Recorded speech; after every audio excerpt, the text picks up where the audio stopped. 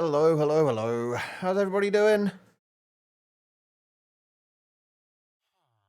Hyena, Hilarious, Becky, I hope you're all okay.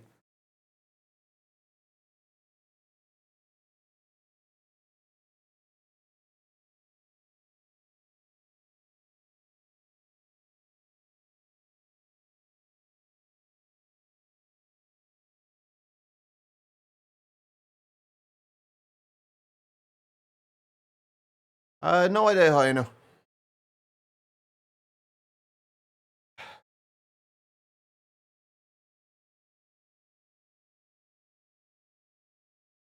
Give me a second.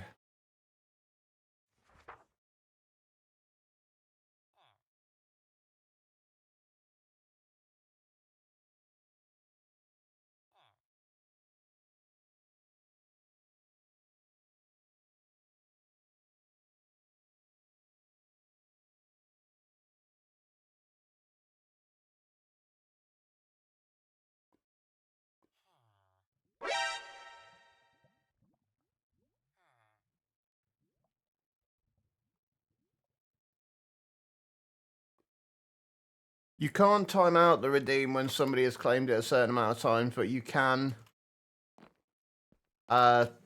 limit it to a number of things per person. I've been better, Becky. I've been better. We're not going to be doing I know we said we were going to be doing the kind of Rube Goldberg machine thing again today, but we're not going to do that today. That's going to take a little bit more planning. And I'm honestly not in the right state of mind for doing that at the minute. So we're going to go on and move on to something different, which is probably going to be Extreme Reactors and Mahou Tsukai today. I did have a look at a bunch of things for moving mobs around and stuff. There's a bunch of ways that I found that I can actually separate them out a lot easier in like a bunch of different ways. Like we can actually use like the dropping conveyors. You can actually, with the dropping conveyor upgrades, hang on, let me see if I can make a few of these. With the dropping conveyor upgrades, and there's also the blinking conveyor upgrades and the bouncing conveyor upgrades, which also do similar kind of things.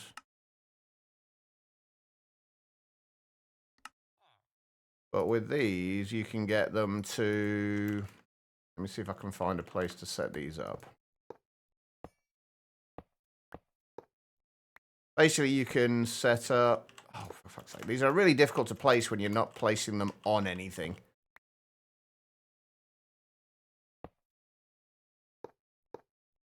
But with the dropping conveyors, you can use them for items, but you can also use them for mobs as well.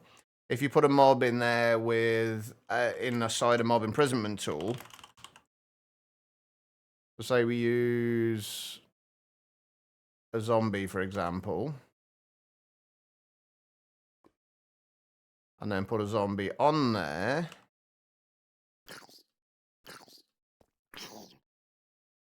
Provided you actually put it on a white list and not a black list.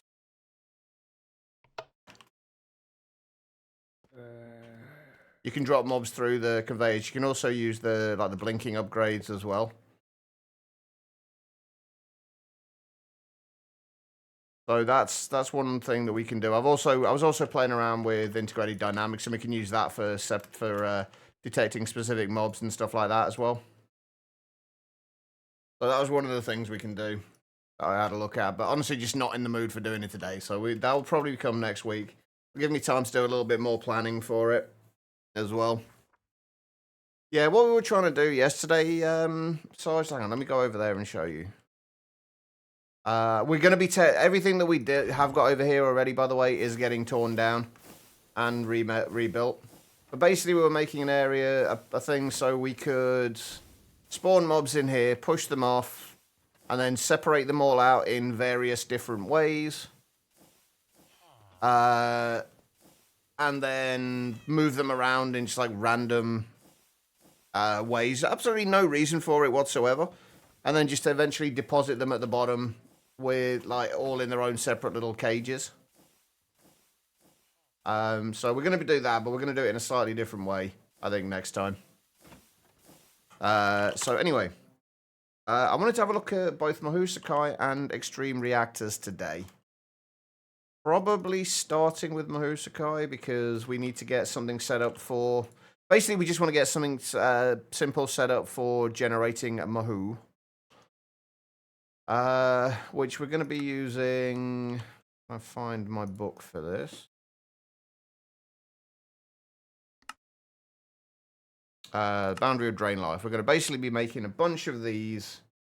Have a... I can't remember how I set this up last time.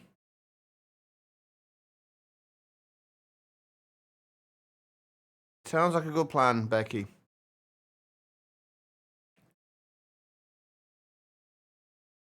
The OEPS factor.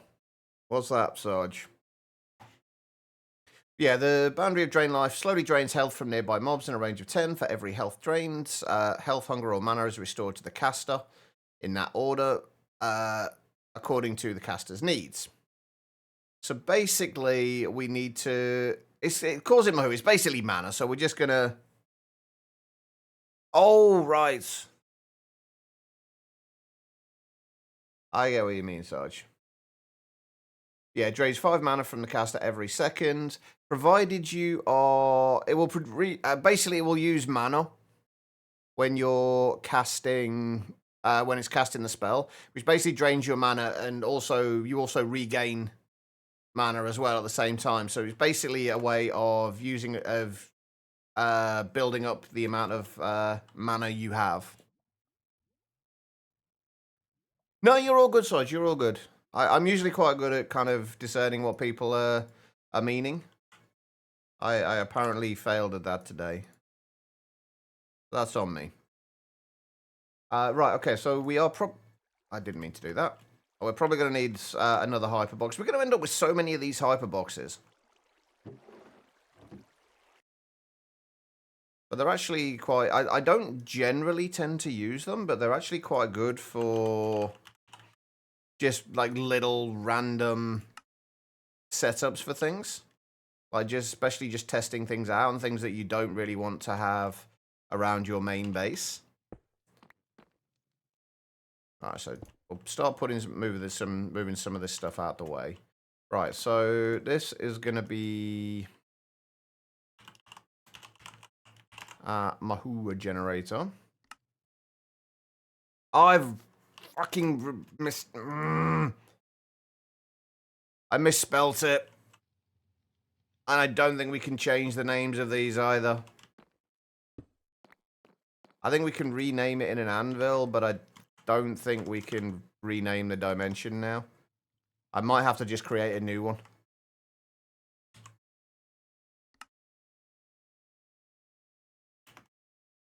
Just because that's going to... Oh, no. No, it's fine. It's okay. It is there. Right, so basically what we want to do is we want to have a little mini mob farm in here with a spawner that will constantly spawn mobs whether we're nearby or not. Then we'll have a bunch of the drain life runes on the floor. Of that will kill whatever's in there. We then just need to pick up any XP or any items that get dropped along with it. And then just have some mana batteries dotted around for various things. Anyway, Sarge, how is your All the Mods 9 playthrough going?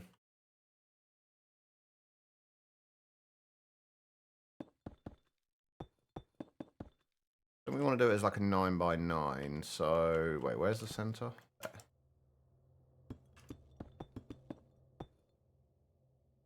3, 4, 5, 6, 7, 8, 9. We could do it 7x7, I guess, but no, we'll do it 9x9. It's not going to leave us with a great deal of space outside of it, but we really don't need it.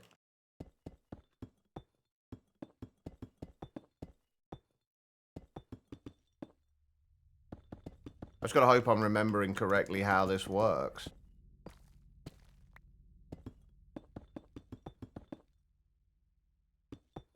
Still digging and learning all about trains, planes, and boats with Create. You love that mod. Create is fantastic. It's something we are using a lot of in our Rube Goldberg machine.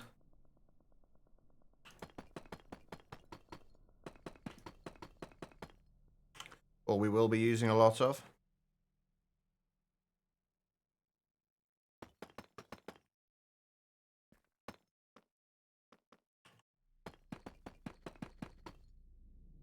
That's not what I wanted to put that.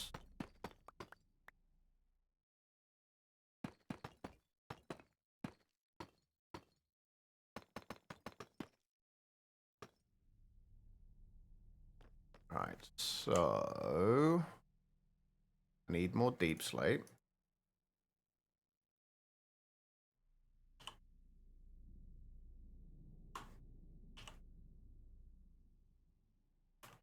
He always waved it away, and now you start to learn. You fell in love with the mod. It's so useful as well. It's like, and it's the thing with Create is it's not a very efficient mod by any means. It's not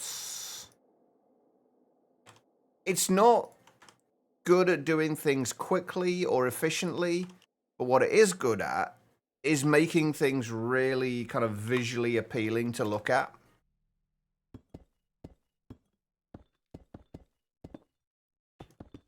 And that's what I love about it. It's not just everything in like a single block, like a one block solution for things. And it just makes it so much more fun to build up these complicated contraptions. That kind of look like visually appealing. And it does that so well.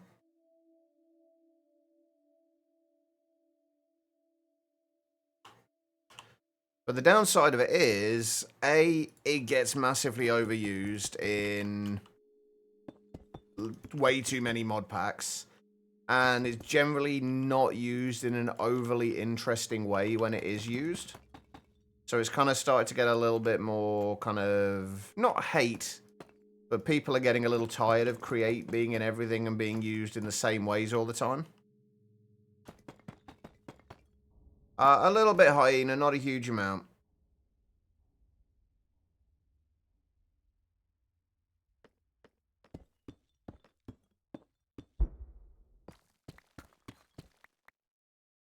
Actually, we want to replace that, don't we?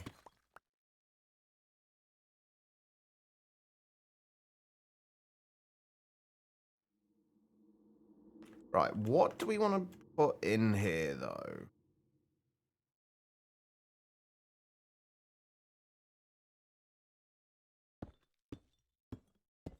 Mob-wise. Actually, I know exactly what I want to put in here, mob-wise.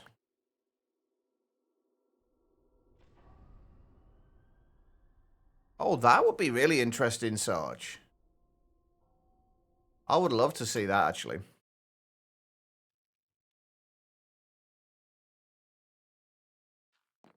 What? Let's keep... Oh, there he is. I was going to say, it keeps seeing random Endermen around the base. Alright,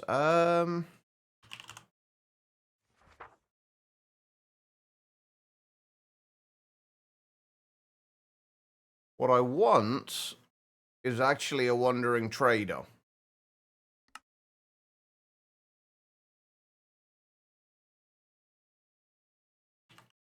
Because these things are really annoying, so I would very much like to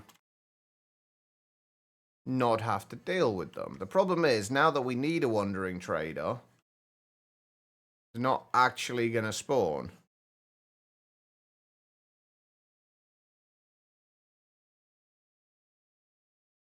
Hey, Guitar Lilin. How you doing? I don't think I've said hello yet. We do randomly get them showing up over here. We randomly had wandering traders showing up over at the Rube Goldbergy kind of place as well. Hang on, while we're over here. Yeah, we're still doing alright, gem-wise.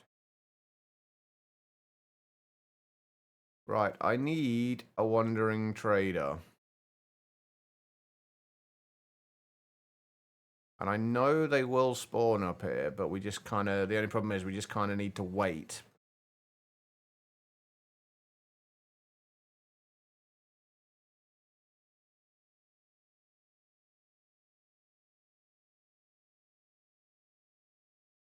Which is annoying. There's got to be a better way to get wandering traders to spawn.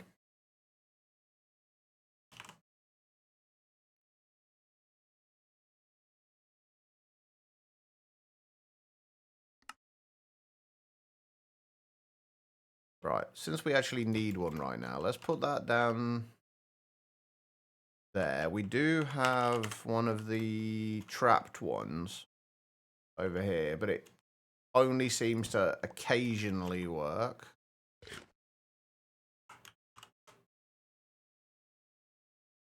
But we just need a wandering trader.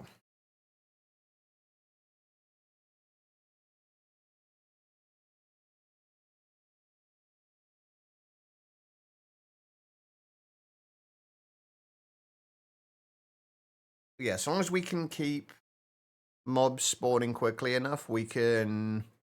It drains 5 mana for every one. We can put multiple of these drain life things down as well. Hey, Dagon. How you doing?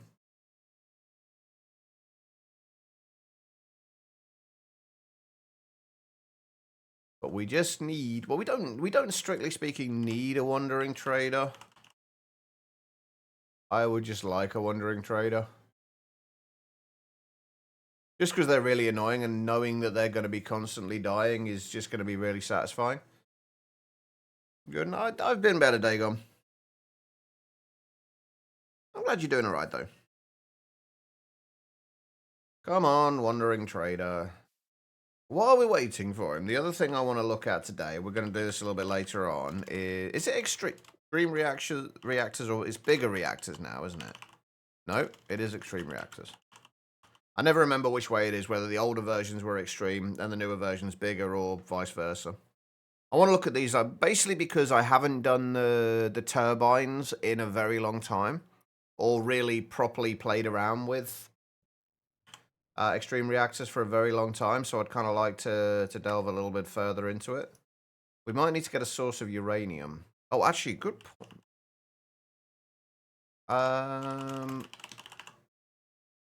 We might have to make a chunk destroyer as well.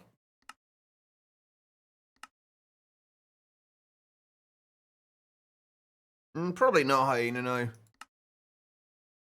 We might have to make a chunk destroyer.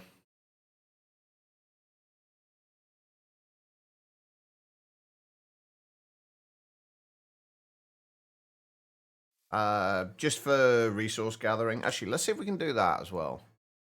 While we're waiting, we do need to make one of the workbench pluses.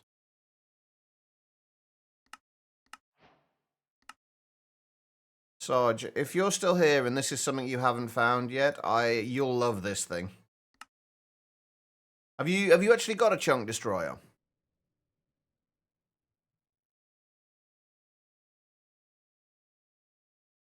Because if not, you're going to want one.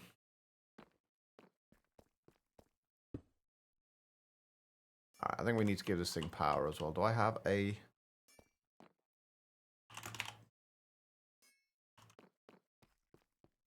We're not going to get all this... Oh, wait, no, I need to be upstairs, don't I? Because we still need to... We still need the Wandering Trader. Let's do this up here.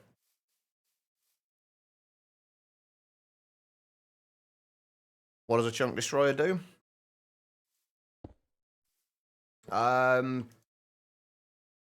Bakes pizzas.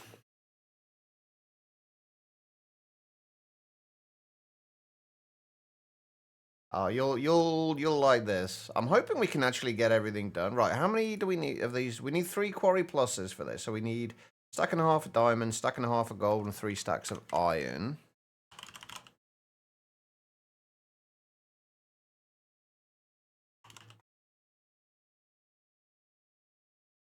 I don't know if we've got the power gen for this at the moment. I might need to upgrade my power gen a little bit. Was it 3 stacks of iron?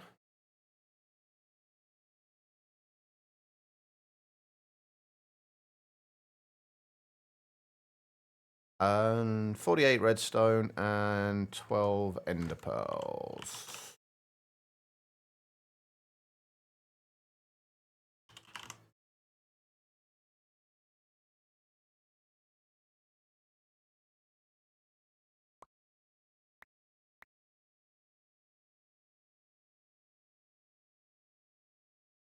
Oh, we do need... Okay, more stuff. It is very build crafty. Wait, how many of these do we need? Let me get rid of that. We need 2 of these, right? So, half a stack of gold, stack and a half of iron.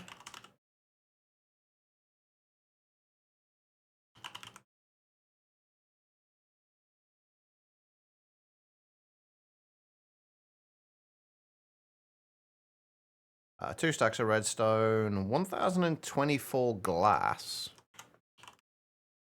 Glass is actually the hardest thing to get for me at the minute, because we actually have to wait for it.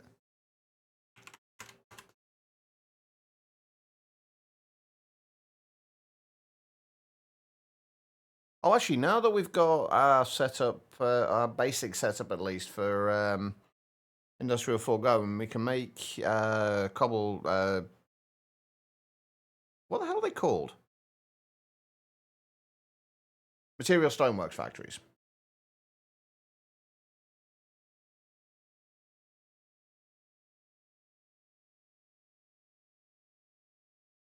We go 1,024 of those.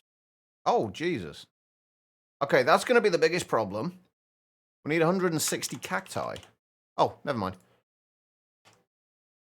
Never mind. We got that as well. There we go. We've got the quarry pluses, the pump pluses. Yeah, there's a material stoneworks factory. This thing. Basically, you can make a bunch of different things based on how you set it up and what you feed into it.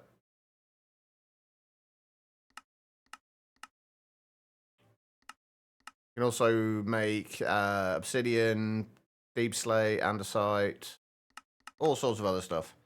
It's incredibly useful. Right, chunk markers. Which is the base one here? Okay, marker pluses, take flexible markers. Oh my, wait, what? How? Oh, here we go. Holy shit, they're for markers, those are expensive. I mean, we've got everything we need. You know what? Let's just get...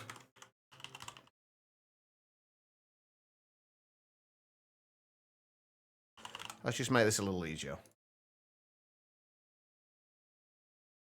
And just put a bunch of everything in here. Or at least the basic materials that we need.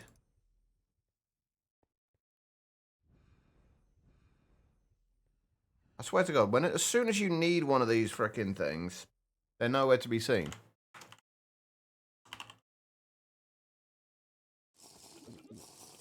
Oh, hold on, never mind. Hi there. Sir, I need to find... Oh, I need to not get the llamas. Aha, there we go.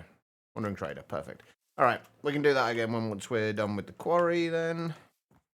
Alright, what do we still need? Redstone torches and lapis.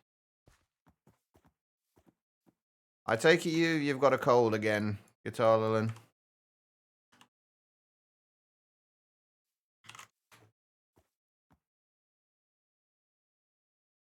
Oh, by the way, how is Revolution Idol coming along?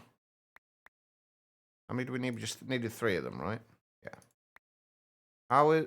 Whoops. Okay, well, we got 4 of them now.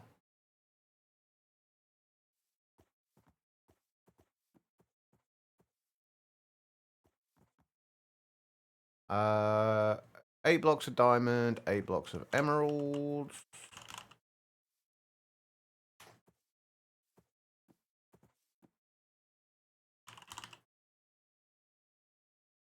Wait, I actually don't have a recipe yet for emeralds. Stack of Eyes of Endar.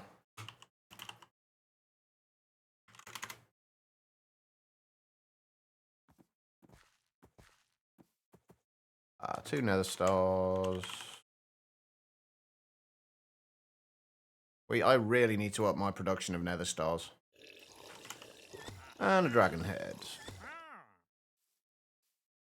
There it is. Chunk Destroyer. I don't think I need anything else in here anymore.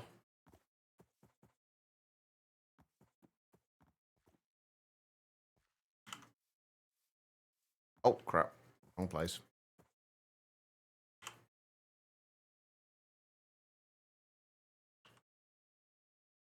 Working on achievement 47 now. How have I managed to get past you, Guitar Lilin? Oh, actually, that's a point. I've got Revolution Idol still going in the background. Yeah. I've somehow managed to get past you, Guitar Lilin. I think I've played a little bit too much of it over the last few days, honestly.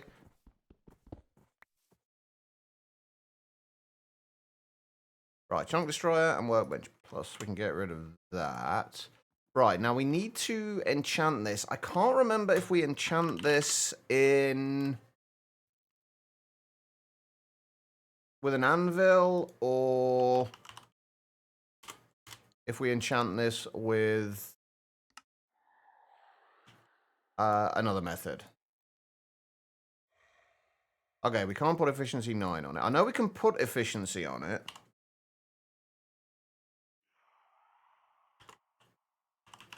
Can't remember how we do this. Revolution Idol.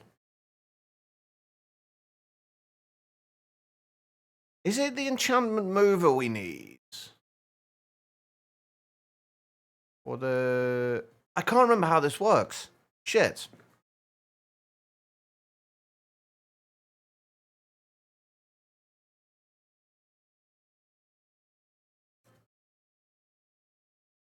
Yeah, I've been pretty actively playing it. I'm working on Challenge 9 at the moment. So it doesn't work like that. I don't think it... I think we have to do it with the enchantment mover. I think that's what we need for it. But I cannot for the life of me remember. Oh, wait, do we take stuff from... I'm assuming it's the enchantment book mover we want, then, potentially.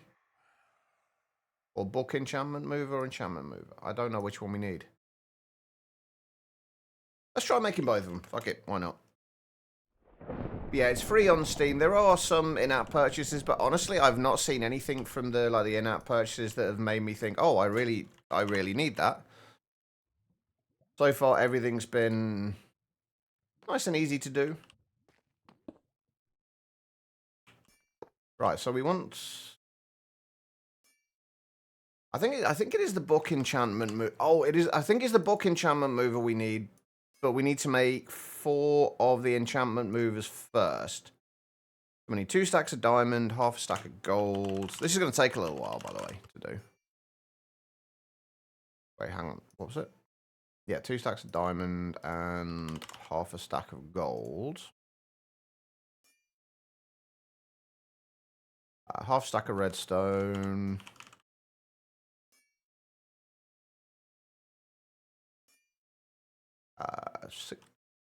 Wait, hang on. How much? No, not half stack of redstone. Half stack of iron. Oh, by the way, I did change over my storage cell for iron from a 64K to a 256K. So we've now got a little bit more storage for iron. There's what? I think 3 stacks of redstone.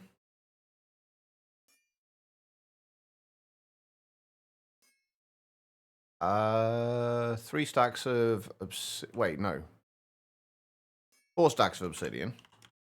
I really need to get more obsidian because we haven't got a great deal.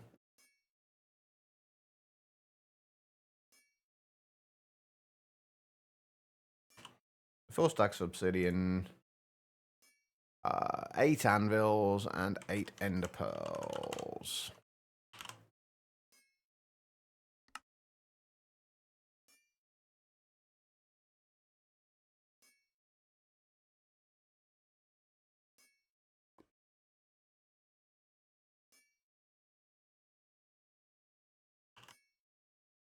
No, it's not complicated at all.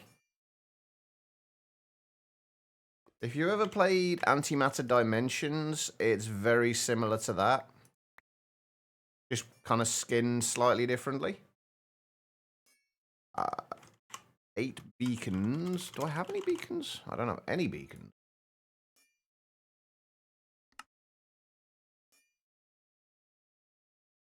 Eight beacons. Stack a bookshelf. Wait, no, we only need 2 beacons. What am I talking about? Well, we've got a few extra beacons. We've definitely got plenty of bookshelves here. And 1/4 of a stack of diamonds.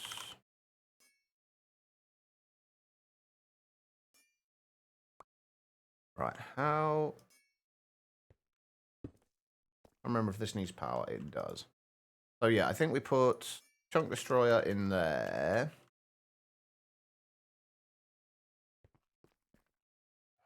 I'm wondering if I'm going to regret this. I do want to do this with Silk Touch rather than Fortune, mostly because we are going to be getting Greg Tech ores in this. And those I want to keep as actual ores. Wait, hang on.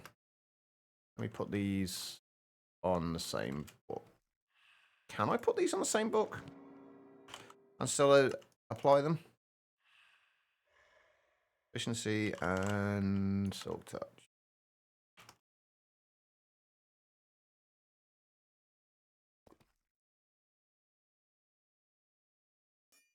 Okay, can't put them on the same book. Or we can and we can't have up to efficiency 9. I'm assuming, I'm guessing we might be limited by the level of efficiency we can have. I'm not actually sure. Oh, wait, hold on. Oh, wait, no, could we put them on there and it would just didn't... Hold on. And we were just doing them slowly. I didn't even notice the progress bar.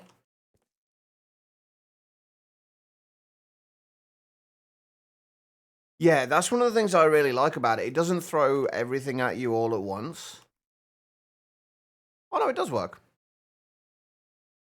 I don't know how much power this is going to take. It may well drain my entire battery.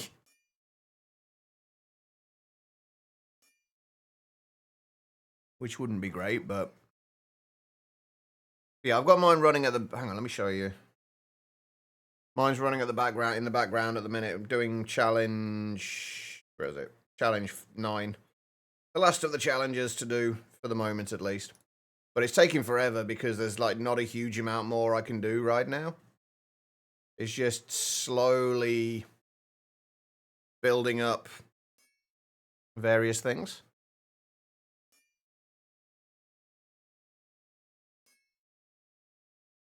Wait, I can't put efficiency and Silk Touch on there? Oh, no, I can. It's just taking its time again. Okay.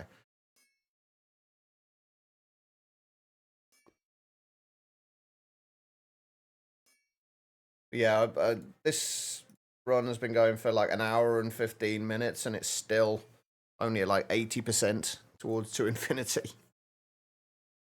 It's taking a while.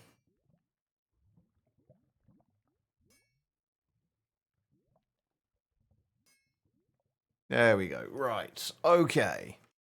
So we're going to need to do a few things here. One of which is I need a netherite backpack.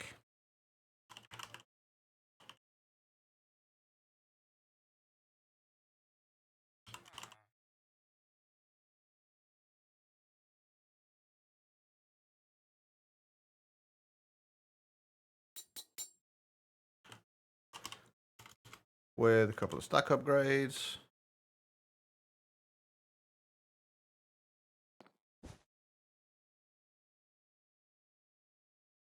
How much can we hold on each one? Only 262,000. Okay, that will have to do.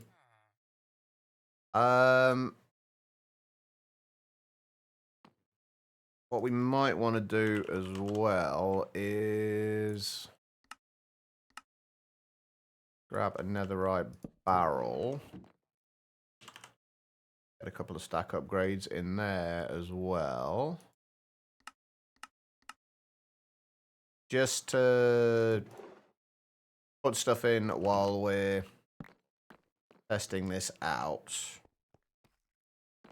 Right, we need to go to the mining dimension. I'm going to go a little ways away from here, by the way. Let's go... Let's go up to the north. We've already loaded up there anyway. It hasn't got Silk Touch 9 on it. It's got Efficiency 9 and Silk Touch 1.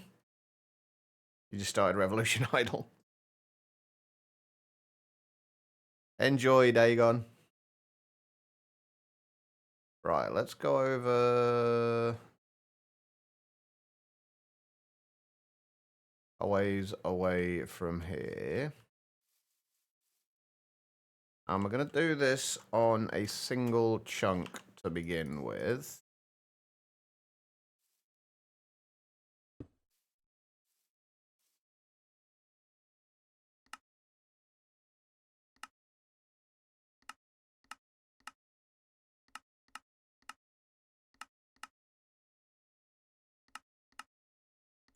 We'll just do this on a single chunk behind here. I don't think we need any modules in there. I do...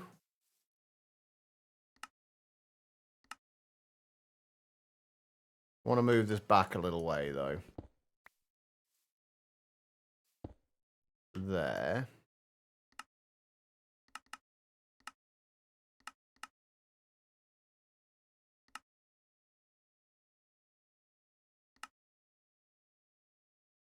Uh-huh. I think we just need to put that on there.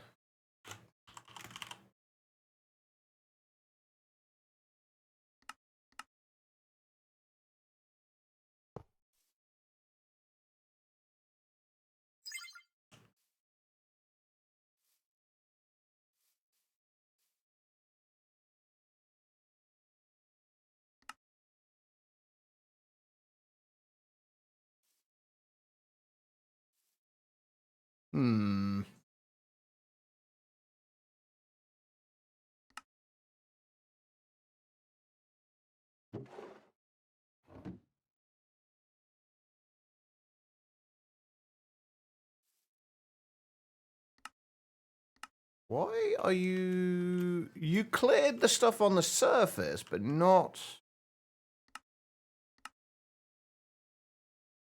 on the bottom. Why can I not remember how the hell this thing works? Wait, hang on. Do I need a...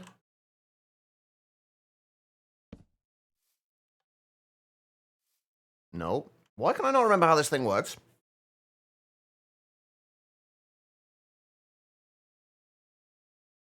What are you talking about, hyena?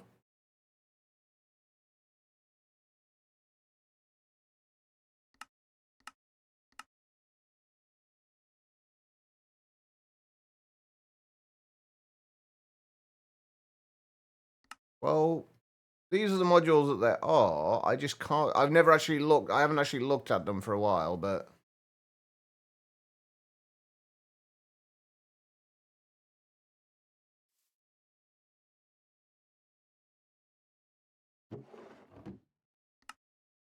I cannot for the life of me remember how this works.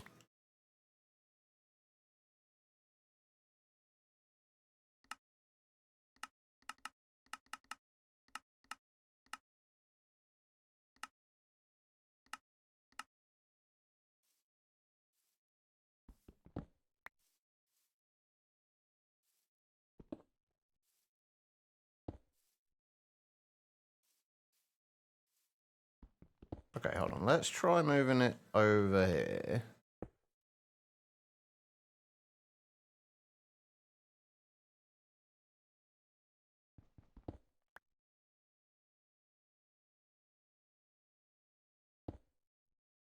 Wait, does it always... for fuck's sake. Why can I not remember how this works? I'm pretty sure we don't need the markers.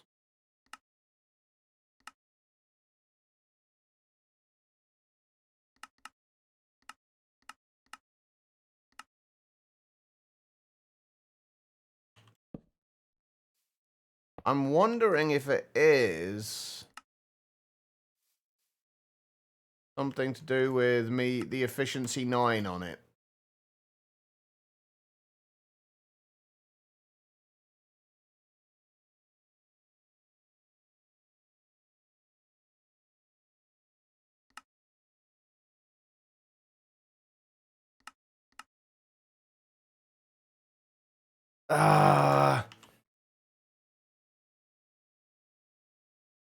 I had this working on the other world.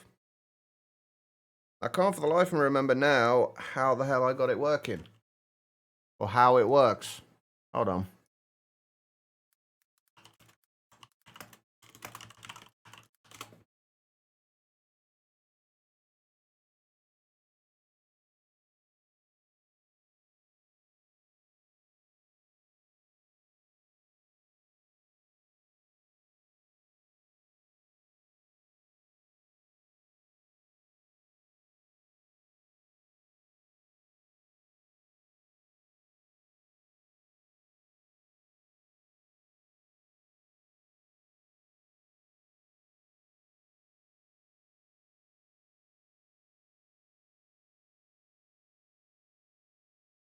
Hold on.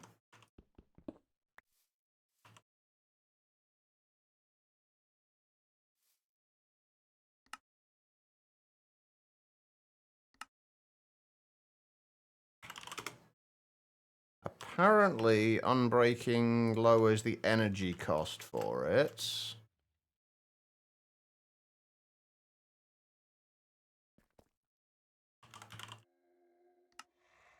I really wish mods like this actually had documentation.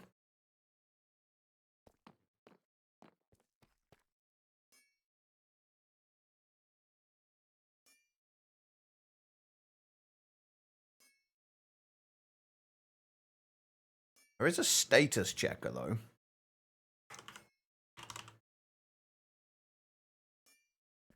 Make one of those.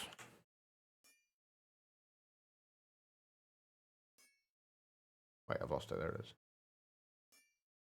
There's also a Y setter as well, right? 16, 24 iron.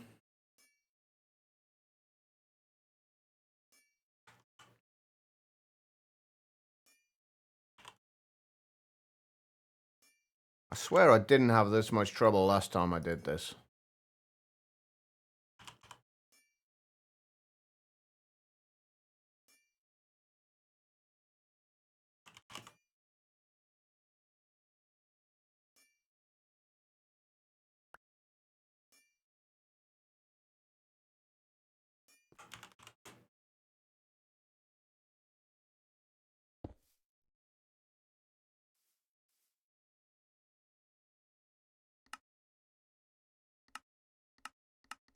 Oh, no, there we go. Yeah.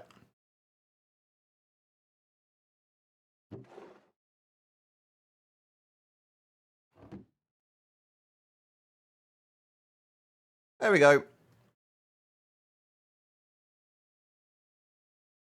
The entire chunk gone already.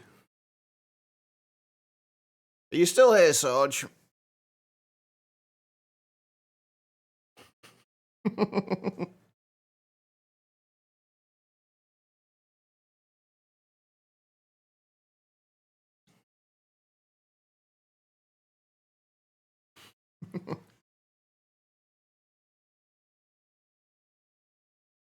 I think it was just the fact that because of the level of efficiency on it, it was probably wanting to use more power than it could actually get.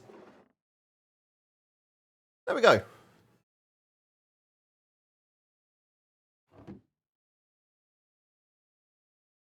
Alright, so what we actually need to do now, though, with this is sort out where everything's going to get stored.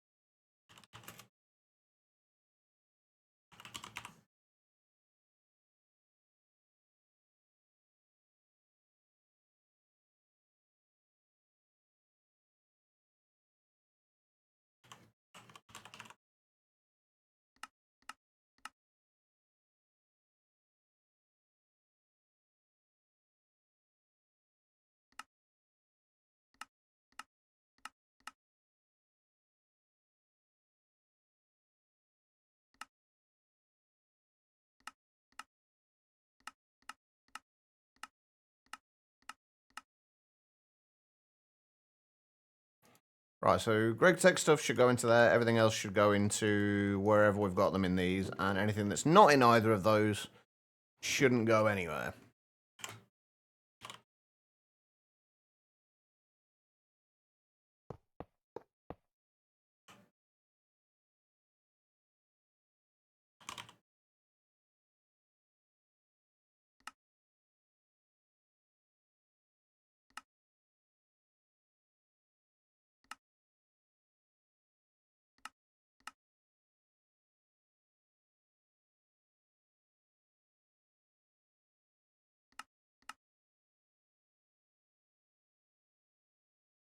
Hopefully.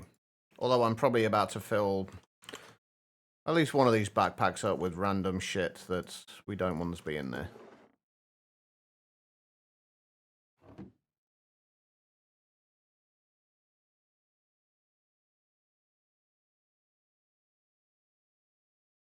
Wait. What? Oh, crap. I changed it to input and output. Ah. Damn it. Hold on. Let's just pull everything out of there and back into there again. Can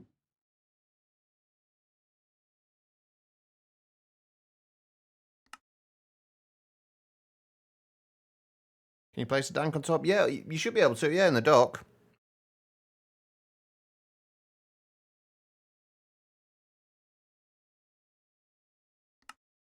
Although you probably will get more items than you overall than you can fit into a dank.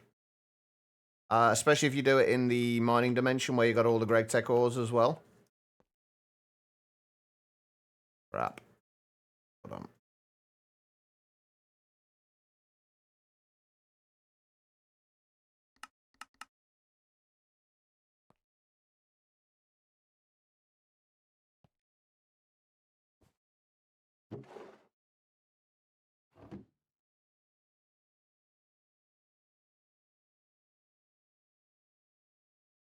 Okay, so...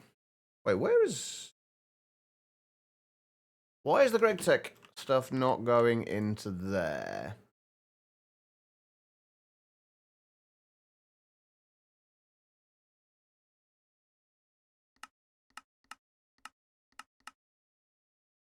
Why was the Greg Tech ore... Why were the Greg Tech ores not going into there? What the hell?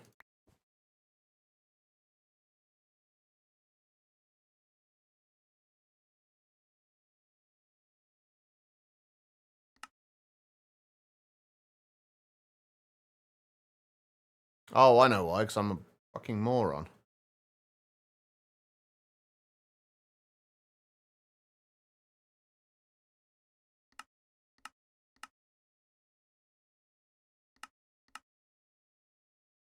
Hold on.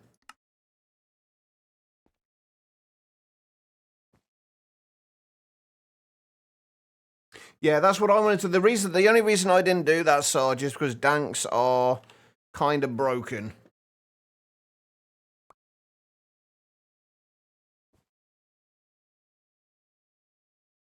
in the sense that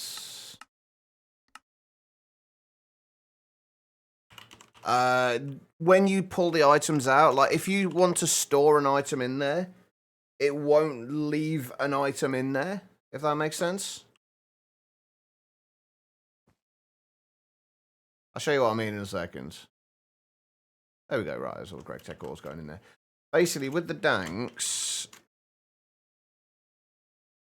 you can basically save items into a slot, right?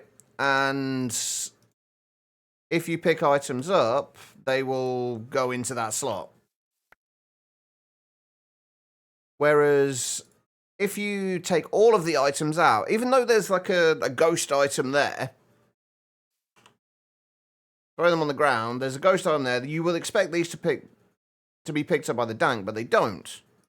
They go straight into your inventory. So you can't leave a single item in there as a filter, which annoys the hell out of me. Because it's kind of a very basic thing to be able to do, which is why I don't use danks. Basically. Right, so all of this slot is going to go, I'm pretty sure, into here.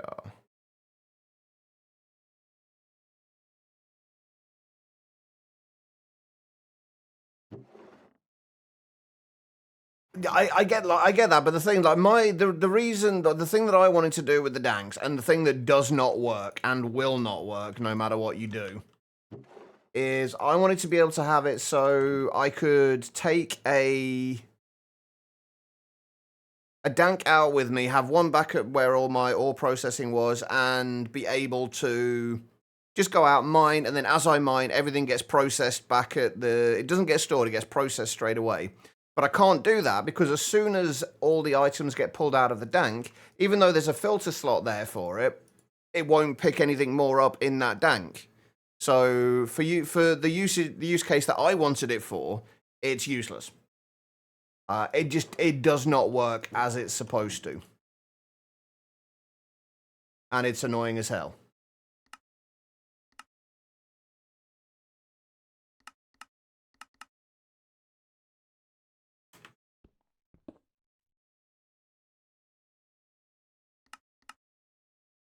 I don't remember how we reset this now.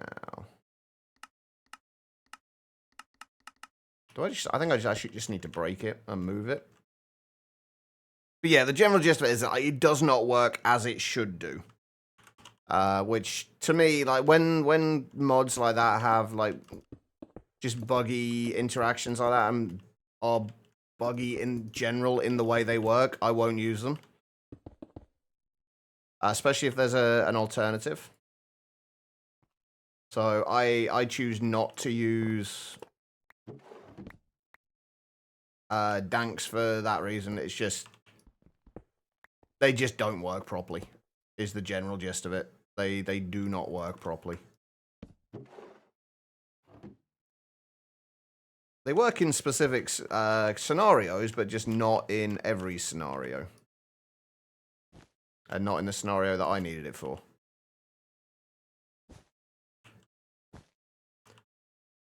And it annoyed me the fact that the mod dev decided, oh, I'm not going to bother fixing it for current versions. I'm only going to fix it for newer versions. Like for older versions, like 120, I'm only going to fix it for later versions.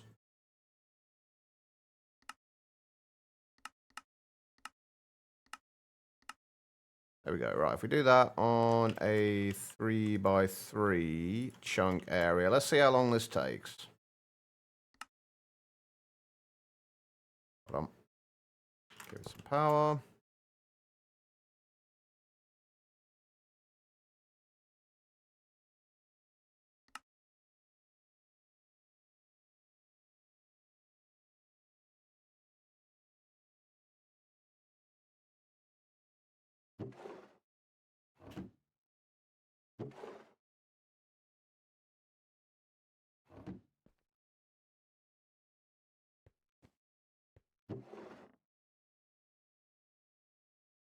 So we are still getting some stuff in here. Wait, why is the tetrahedrite not going into the Greg Tech one?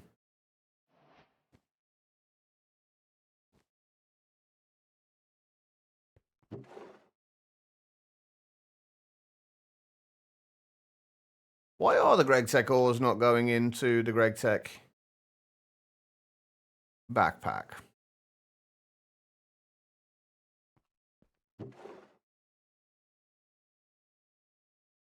And also, where the hell is the end stone? Oh, right, the end stone's going into there, isn't it? Which is not something we want.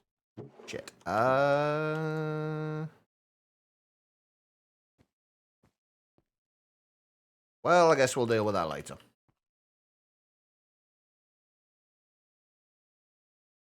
Because we do not want end stone in there. We don't want end stone in there. The annoying thing about this, though, is it doesn't give you stone, I don't think, or cobblestone. Does it give you netherrack? No, it doesn't give you netherrack either, which is a little bit annoying.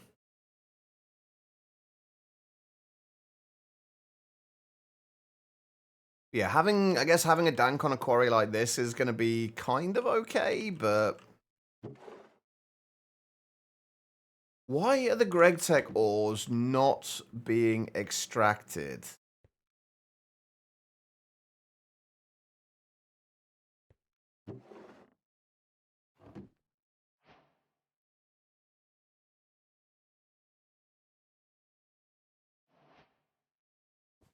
I'm genuinely a little confused by that. There we go. 9 chunks gone. I wonder if it's just the fact that it's moving all the end stone. Ah, it's just because there was so much end stone coming in, it was just moving all of that instead. And not moving anything else. Okay, that makes sense. Anyway, right, let's get back to Mahou Tsukai, where that's what we're supposed to be doing today.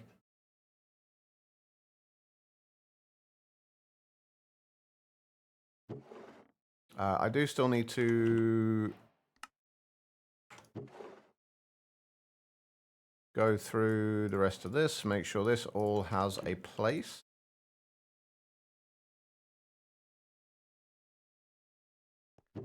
Which it does. Right, okay, let's move our quarry point to over here.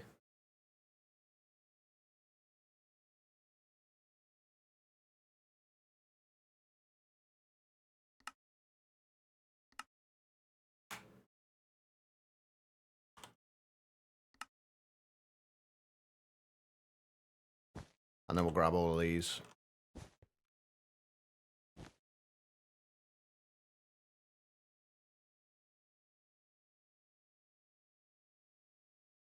And rename this.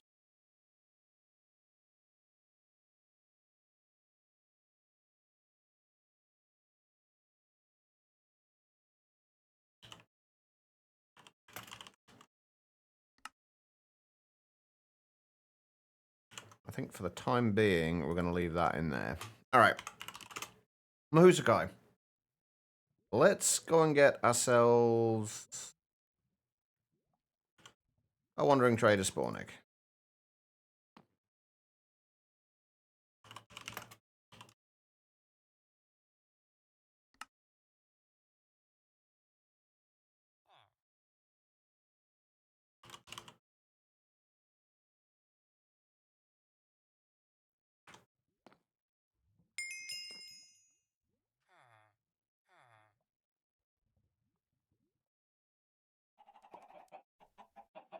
Happy birthday, Taco!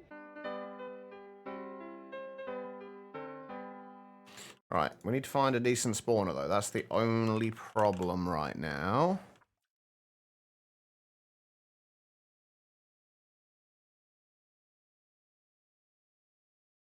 And we do have one. Perfect. We have a couple, actually. Nice. All right, we need one of these.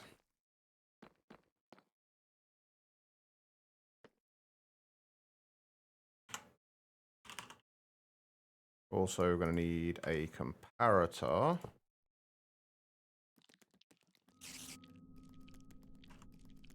We don't need you, though. You can go away.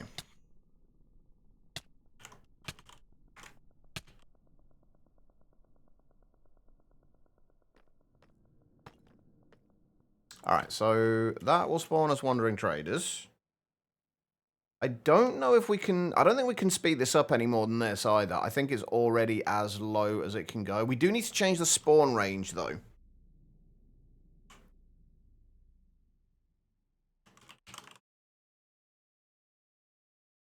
Down from 7 to 4. So we need...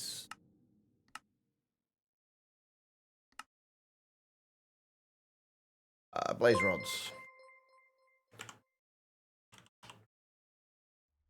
Ziddick, welcome. Welcome, Raiders. How are you guys doing? How was the stream, Ziddick? What were you working on today? Ninjet, welcome. Keo, hello.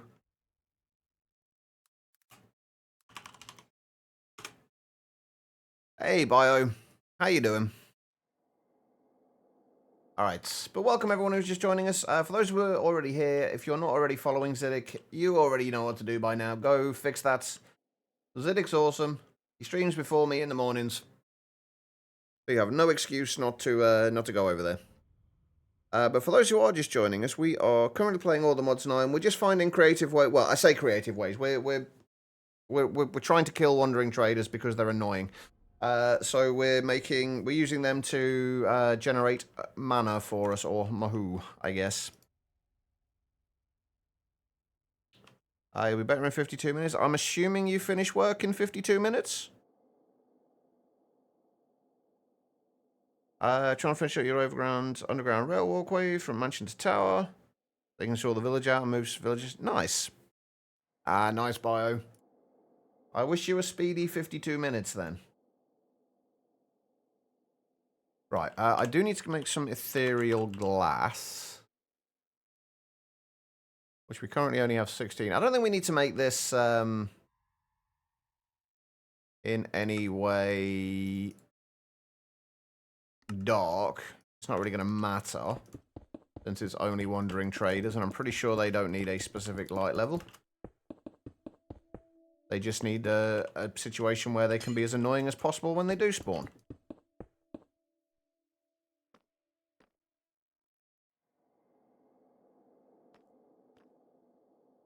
This is 9 by 9. 1, 2, 3, 4, 5, 6, 7, 8, 9. Are we talking about when we... It is a 9 by 9. And this is also a 9 by 9. Well, a spawn range of 4, basically meaning it'll spawn up to 4 blocks away. Alright, so what we need to do is... Let's just make one of them for now. Basically, we need one of these, which is like 2 iron and an emerald powder. No, it's... spawners are... Basically, they're roughly 4 blocks out in each horizontal direction, but they can only spawn 1 block above or below the spawner. Unless that's changed since last time I did this. Which it may well have done. I would not surprise me. That's not where I wanted that, but that's fine. Going to be one there anyway.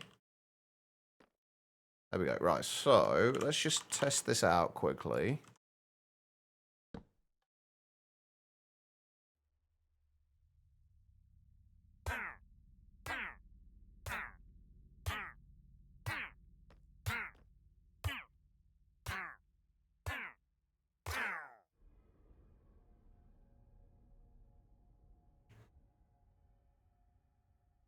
We need this to be faster. And I think we do need more boundaries of drain life for it to work. But I think we need to increase the amount of entities spawned.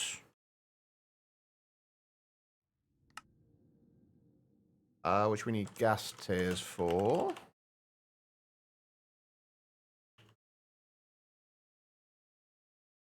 That should spawn up to... Oh, that's max entities, not spawn count, isn't it? That's fine. No, come on. Piglet charts. Really? Had to do it, didn't you?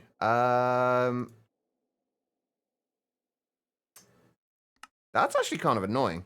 I need piglet charts. I also need golden apple. I've got more enchanted golden apples than I do regular golden apples. Hey, Swag, how you doing? Right, let's try this. This might cause problems, actually, because I believe this should be able to... Come on. There we go. This should be able to keep up with mana usage and mana generation.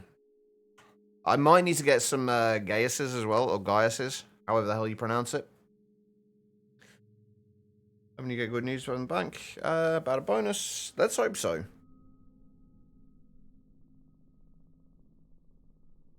In your creative engineering pack. Nice. Right, what did I need? We're doing 4 more of these, right?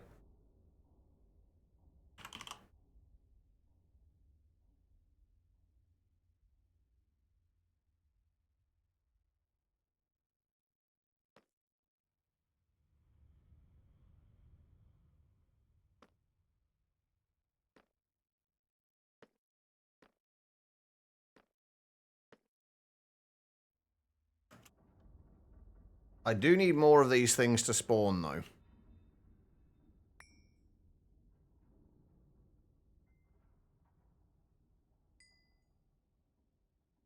Because that's... Yeah, that's actually a bit of a problem. Like, the more... Like, we need more spawning. Am I going to have to try and get myself a piglet chart?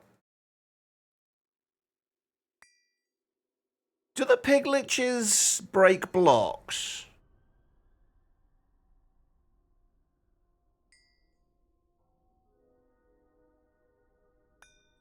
Yeah, we need more spawning because we're not keeping up with the mana at the moment. Basically, we need enough spawning so that it creates so that we get enough mana back from them to keep up with this.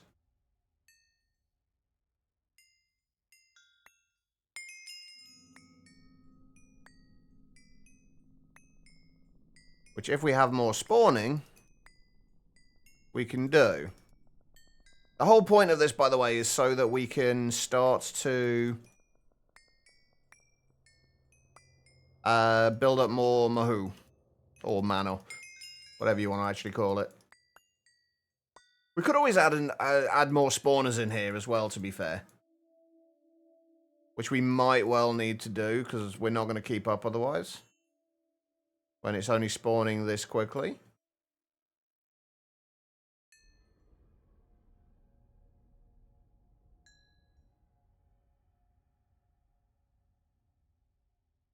Okay, right. Let's turn those off.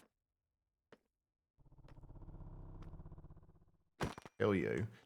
Okay, right. So, we've got 2 options. Go and find a piglet, which honestly is probably what we're going to do.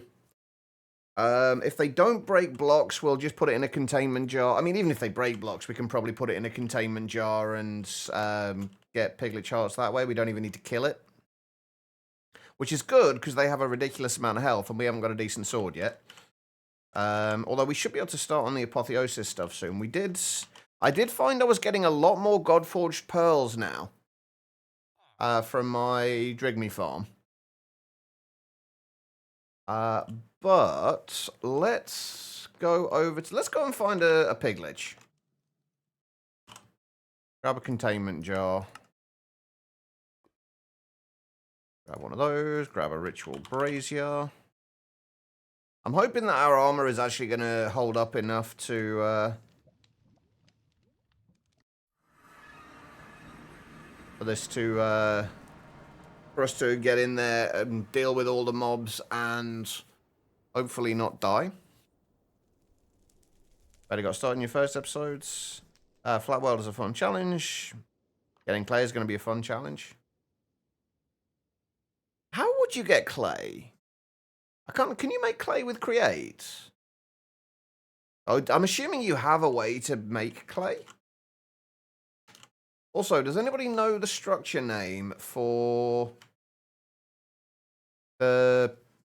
Oh, yeah, you can't stand on these blocks, can you? Oh, fuck, I've done it again. I'm a lot less PG than Zeddig, by the way. So please bear that in mind, people.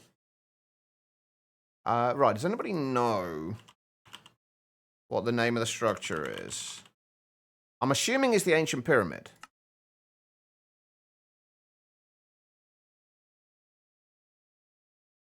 $4,500 blocks away. Lovely. All right, we've got a bit of a trek ahead of us.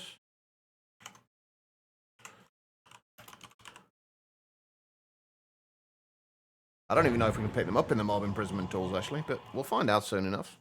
Well, in about 4,000 blocks.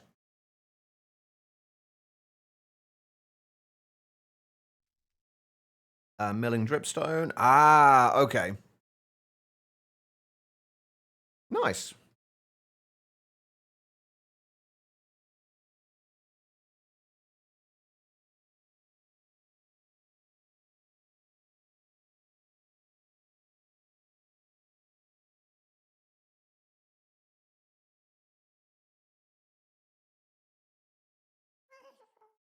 Good job we're not doing this later in the stream, because we would have ended up having a whole lot more problems with memory leaks.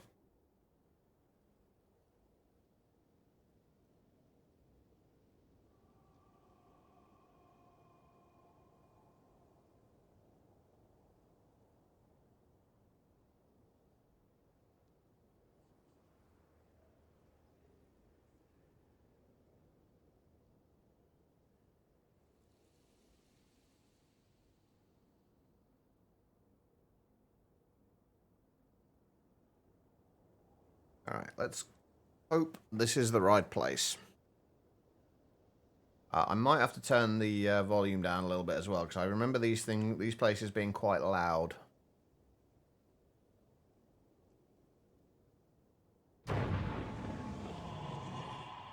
Who was that?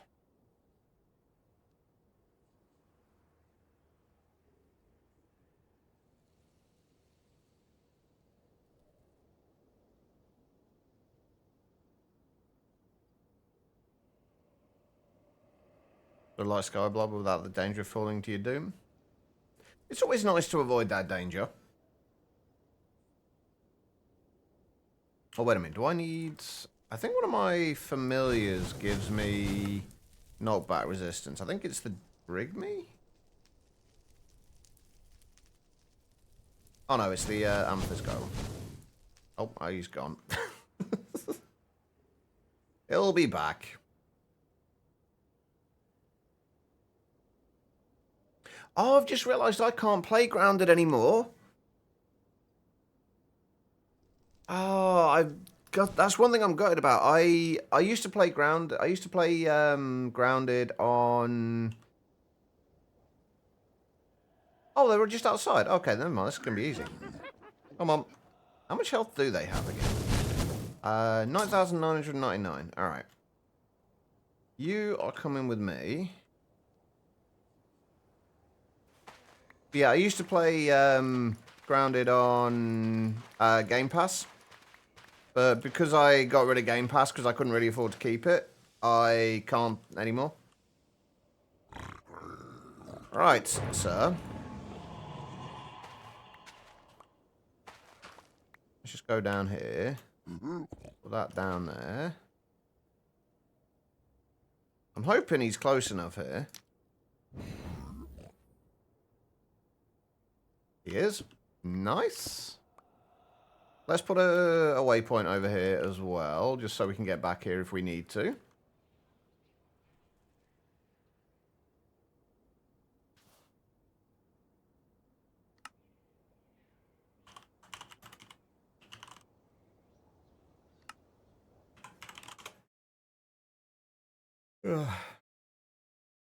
Yeah, it kind of does, but it is what it is.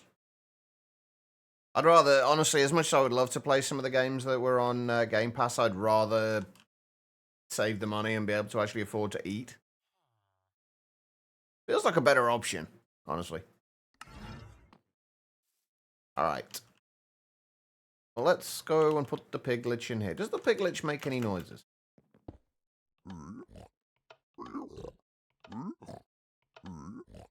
Kind of. Right. Let's see if we get a Piglet chart. I'm pretty sure we should get Piglet charts from this guy.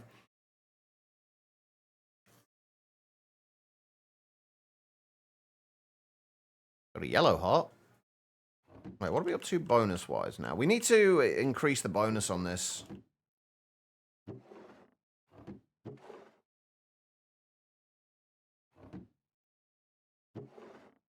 Come on, please give me a Piglet chart.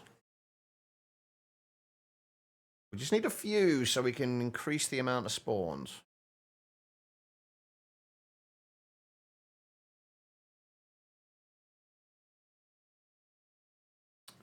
Not looking good so far. Although it might be a rare drop from it, I don't know. I just really don't want to have to kill the Piglich. Not with when we've only got a sword at the moment that does an entire 42.4 damage. That's going to take a while.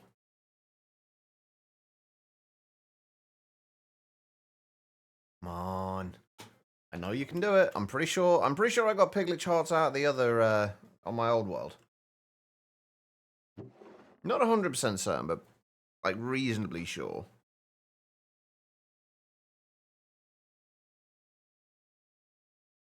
Maybe we just need more Pigliches.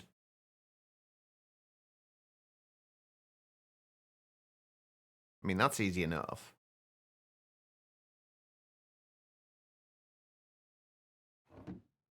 But this is not looking good so far.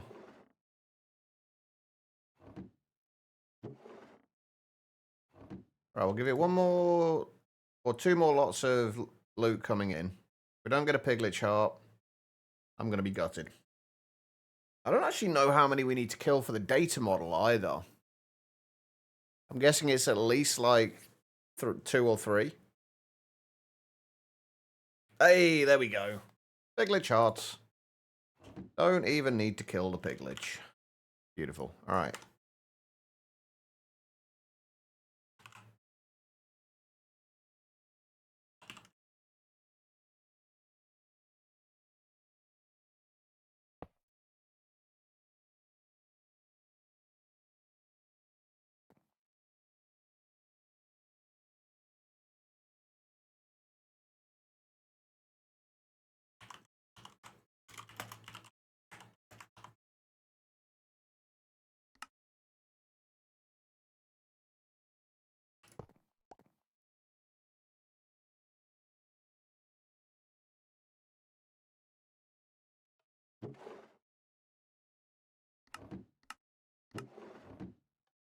All right, we now have Piglet charts coming in.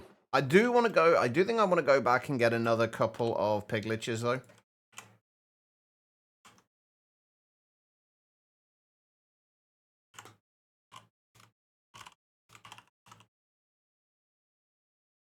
How do I not have any sauce jars? Where the hell did they all go?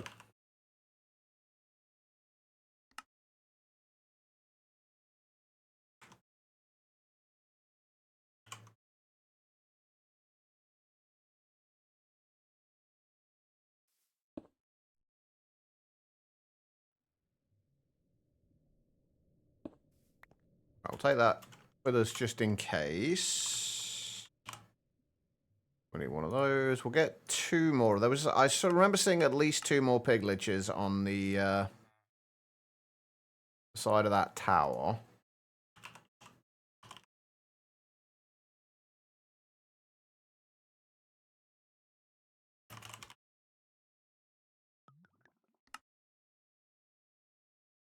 If I do slash back, where's that going to put me?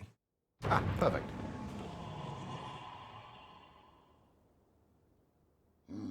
Hi, fellas. Where's my hole? There it is.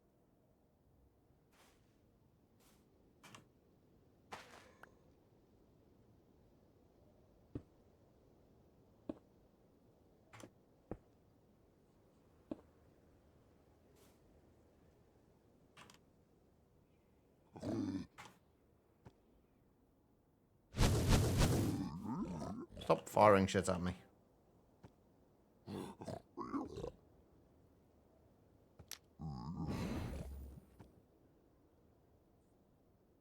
we go. 2 more pigletches. Alright. Hopefully that should get us enough piglet charts for what we need.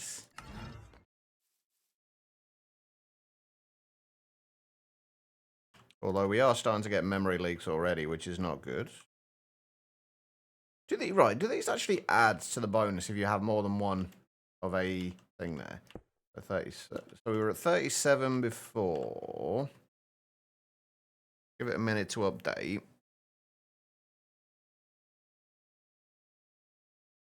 No, it doesn't look like having more than one of each type of any type adds to the bonus. Which makes sense because it's supposed to be for like individual mobs. Like each individual mob will add to it.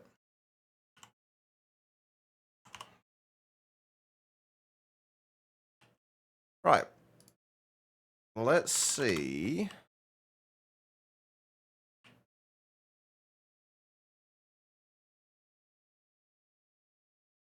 Maximum spawn count of 5. What can we get it up to? I'm assuming maximum is like 8.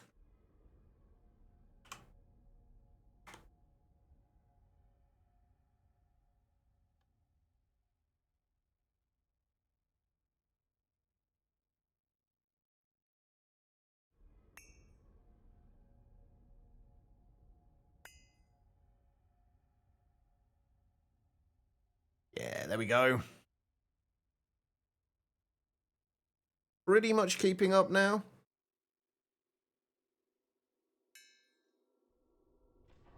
The reason we're doing this, we're definitely keeping up now. The reason we're doing this, by the way, is to, as you use your, the Mahou Tsukai, as you use your mana, I think for every 100 you use, the maximum you can store increases by 1.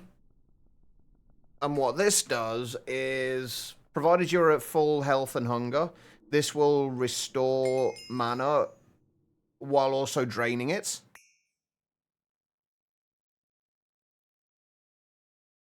So it will drain you, as it's draining your mana, it's kind of increasing the amount you can store, but it's also replenishing it at the same time.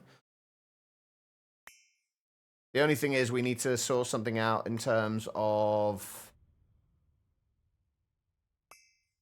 we need to sort something out in terms of dealing with like XP orbs and stuff, because we want this running while we're not here. Like, we don't want to have to be here while this works.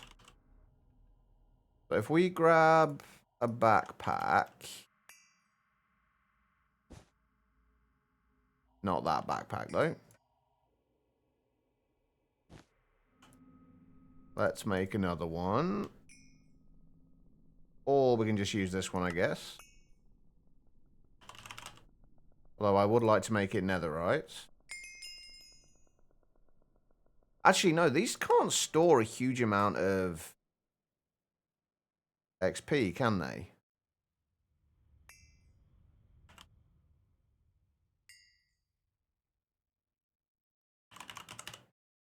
I also need to duplicate my smithing templates again. And I also need to find out how we can get the possessed hoglin as well, so we can potentially farm these. Oh, there we go. Ritual, summon possessed hoglin. Okay, so we need to get into occultism if we want to do that. Right, let's... Oh, I'm going to have to restart the pack on my next break, because we're already getting lag spikes.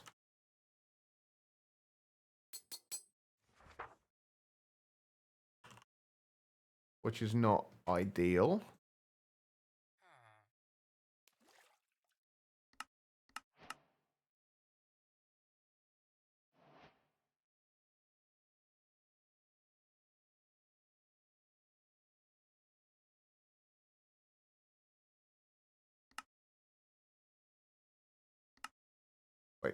Hold on.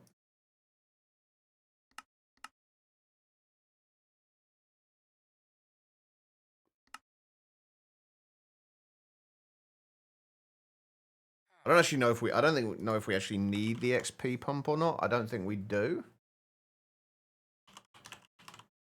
We definitely need the tank upgrade though.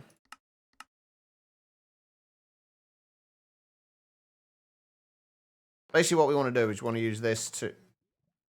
Oh, apparently we got some stuff in there. Did not realize we had all that in there. We don't need it though, so that can go away.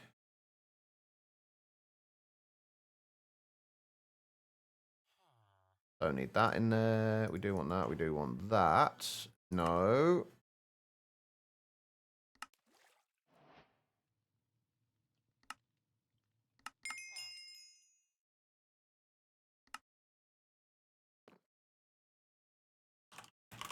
We're going to want stack upgrades.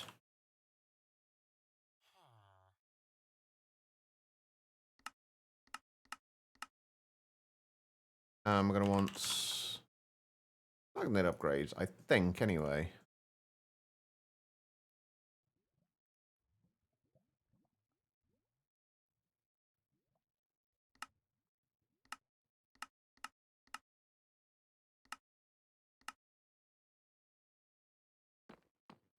Okay, right.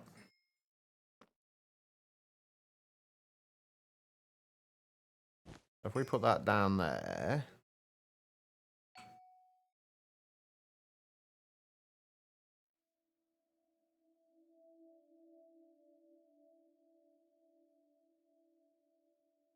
Looks like it is picking up the experience. I'm not sure. I think the only thing that's going to get dropped in here, though, is going to be Inferium Essence.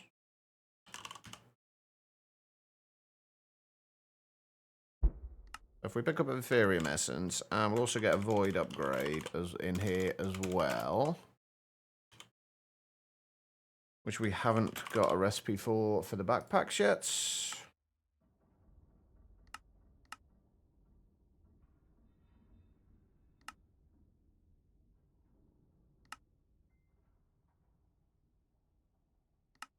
Which Void Overflow on that. Okay, so this does seem to be working. We are generating more and more mana here, which is fantastic. I wouldn't mind a way to shut this. Wait, hang on. These should shut off anyway when there's only going to be a maximum of 16 entities in here at any given time anyway. So that is fine. We just need to be able to make the spawner so it doesn't need players nearby. For that, we need a conduit. I actually thought I had a recipe set up for it, but apparently not.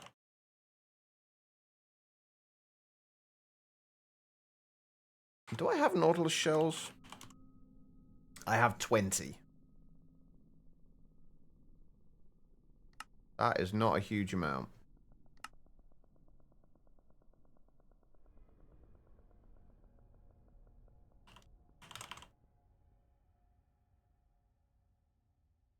And we haven't got a lot in the way of Prismarine Essence. Actually, we should be able to get the Prismarine Essence. I'm pretty sure we have Prismarine Seeds. I just need to stick them in a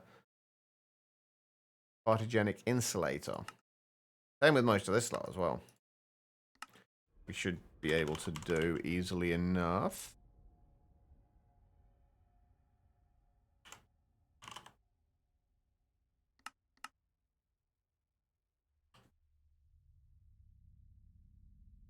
Right, so that should now just keep them going. What we can do, though, is add more of these when they're gone.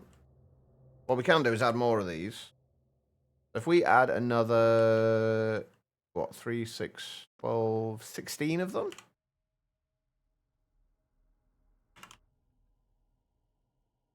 So we need 32 of those. 15 of those. Hopefully this is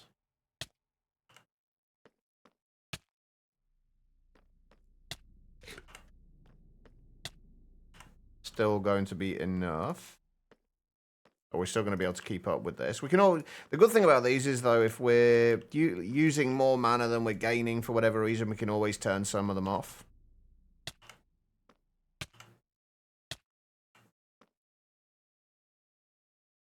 What did I just press? Quest. And once we've got this done, we'll start looking at refine. Actually, what we should probably do is start looking at doing more of the. Before we do start looking at extreme reactors, we'll start looking at making sure everything is being processed from our quarry.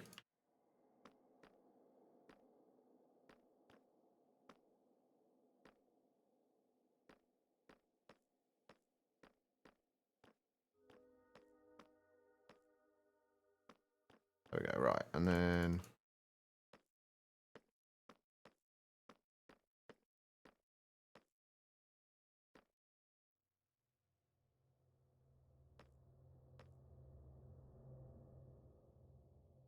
Okay, right.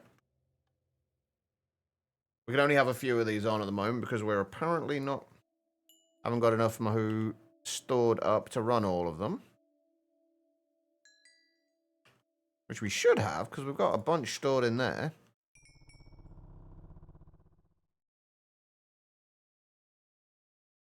Wait, can you only have a certain amount of these in an area at any given time? Because I had the... last time I did this, I had the entire room filled, but I have a feeling I already had a lot of Mahou at that point anyway.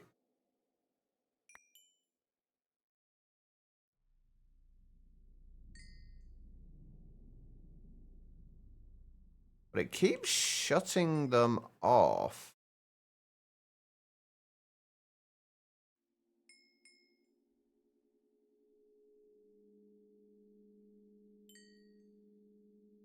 I wonder why it keeps doing that. Oh, you have too many active... Oh! I didn't even read that thing at the bottom. I didn't know that. I didn't actually know that was a thing.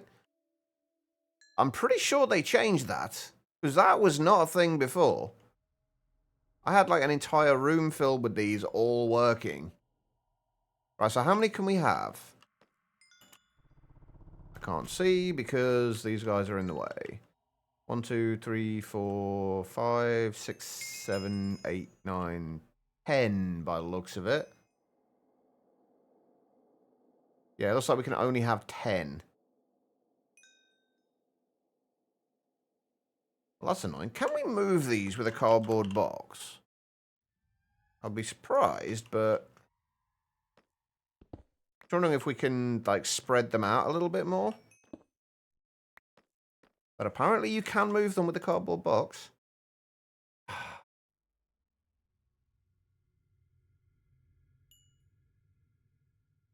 Well, that's a little bit annoying. But never mind. It's working. It's doing what it's supposed to be doing.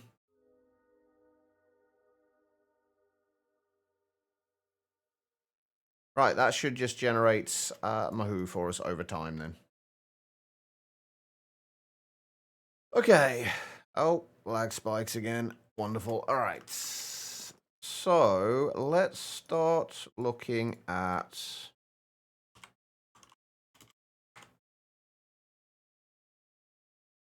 other stuff.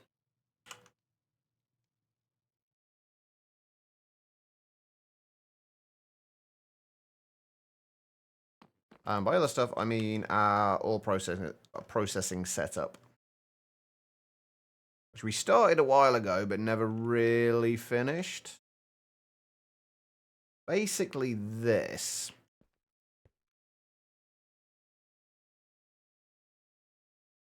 Which the idea was...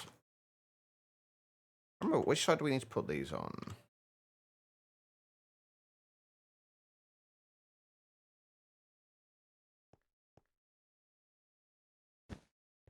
Put that in there. That will break any of the blocks that need to be broken.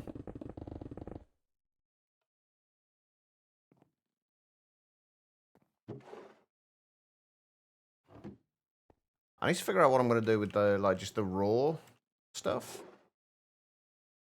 And not the blocks. I'm pretty sure I thought I set up a way to convert the blocks into ingots and into kind of the regular raw ores and then turn them back into ingots, but I don't think I did.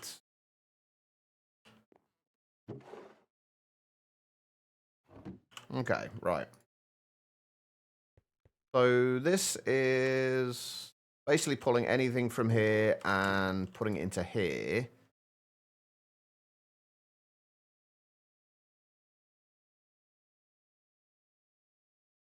Only we don't want it to do that with everything, do we?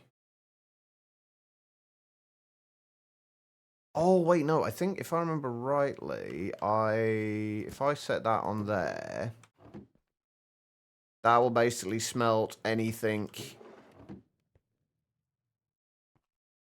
that can be smelted and put it into the ME system.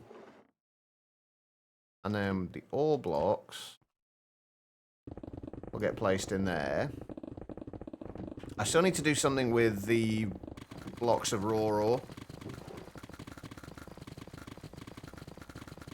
And also get storage for everything else that comes into here.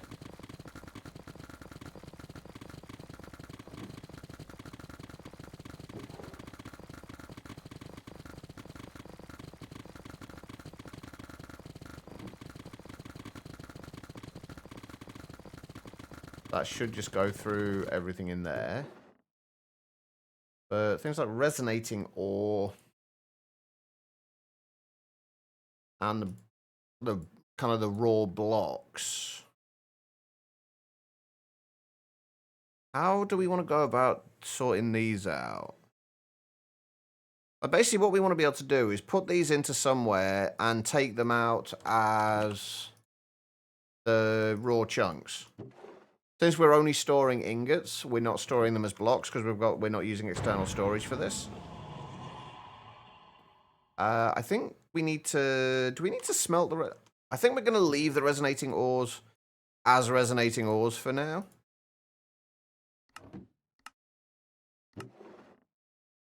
And I'm also going to need to make sure we get a void upgrade on any of these, just in case. Thank you for that follow, by the way. Appreciate it. Avoid any overflow. Right, so how can we deal with these? I feel like there is an easy way to do this.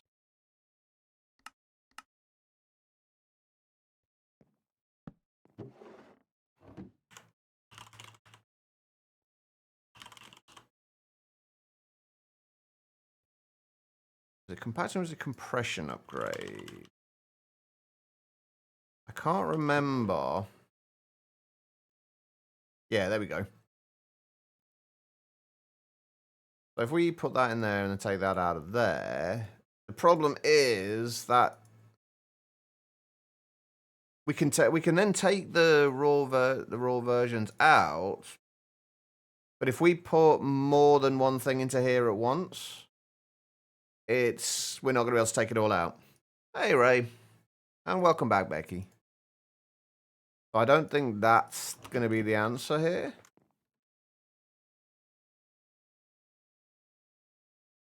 I guess the easiest way would be literally just to use a compacting drawer. And then you can pipe stuff into the compacting drawer as like the raw blocks and then output it as the ores. But the problem is we need to find somewhere we can actually put that. And I guess I kind of didn't want to do it above there because it's going to look horrible. But I guess we can put that into there.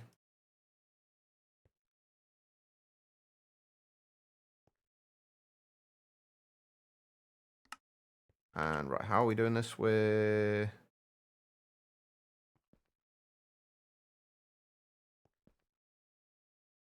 Extracting on orange. Extracting there on black. That is all... Okay, right. Wait, what's that one for?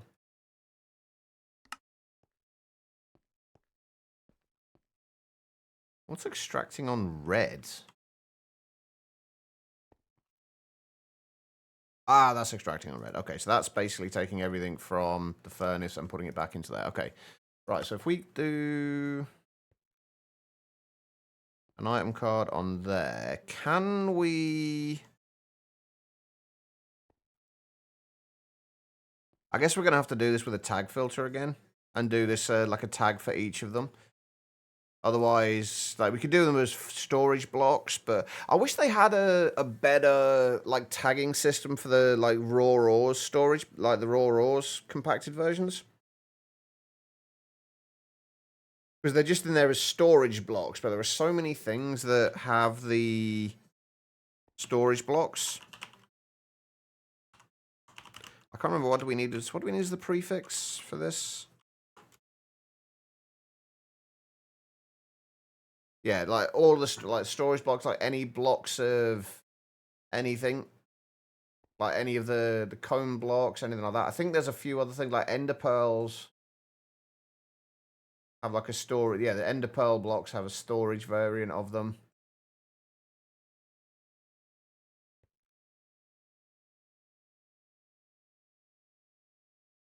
We could use frame compacting drawers. Yeah, that's true, but it still takes it out of the area that I wanted it to be in. Like, I wanted to keep it within this 2x2 area, which I can't really do.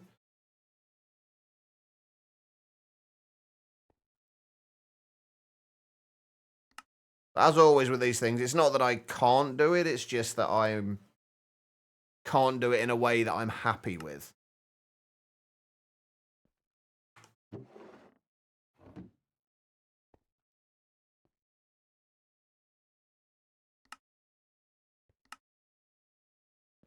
Why are you not...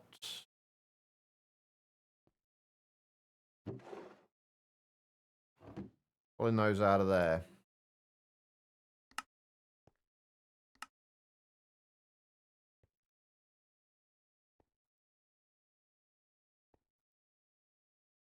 Why are you not pulling those out of there and pushing them into here?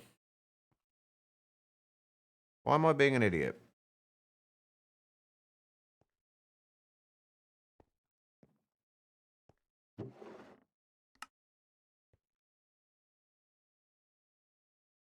That's not good, Ray. Is it just like a time of year kind of deal, kind of thing, or...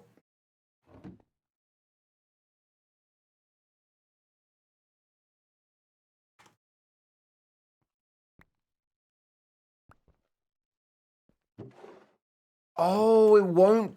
Oh, no. It's not going to work with the storage drawers anyway, with the drawers anyway. Because they have to have an item in there to begin with. Like, this will... If I put... Like, that won't move anything into there, but if I put that in, it'll move them all in there. So we'll only push items in if one's in there to begin with.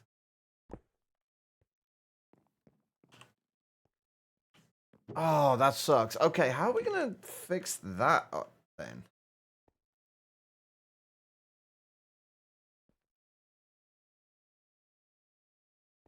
How can we fix that then? Is there any, like, what other methods are we going to have? Like, without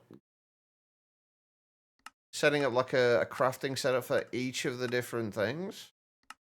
There's got to be a way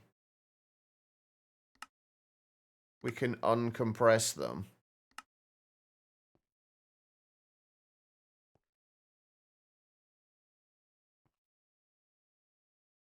See, that's kind of annoying. Like, we've got a compacting upgrade. We've not got an upgrade for going the opposite way with sophisticated.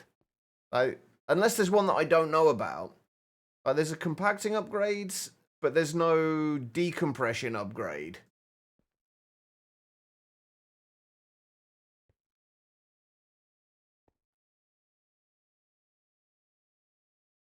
which is kind of frustrating.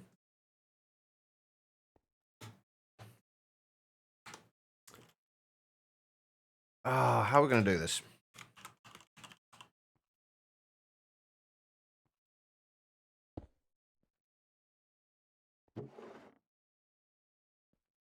Because we could just smelt them as blocks of raw zinc, but because of the way we're storing things, they would have to be stored at they like everything's getting stored in storage drives. So we can't put like if we were using compacting drawers, it would be different because we could just pipe the blocks into the same place and it would be fine. But since we're not doing that, we have to do things a little differently.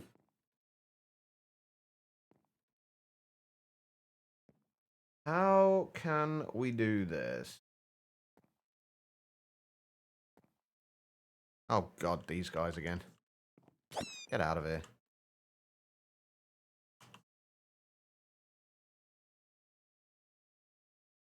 Ooh.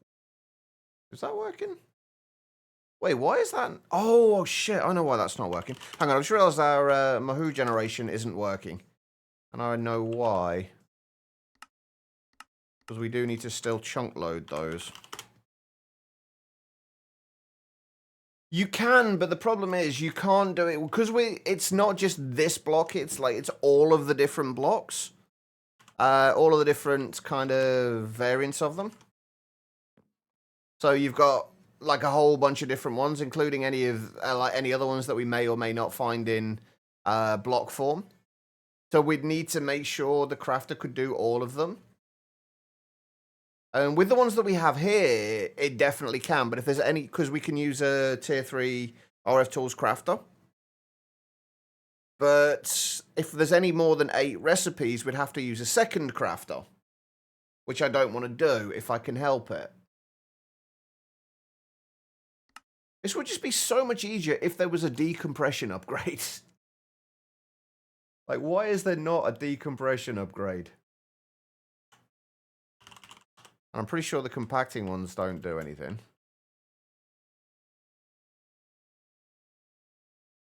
That's actually kind of frustrating. Like, I get why they've changed the drawers so you can't pipe anything into them without there being something there first. Like, I get why they've done that, but it's kind of in situations like this, it's just kind of frustrating.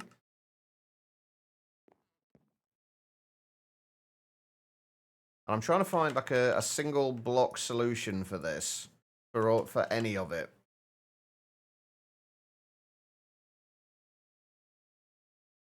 And I can't think what else we could use.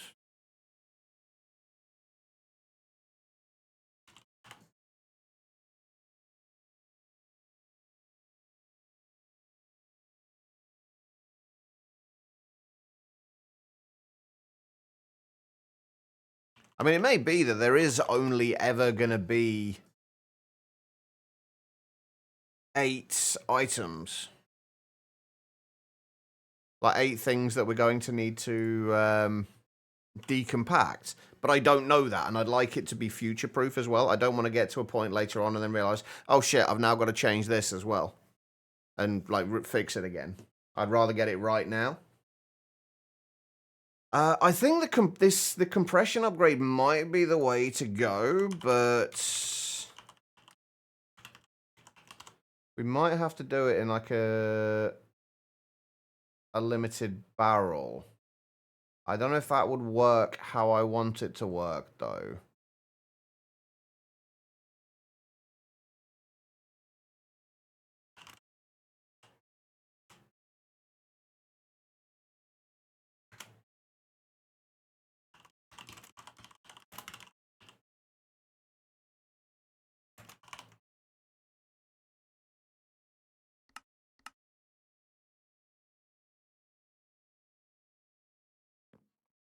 Oh, nice. Have they actually got a Have they actually got a release date for it yet?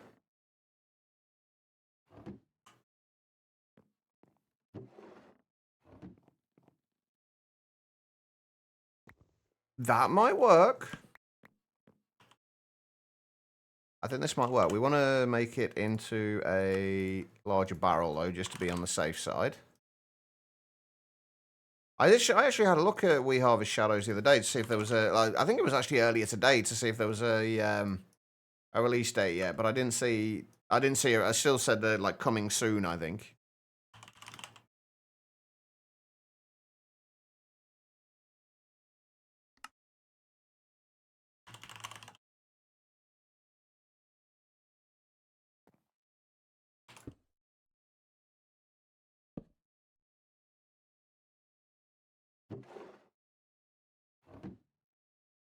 Okay. That's looking good. And then the Rorors.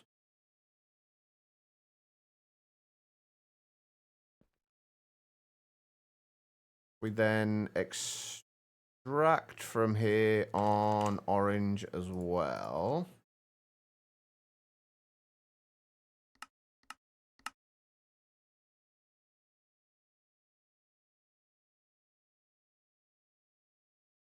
Why not got zinc in here?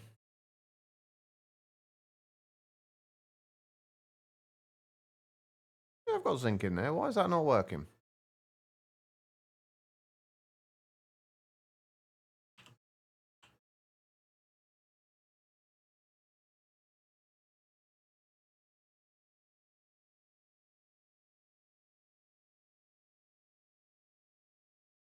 Oh, it is, but it's...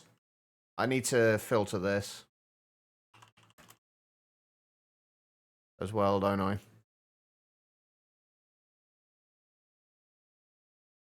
How many items can we get in there? That should potentially be enough, but not necessarily. I guess we're going to have to do it as tag filters then. Kind of an annoying way to do it, but it's... I guess forge raw materials, we should only be getting the specific ones in there. So if we just do it as forge raw materials, that should work fine. Okay, that'll smelt all of those. And then if we get any of the other blocks in there... Why is that not extracting? Oh, right, because we haven't actually told it to do this. Let's...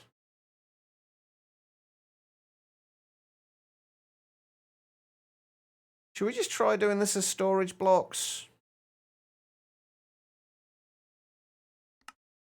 And that way it should just go through all of them. Perfect. Then need to do the raw silver and raw crimson iron. And add those to here. Although I don't believe I have a storage spot for crimson iron or azure silver yet. That will deal with all of those. No, they're working a lot though. Doesn't want to release too soon, it not be unoptimized. That's good. I would much rather somebody took their time to make it right before releasing it.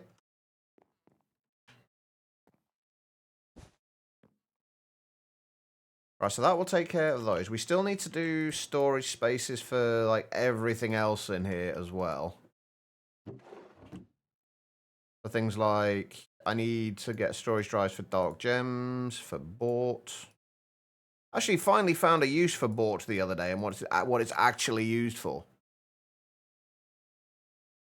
We need them for arcane crystals. Crushed dark gems. I need fluorite.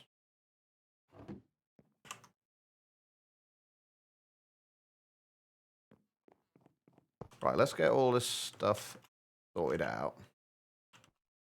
The good thing about all of this is, like, once we've got it done, it's done. Like, we don't need to do anything more with it. Probably do one for flint as well, I guess. Draconium dust we actually want to smelt, don't we? But we are going to need storage for draconium.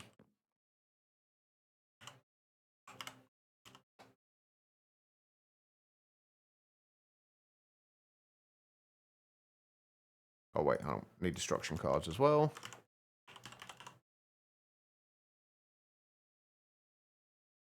Well, my Mahou is definitely going up.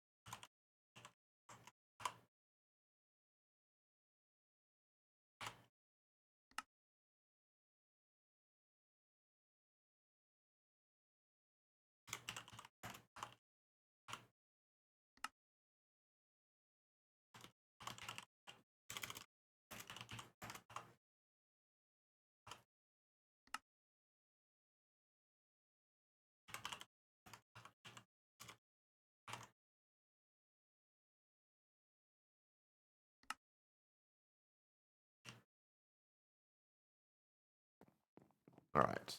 And then we need to put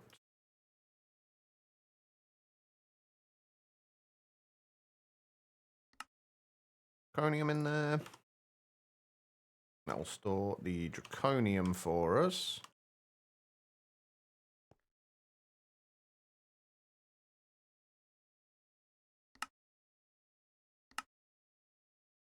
All right, and then we need to make sure we're storing all of this stuff. So the bought. Fresh dark gems. Dark gems. Arcane crystals. All right, did I put the arcane crystal one on there? I don't think I did I?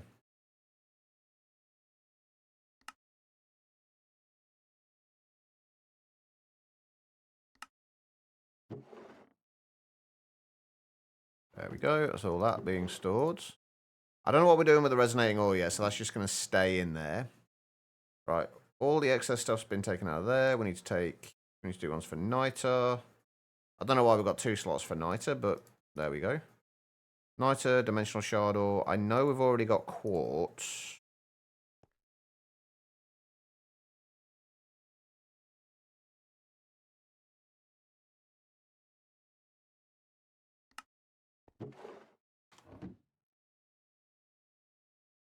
Then anglicite. Need stellarite pieces, runes. Sulfur dust? That's Railcraft Reborn sulfur dust, though. Let's get those out of the way.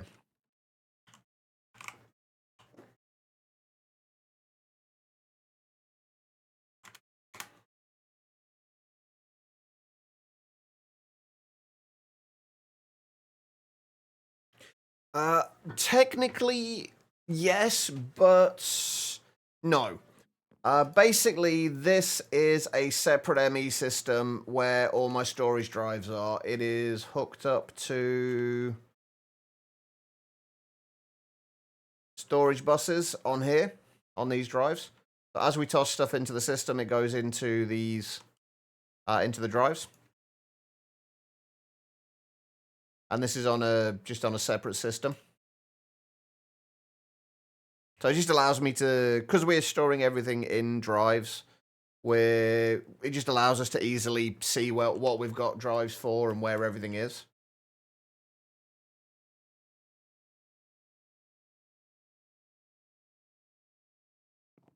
Which makes life a little bit easier.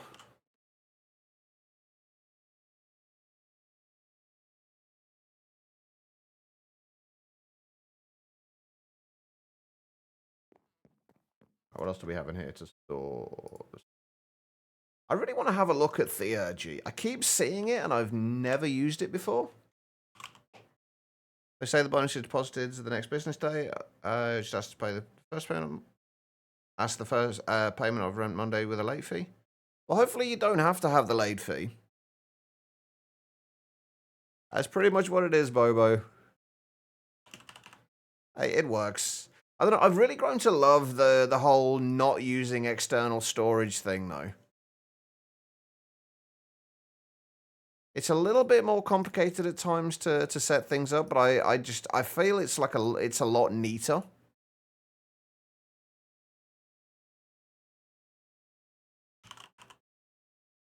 How are you doing though, Bobo? And also, I never remember to say thank you for the support via Ko-fi as well. I realize because I don't have the alerts on stream for it. I really need to set that up. I always forget to say thank you, but thank you. It is very much appreciated.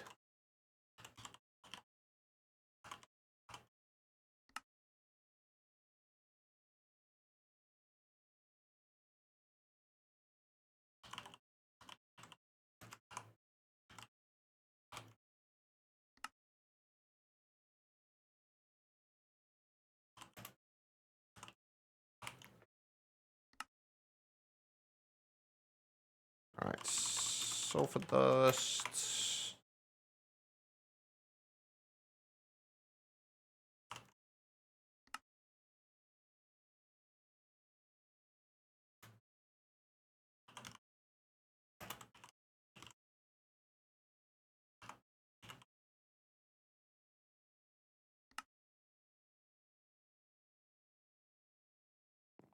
Go.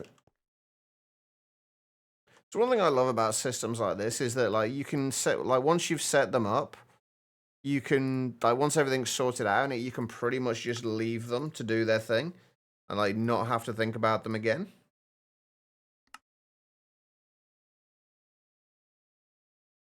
And then you get things like that which don't have any tags on them whatsoever. They're just annoying. And stellar eyepieces, which also don't.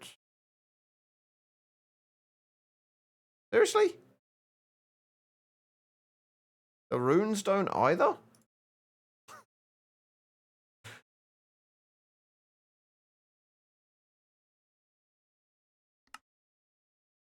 That sulfur one might cause problems later. I'm assuming there is other sulfurs as well.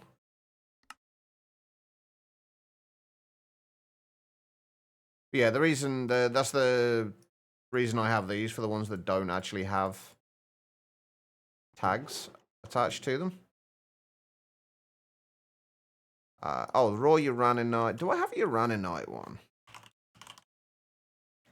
I do. Okay, good. So we can just put the raw uraninite in there, and that will sort that out. I don't know what we're going to do with like the magnetite and stuff like that. That can stay in there for the time being. That should be all of that lot sorted out. And then if we turn that on now, that should just go through and mine everything.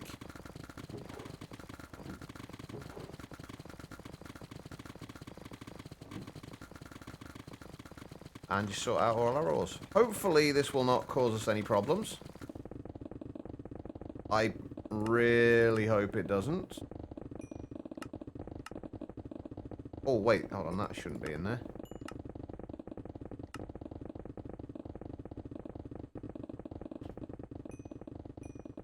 Yeah, I really hope this doesn't cause me any problems. But let's just leave that going. Mahou is still slowly going up. I really wish I wonder if that's like been limited recently. Like the amount of those drain life things you can use.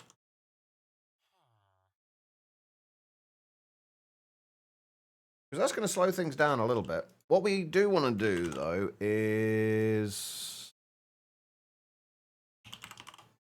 make a few of these.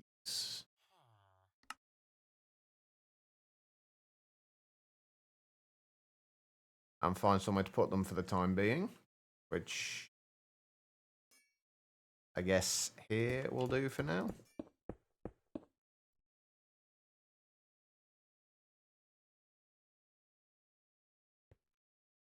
Which gives us a place to store our Mahou.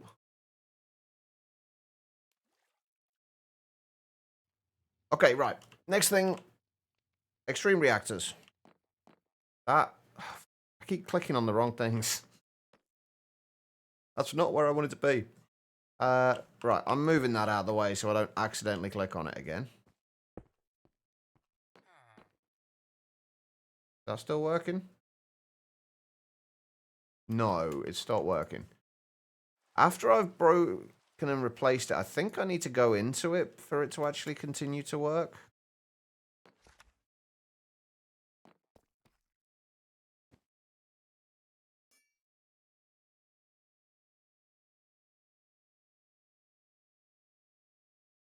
Although it's still not working. Why?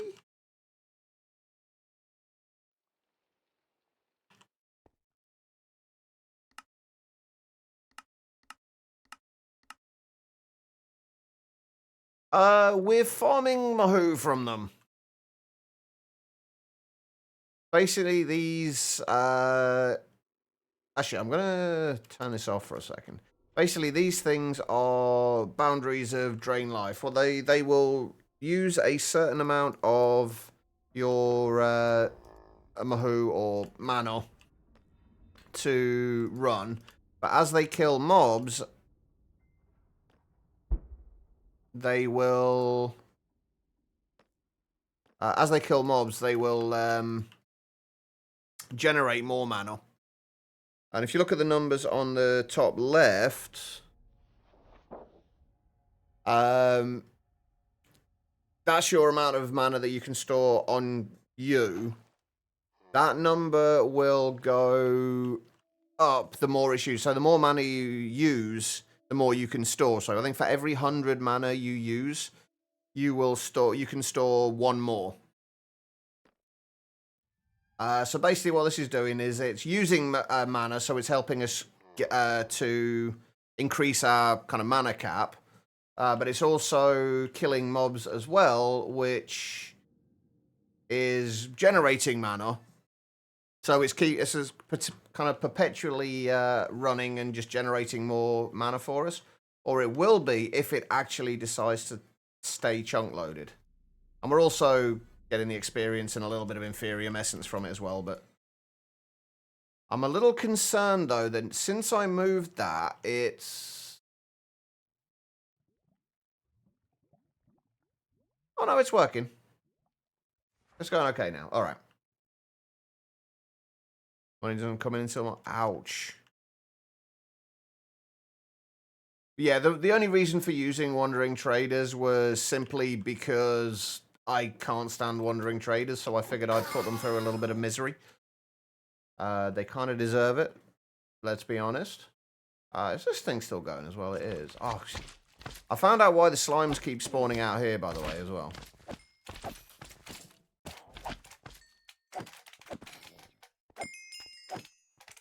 That's something I'm going to have to fix. But basically, when it's these things. It's like when they spawn, when the large slimes spawn right on the edge, they spawn outside of here. And they eventually kind of glitch through the walls. Gonna make full. Good luck, Swag. Hopefully you can get something sorted out. That doesn't sound like a good situation. But yeah, if they spawn like right on the edge here, I'm wondering if I can face those vector plates inwards so that it pushes them away from... Yeah, here we go. They spawn there and then they either glitch through or they... Yeah, like that. Perfect example. Or they just... Yeah, it's annoying. Also got to sort something out with like the rest of the things in here. We're getting a bunch of backpacks. Like some of which have useful additional things. Like the emerald one gives some cool particle effects, apparently. The Cow Traveler's Backpack cleanses all negative effects, though. So, like, some of them look like they've got useful side effects. Anyway, extreme reactors. That was what I wanted to look at. I've not looked at it for ages. I've definitely not looked at the turbines or anything like that for ages. So I kind of want to have a play around with it and see what we can do with it. That's kind of the plan for now. Plus, it'll get us a little bit more power, potentially. Although we are probably going to have to get some seeds and whatnot for the various materials. I do want to get bees for all the materials as well for extreme reactors.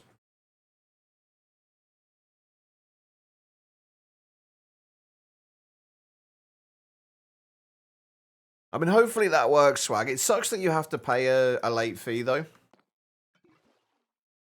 I guess it's one of those things that can't be helped.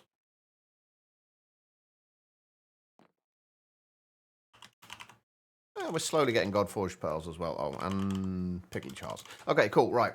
Extreme Reactors. I can't even remember how we get started in this, so I'm going to go through the actual quests, because why not? Graphite is the first thing we need, though, apparently. Graphite. We can get graphite seeds, which I think I'm going to do. Otherwise, we're just smelting, like, charcoal, coal, what have you. I don't know why I've got 1,200 charcoal in here, but apparently I do. There we go. We have a graphite. We're also going to need to get some storage for graphite as well.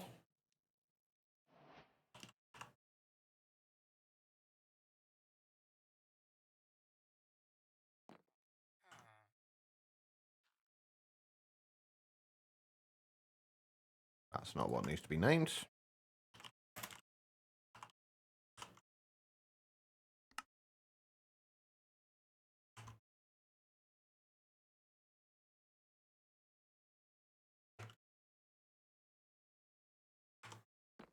All right, what do we need for graphite seeds?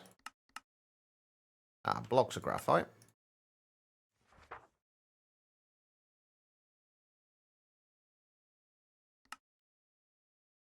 And tertium. I really should get bees for all the essence types as well.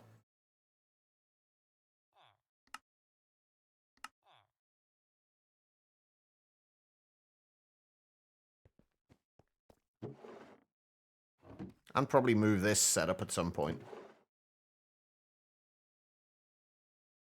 So many things like I keep like intending to do and then just never quite getting around to doing.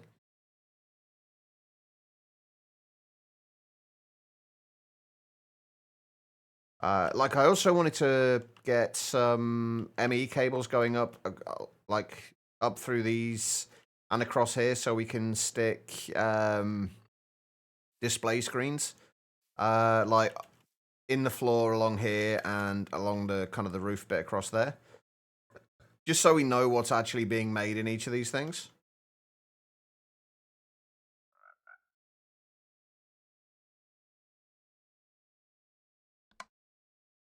Like a lot of things, I just never quite get around to doing it.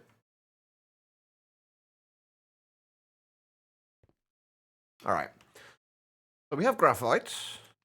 Not going to be coming in overly quickly, so we should probably use some coal. Where am I even getting coal from, actually, come to think of it? Oh, that's the point. You just reminded me. Hey, I finished the last challenge. Yay. One friend is playing Minecraft, and you sit there wondering who. Wait, where's it showing that? Guitar, then. Is that in Discord?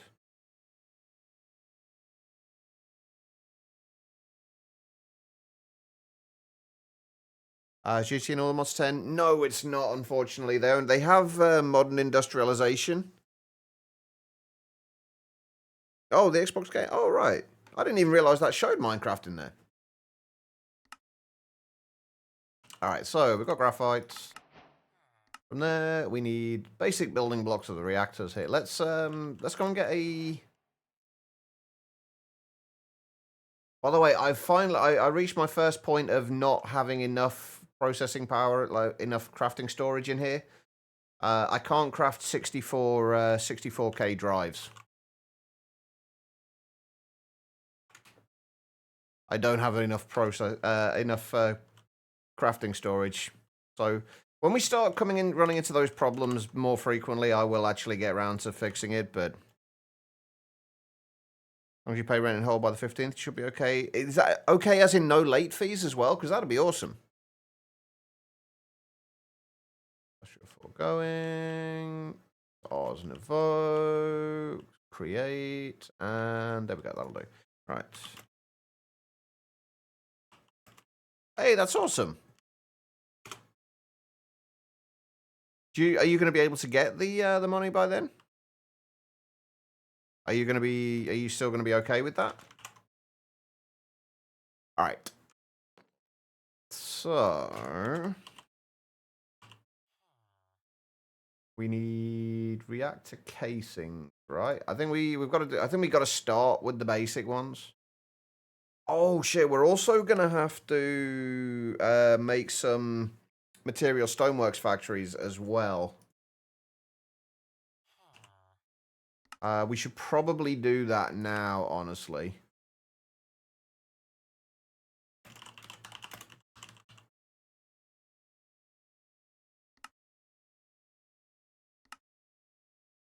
Because I do need sand, gravel, everything like that coming in kind of regularly.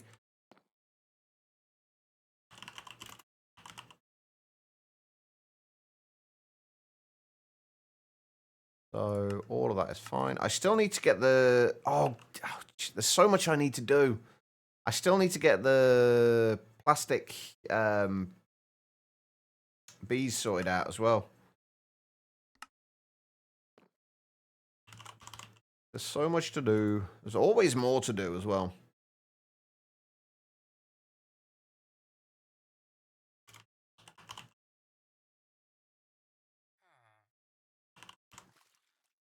If we just make 4 of these...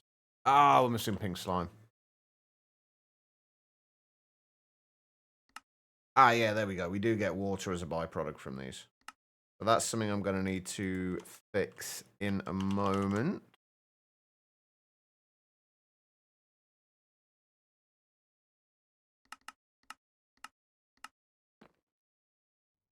Easy enough to do.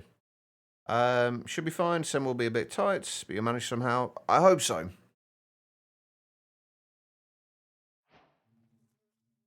Where are we? Yeah, it's got the water in there. So basically, we just got to push the water back into the the ME system, and it'll be fine. There we go. Right. And we have our material stoneworks factories. We'll set these up. Since we've got other industrial foregoing stuff here, we'll put this here, I guess.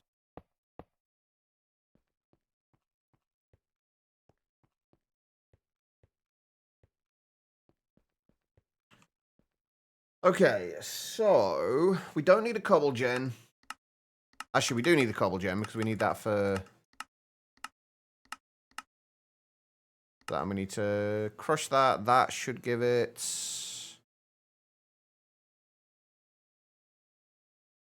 Hold on. Grab that and a few lasers.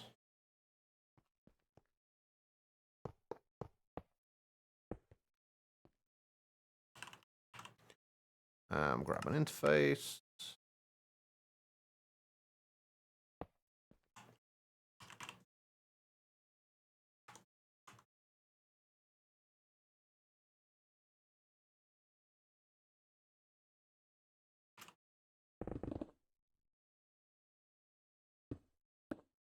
Where even is it? There it is.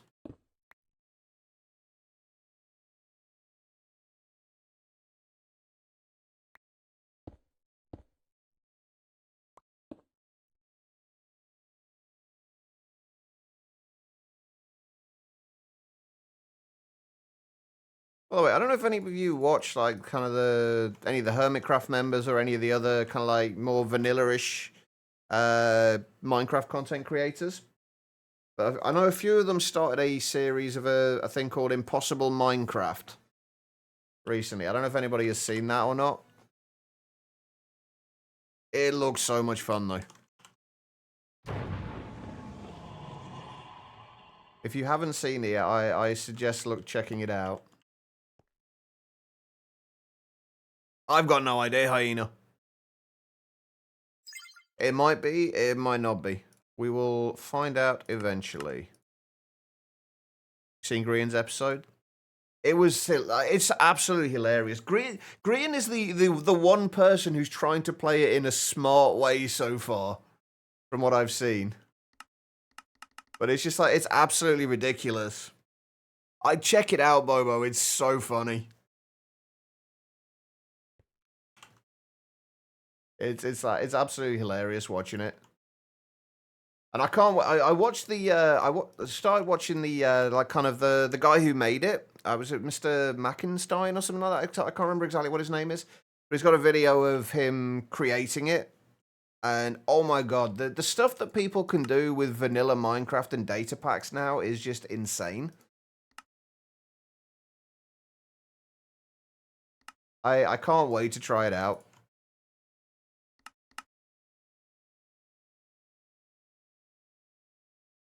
No, I'm trying not to say anything either, Abby. But it's hard not to. It's like all the hilarious points are like the deaths and what people die to. I think I love the idea of the fact that there seems to be like a way to approach everything. Like there's a workaround for everything that can kill you. It's just a case of finding it, which I absolutely love.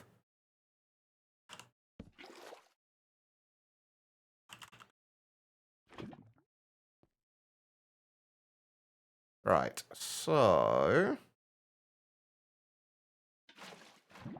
I'm a little surprised though. There's a few people that haven't like Gemini. Like I really love watching like Gemini Tay and both Gem and Pearlescent Moon. I absolutely love both of those. But Gem didn't upload an episode for it, which I was a little bit surprised about. I'm hoping she does. I'm wondering if it's just that they're kind of like alternating episodes. Some people will be uploading them kind of the first lot, and then other ones will be uploading the second lot of them. I don't know.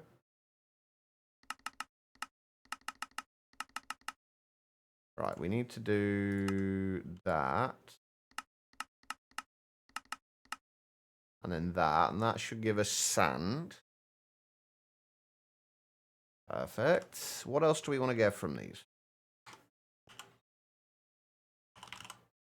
I don't think we need silicon. That's true, yeah. Gem is still part of wildlife at the moment. Wildlife's been so much fun as well.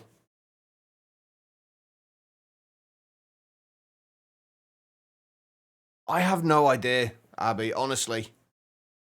I get the impression from what I've heard and what I've seen in some of the like the Phasmophobia streams. I kind of feel like he almost makes himself ill trying to get this stuff out. All right, no worries, swag. Right, what else can we make from material stoneworks factories that we need?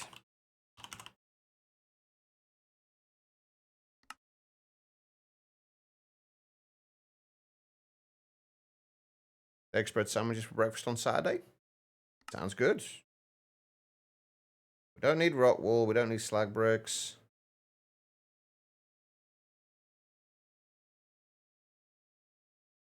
We don't need silicon, we don't need sandstone. We do need glass, don't we? That's another one we need. So let's set this to run with redstone signal for now. So that should give us glass.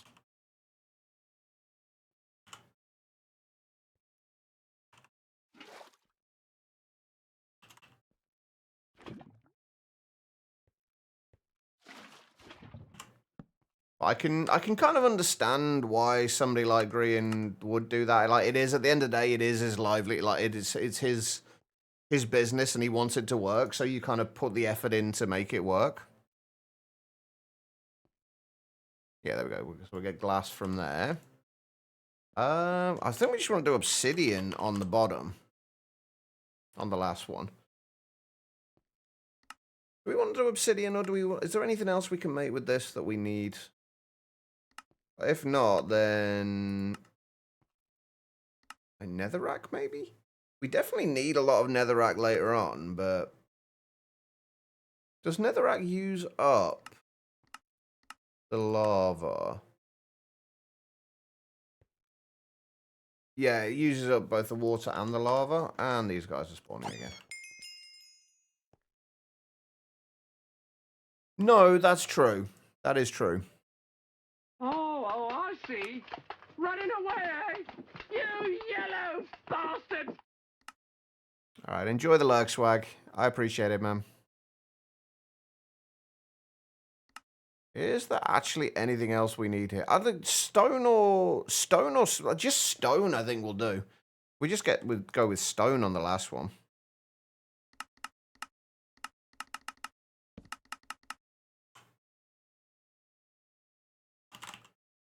There's got lava. And I just hear you play Minecraft trying to figure out tinkers. Oh, is this like modern tinkers? Or the older tinkers? Modern tinkers is a little bit of a pain. I'm not a huge fan of modern tinkers. Alright, so this is making... oh, 112. That was the better tinkers.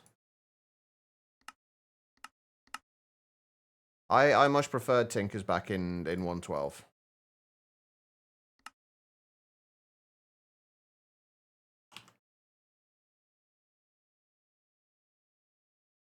Where's sands? Suspicious sands. There we go. Although we're probably going to want to make sure this is extracting a little bit faster. Never really played with it at all.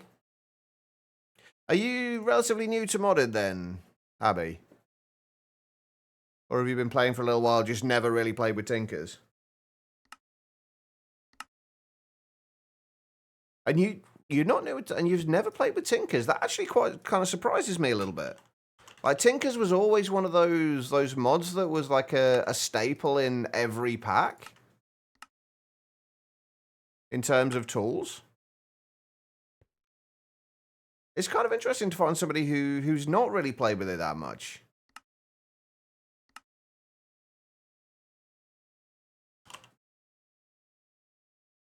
Right, I've got to make sure I do actually have storage for all of these things as well.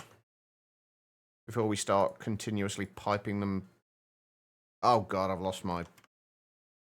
hold on. Oh, you made your own packs. Ah, that makes more sense then. There it is. This thing's still going. Have we got any problems yet? Nope. Oh, crap. No! I have no idea what just happened there. But it was not what was supposed to happen.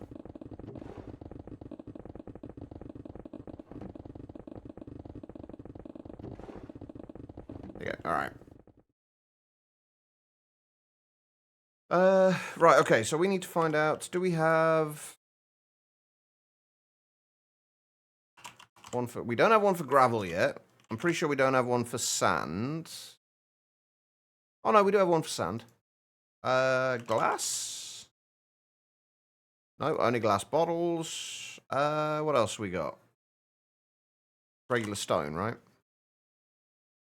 We have got one for those. So we need one for glass, one for gravel. I think that's it. Just glass and gravel.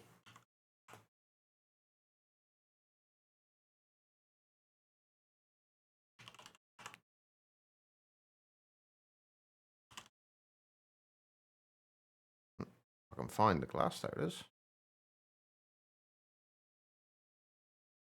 So what kind of mods do you tend to play with, Abby?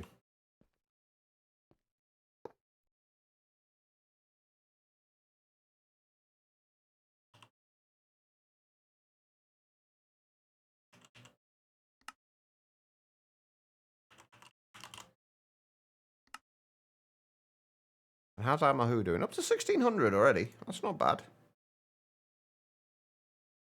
Ah, like more quality of life kind of things. That makes sense.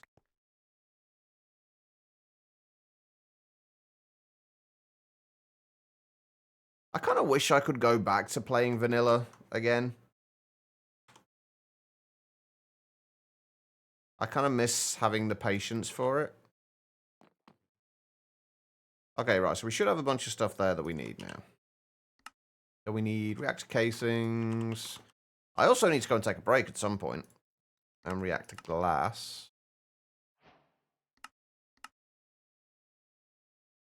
There we go, reactor casings and reactor glass. To build a reactor, you'll need to start by making reactor casings. These make up the frame and walls of your reactor, although the walls can be replaced by reactor glass if you'd like to see inside of your reactor. For future reference, when a part says basic, this means that it can only be used with other basic parts.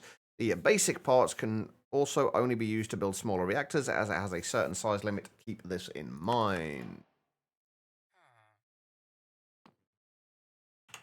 Right, okay, so let's... Did we ever make the book for this? We did. What is the maximum size of the basic reactors?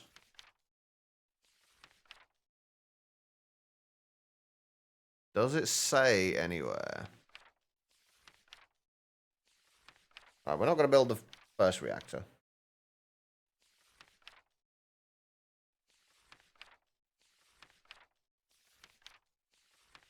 The reactor is multi-block, operational mode, variants, basic. Right, with a maximum size of 5 by 5 by 5. Okay, that's a tiny reactor. Play Java and Bedrock so you get a fair share of both. I've not played Bedrock in so long.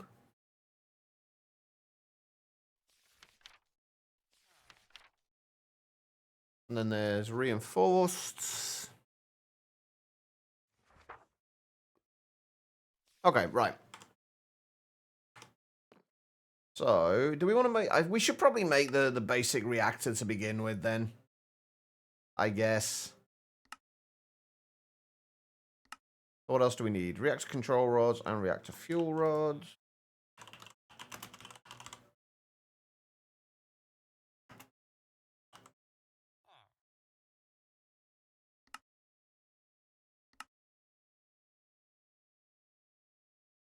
I'm going to...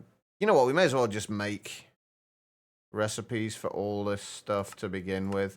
We're also going to have to go and get some uranium seeds, I think, before we do too much else. Oh, okay. We can't do the turbine control EX. We need cyanite, which I'm assuming is still a byproduct.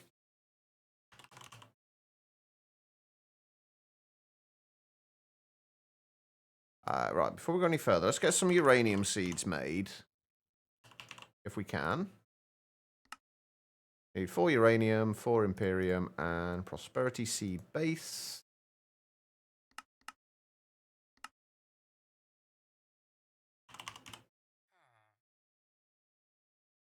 And in your opinion, content creators who push themselves to the point of illness and not approaching content creation in a healthy way. You can't really say that, though. It depends on the situation, Hyena. Like, if you rely on on content creation to survive, to pay your bills, if it's not going well, you need to push yourself to a point where it is going well, like where you can actually make things work. And if that means making yourself, kind of pushing yourself harder than you probably should, then so be it. Like you still, like, your bills don't go away just because you're not feeling great. They still have to be paid no matter what. So it's kind of hard to say. Okay, we have already got a uranium ingot one. Good. Right, so we need 4 of those. I mean, it would be nice if you never had to be in a situation where you had to choose between your health and your work, but like bills still need to be paid. Like, they're not going to go away just because you're ill. And if you're a content creator, you are essentially self-employed. You don't get sick pay. You don't get anything. If you take time off, you don't get paid necessarily.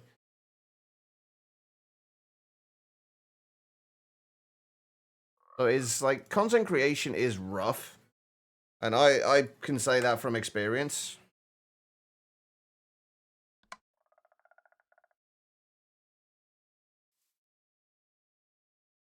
Have Java on your laptop and Bedrock on your Switch. You would have both on your laptop, but you're optimizing it. Took out the Microsoft Store. I need to re-download Bedrock. That's fair.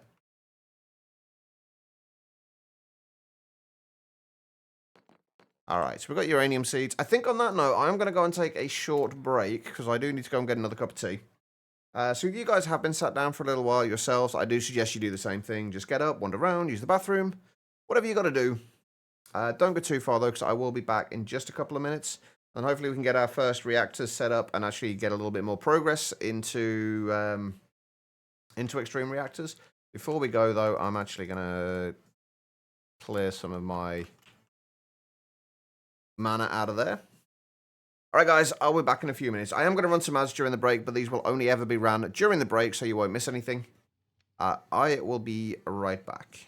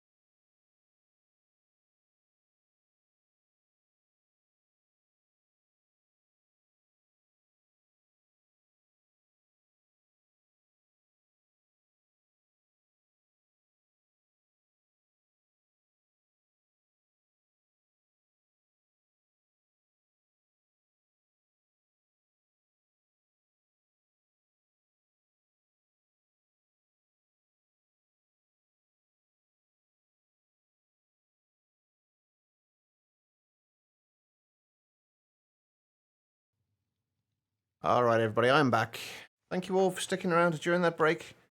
I do greatly appreciate it. All right, so where were we? We were making stuff and things. Also, our Mahou is definitely doing pretty well now. The only downside is we're not using as much as I would like.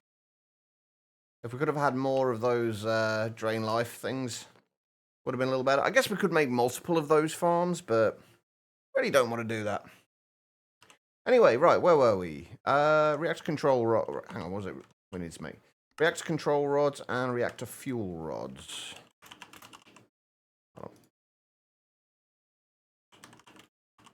Or reactor fuel rods, apparently.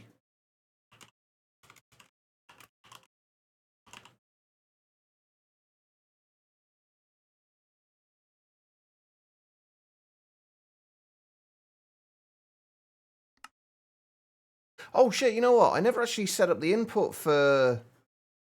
Ah, damn it, hold on. We've got more stuff we need to do. I never actually set up the input for the stuff that was being made in the Material Stoneworks factories, or the speed upgrades, or anything else with them, so I need to fix that before I forget. I was wondering why I didn't have any glass available when I was making that recipe. Everything's just kind of backed up here now. So we just need to grab that and do that. Wait, why did I get silicon in there? Huh. Strange. But there we go. Right, let's get 4 of those, 4 of those, and 4 of those.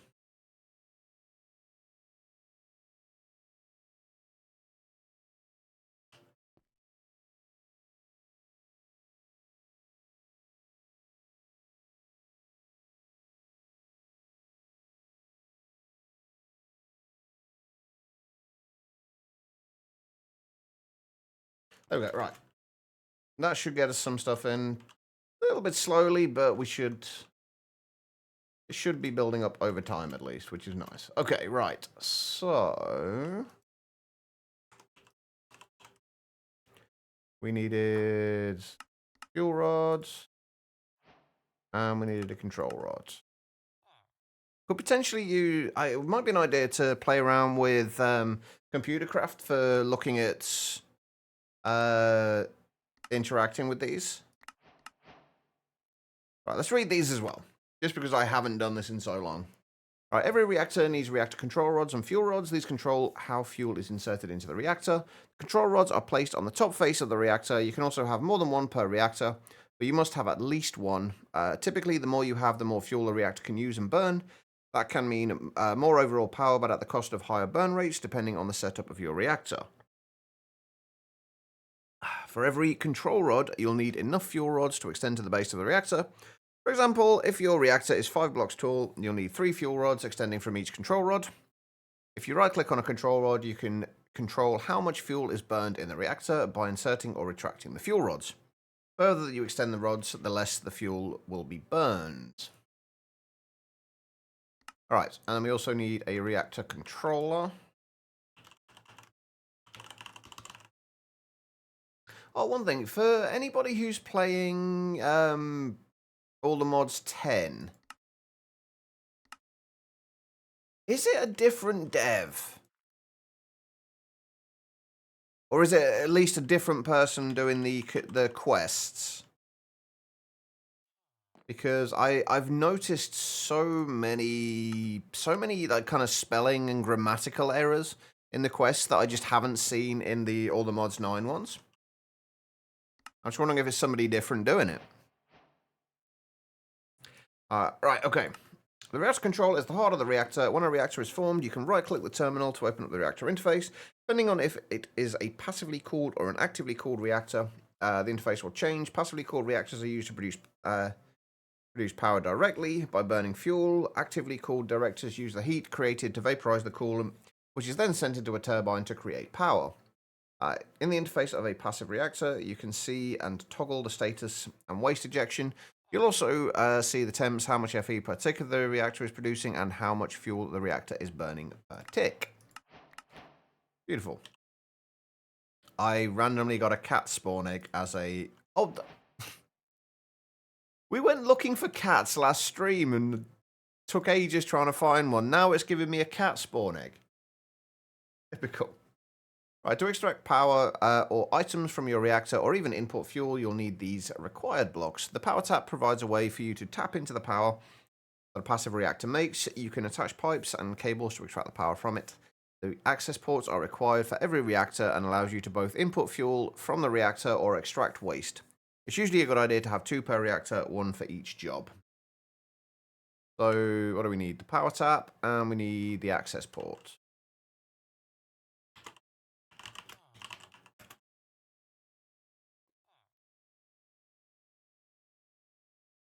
Oh wait, the passive one we need, isn't it?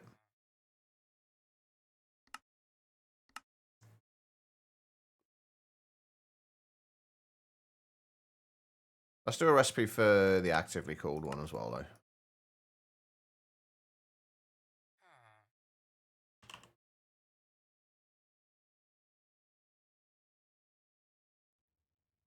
And what's the other thing we needed? Access ports.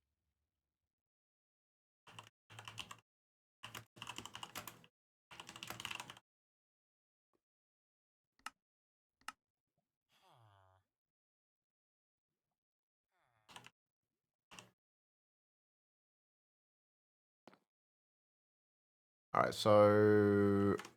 does it want the passive one in here? Active.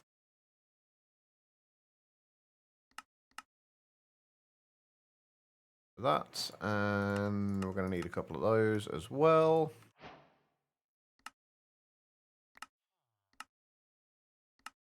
Alright, there we go. And then our first reactor.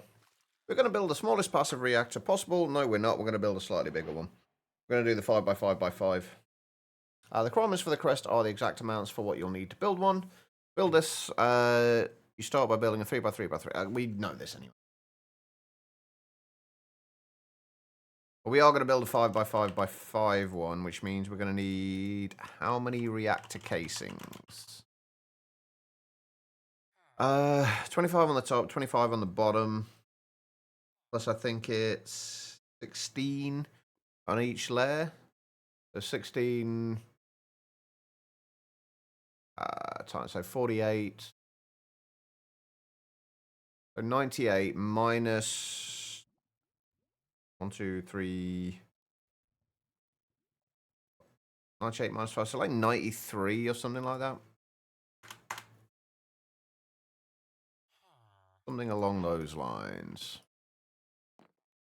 Right, we're going to put this down here somewhere. This is where all of our power gen stuff's going to go.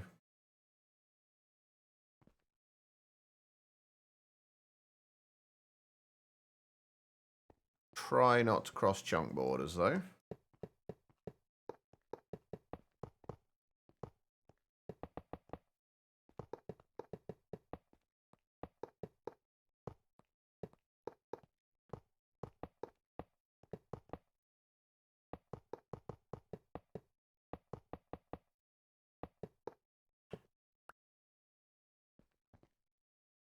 Get rid of that one and put the controller in.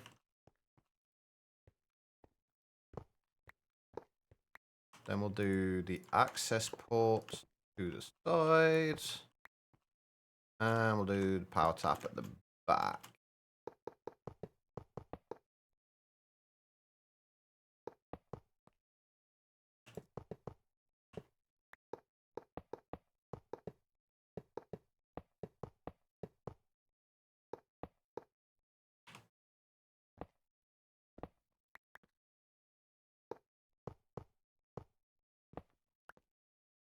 Alright, okay, so what do we need in the way of control rods? If we're going to do 5...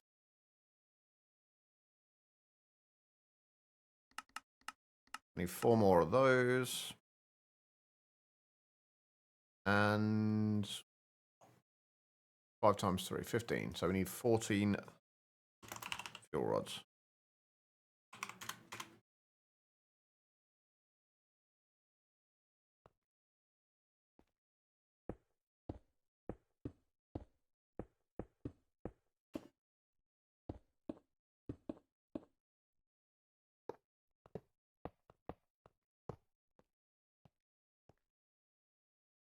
There we go. Let's see how much this thing can actually give us. Well, we should have got the quest for this, right? Yeah. And expanding our reactors. Reactors are multi-block structures, meaning you can create your own custom size. Using the basic reactor parts, the largest size you can build is 5 by 5 by 5. The biggest reactor that you can make using reinforced parts is 32 by 32 by 48. There are a lot of variables that can contribute to the overall output of a reactor, so make sure to experiment. Some overall tips. The taller the reactor, the more fuel it can hold and burn because there are more fuel rods, meaning more overall power. That also means a higher burn rate. The wider the reactor, the more efficient it is, as long as you don't add more fuel rods to the design. This means less consumption overall.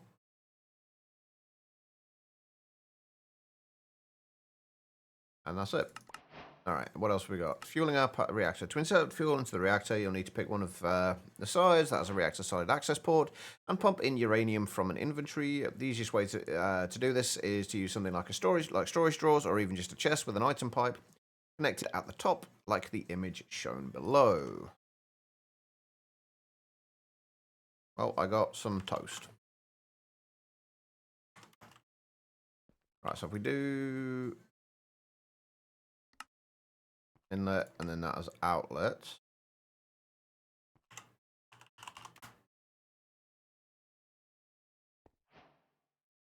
We'll just stick a bunch of fuel in there. I just want to know how much we're actually going to get out of this.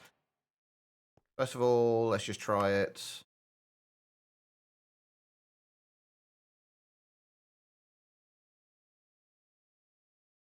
That's actually better than I thought it would be. Not great, but it's better than I thought it would be. 9.57 thousand. What if we use moderator blocks? I actually don't know what we can use as moderator blocks in this.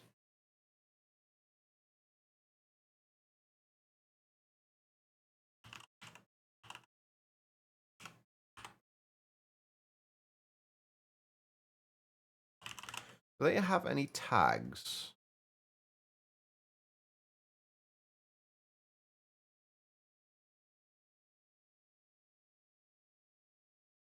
No. I know we can use diamond blocks, but it doesn't really help.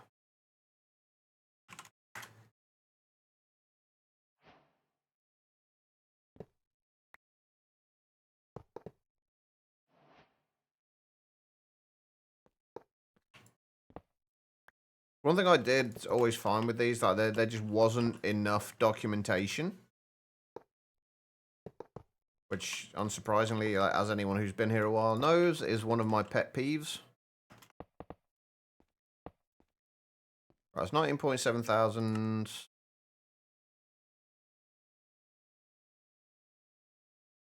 I think it's actually going to be less, but I think I didn't actually look at the fuel burn rate. Oh, wait, no, was it 9,000? So 11.24 with a 0.113 burn rate. So 11.4 with 0.113.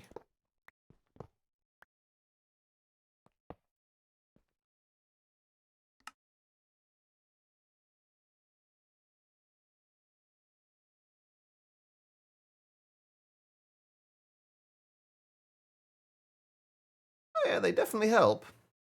It's like 9.5 with a slightly higher burn rate as well. Without them. I don't know what else can be used as moderator blocks.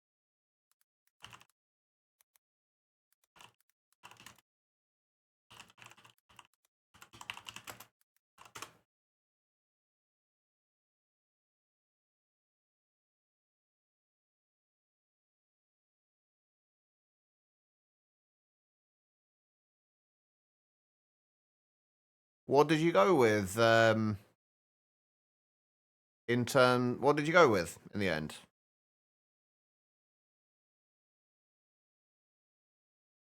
Right, I found a page here which has got some information about it.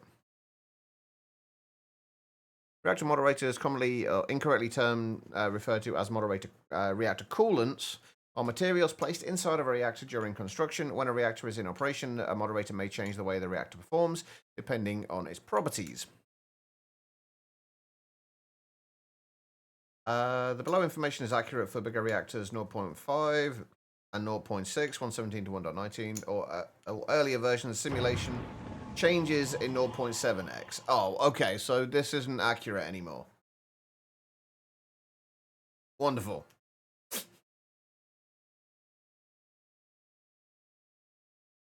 Anyway, absorption, the speed at which radiation is absorbed and converted to case heat. Efficiency, how efficiently absorbed radiation is converted into heat. The effect, moderation is the effectiveness at which radiation is moderated. Load AV, gets rid of AVG. That's fair. Microsoft Defender, that is about as cheap as you can get. Well, it's not. It doesn't necessarily need to be a cooling thing.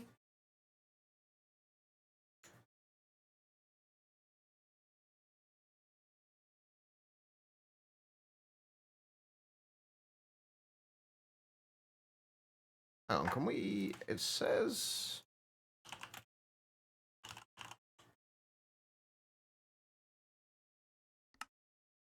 Oh, that's just reactions.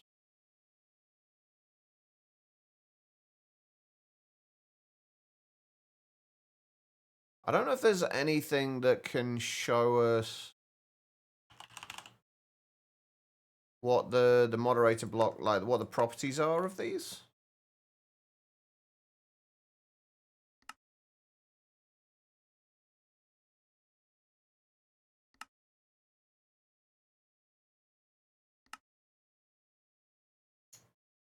Not as far as I can tell.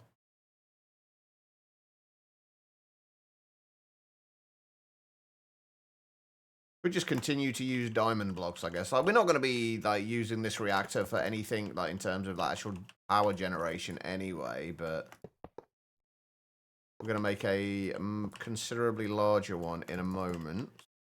Hopefully, anyway, if I have the resources. My only concern is whether we have enough,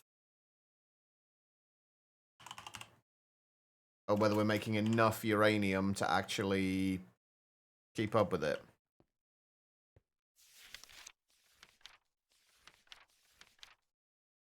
Anyway, let's read what it says about moderators. A radiation moderator is a block or fluid that can be placed inside the reactor to absorb part of the radiation emitted by the fuel and move heat away from the fuel rods.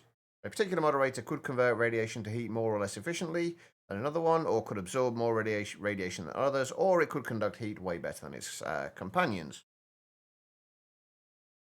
Sure, the time it's 11 a.m. We've not been to bed. Oh, damn, yeah, go get some sleep, Abby. Rest well.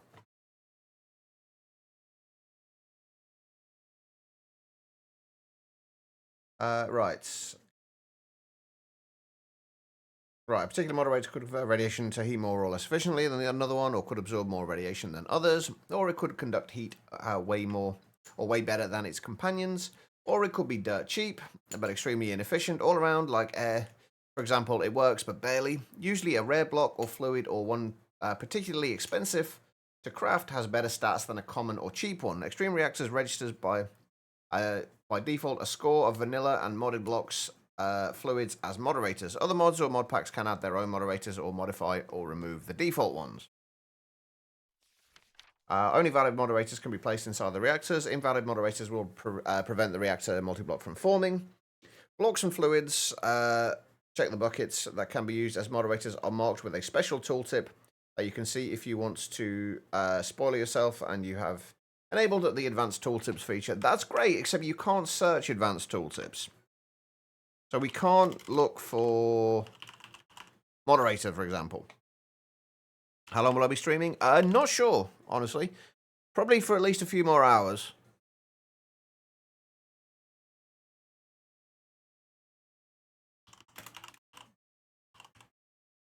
I wonder if we can use all the modium blocks.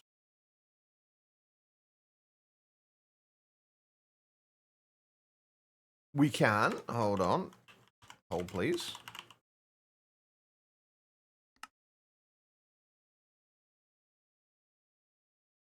What about, like, unobtainium as well?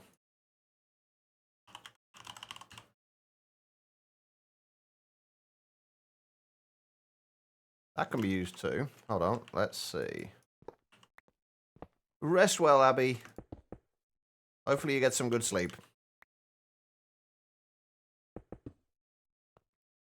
What's the best mod to do automation on? It depends what you're trying to automate. It will vary depending on what it is you're trying to do.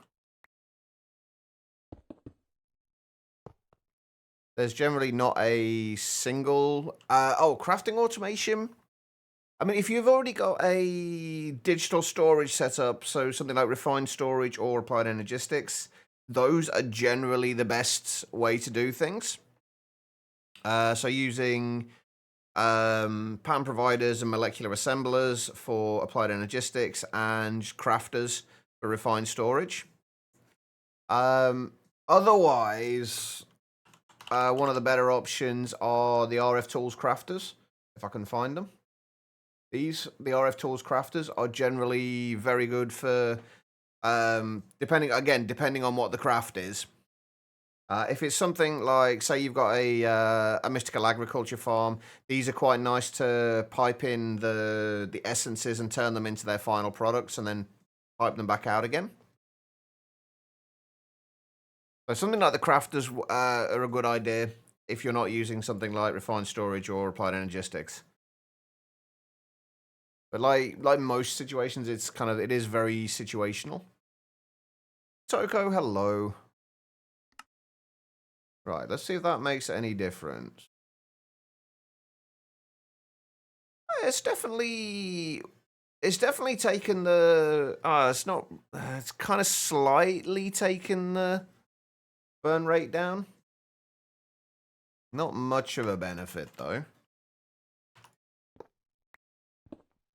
Yeah, it's definitely, like, when you first get into modded, it's definitely a challenge, and it's definitely, like, very overwhelming. But packs like all the mods are a very good place to learn, because they don't change a lot about the mods. Nothing is, like, gated, like, progression-wise. And the quest lines are generally very good at guiding you through the mods. Yeah, the quests definitely help a lot. They are really well written, at least in all the mods 9. They've been a little less so in all the mods 10 so far, from what I've seen, but in all the mods 9, they are definitely well written. Will all the mods blocks work? I don't know, actually. We'll have a look in a second. I'm kind of drinking my tea, so I've only got one hand on the mouse right now. So all the modium hasn't made a great deal of difference. Right, the combined block. No, they're not tagged as usable. Okay, so between unobtainium and allthemodium, not a great deal of difference. In fact, there's not a great deal of difference between any of them. Admittedly, we've only got a small reactor. It might make a difference on a larger scale, but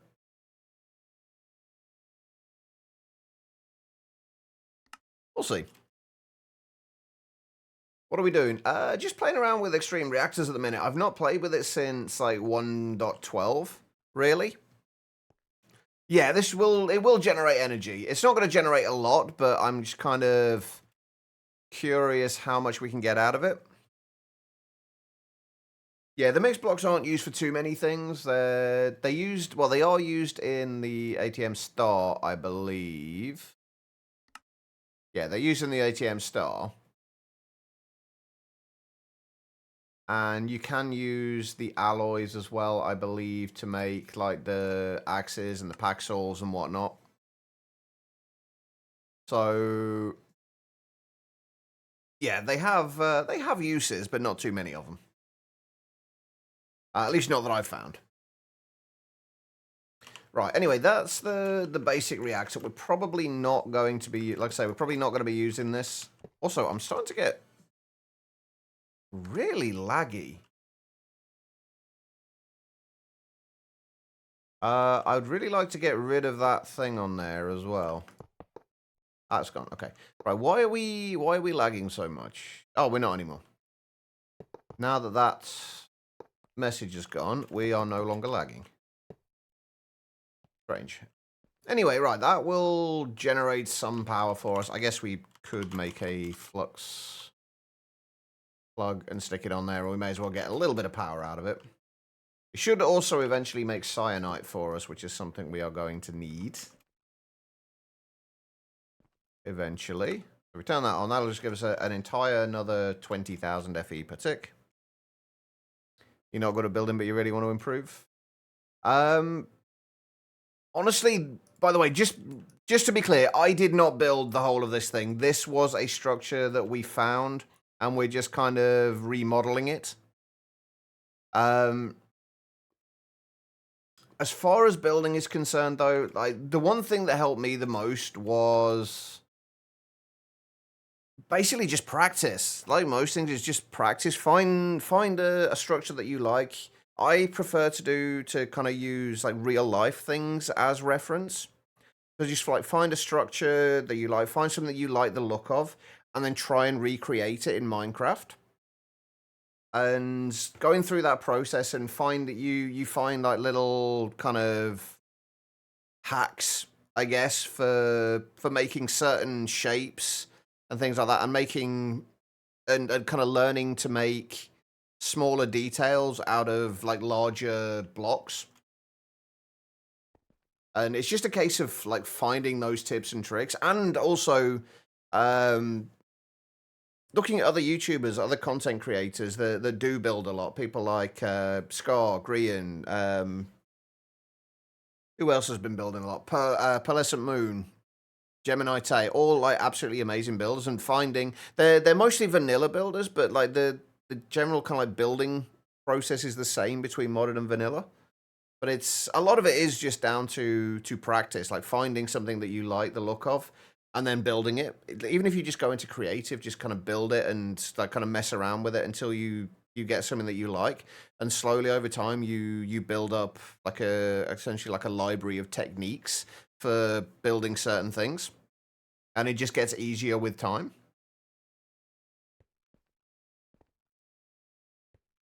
Hang on, where are we? Can we see how much? Oh yeah, we've got 550 buckets of waste in there now. So yeah, basically this will produce cyanite eventually. Right. Do I want to make a uranium B? The problem is creativity.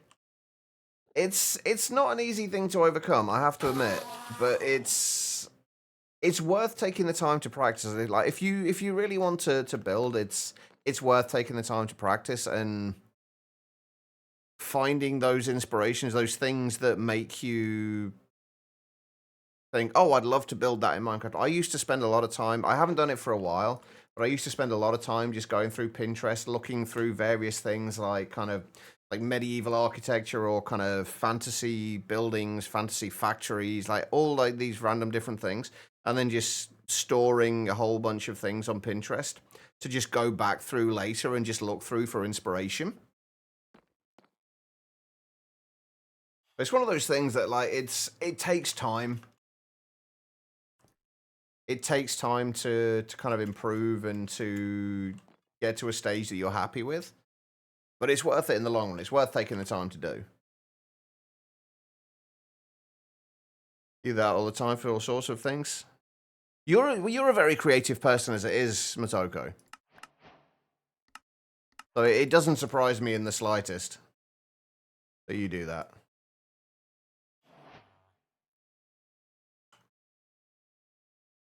You love steampunk? I do. I love the steampunk style. I've never been very good at building in the steampunk style. But I love it. It's so cool. Listen, Create is fantastic for that as well. Eulorium is still a thing. But the Yellorium and Uranium are kind of like interchangeable, pretty much. Usually most mod packs, because they are usually like interchangeable, they usually get rid of one or the other of them.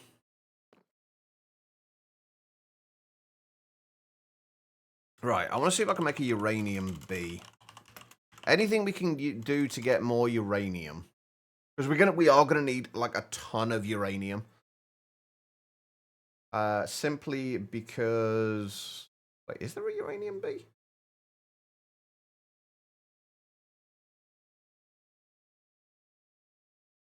Is there not a uranium B? Oh, wait, hang on, here we go. Oh, radioactive B, that's right, okay.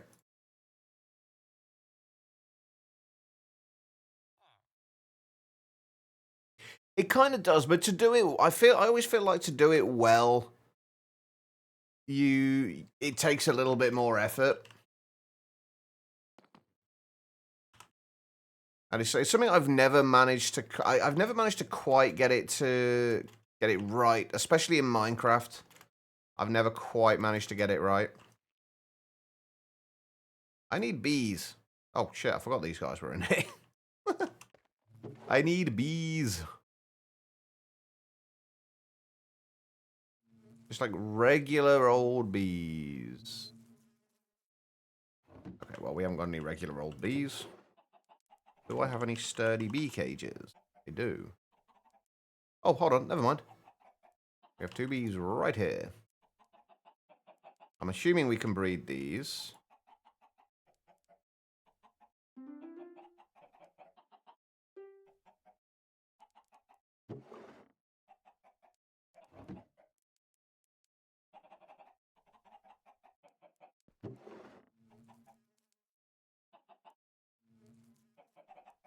You loving it? Oh, yeah, I'm kind of the same. I haven't used chisel and bits in a long time.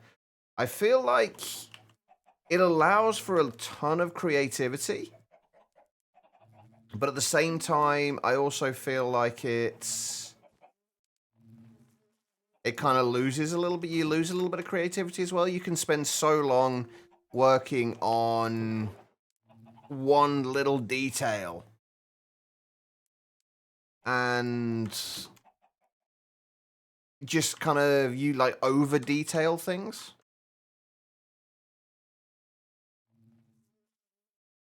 Yeah, I've seen people, when Chisel and Bits first came about, I saw people going around and like going up to stone bricks and things like that and chiseling out all the little kind of cut lines in them. So they were all like 3D looking and everything just looked too busy. There was only ever a few people I found that really used Chisel and Bits well. Oh shit. What was her name? Mom Divine was one of them. Mom Divine, some of the stuff she did with Chisel and Bits was just absolutely phenomenal.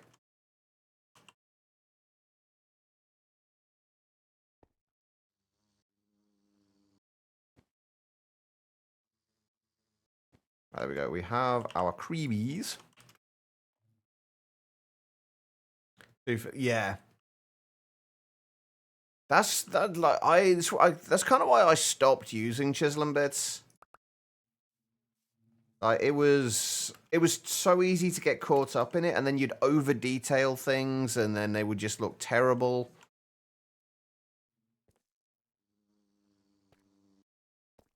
And I don't know, I stopped using it a while ago. There we go. We have Creebies. Which, what do these even give us?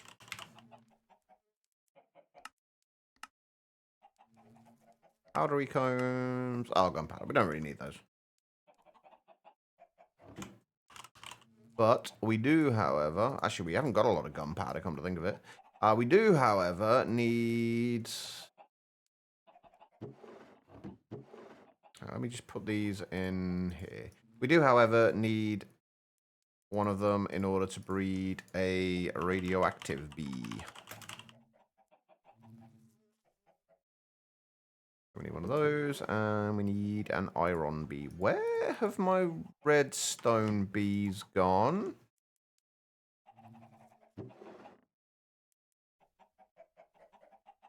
I don't know where my redstone bees have gone. Are they upstairs?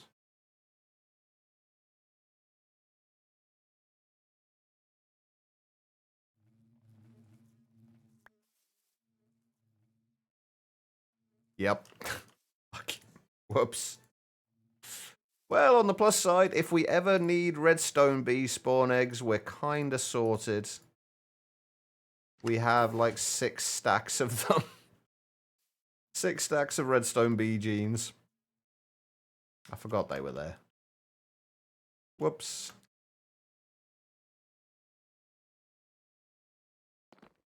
Anyway, right, let's put those back.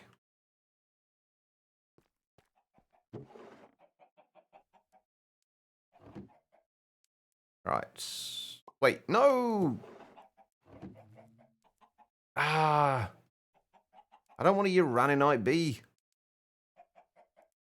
Well, actually, Uraninite bee is not going to be the worst idea. Wait, I've got this right? Creebee and an iron bee. Yeah, we're just not getting lucky with the roll of it. Uraninite bee. Radioactive bee, there we go. Right, we are going to need to make another... We'll make some Uraninite bees while we're at it.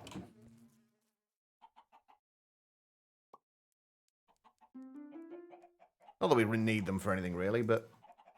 on her.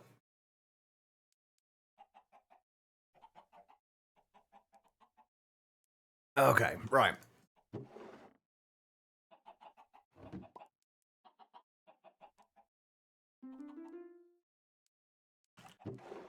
Pick those up.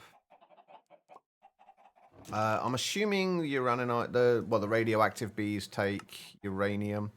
Oh, we need them for plutonium as well. For plutonium bees.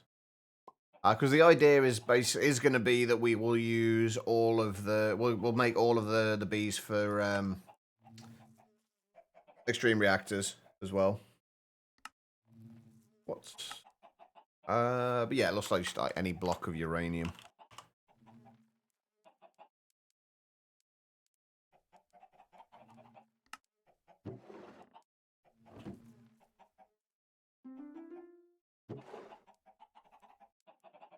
And we are going to have to look at improving our armor at some point soon.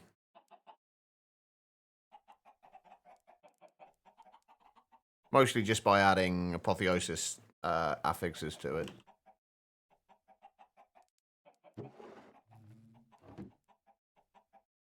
Let's grab that.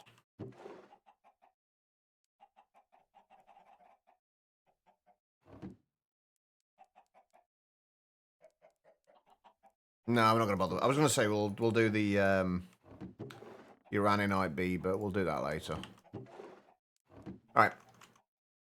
Let's go and set these up.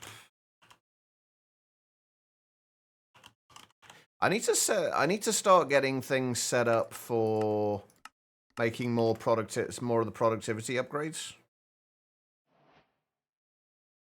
The higher or more accurately, the higher tiered productivity upgrades.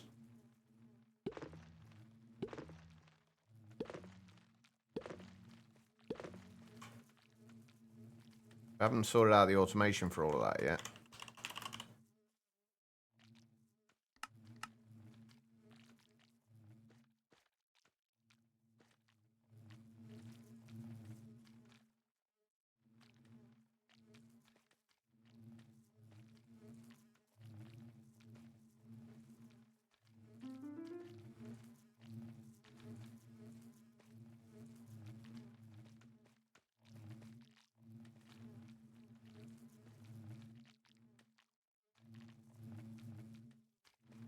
There we go. And we need uranium.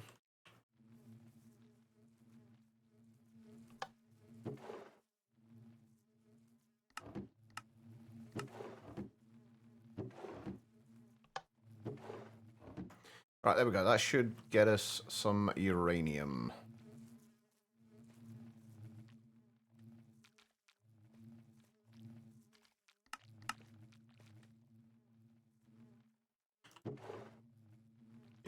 go. Perfect. All right. That's 2 sources of uranium. I'm probably, when we start looking at fission reactors, I'm probably going to have to start mass producing uranium. Actually, that's a good point. How are we doing for... How is our ore processing going? Is that done yet?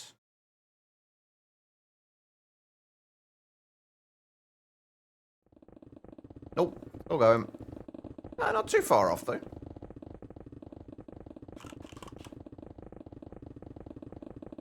What are we doing at the moment?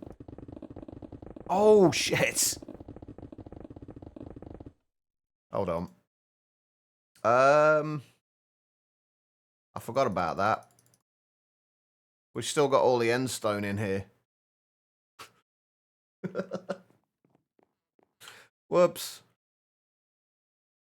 Hold on, let me, I'm pretty sure I haven't got a thing for end stone yet. It's the end of the world. It is. It's the end of the world as we know it, Tribble. How are you doing?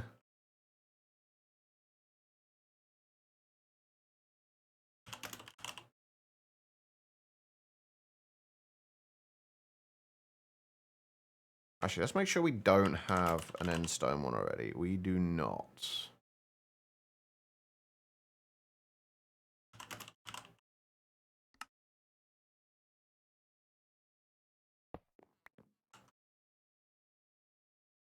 So, I guess we're going to have to do this a little differently. So if we put that there, nothing should get pulled out straight away, at least.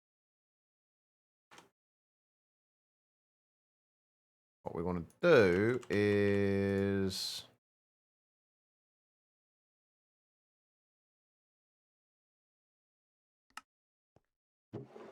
feed the end stone into there.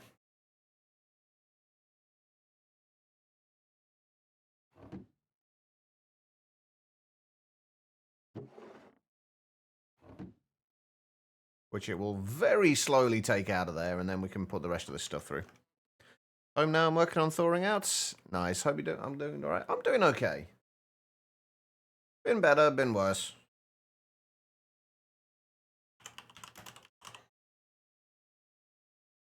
I'm guessing it's cold where you are then, Tribble. Alright, so that's sorting through that. And then we've just got a little bit more of this stuff. We need to go and start the quarry going again. I might actually set this up so we can put a dock, like a dank dock down as well. Just for the things where we know we're going to be sending stuff into it. Or we're sending stuff directly back here. I'll come and do the rest of this later. We don't need to do it now. Alright. Office is a converted garage and still has the garage door, so kind of get... Ah, yeah. That makes sense. That will definitely chill you out a little bit. That is not what I was trying to right-click on.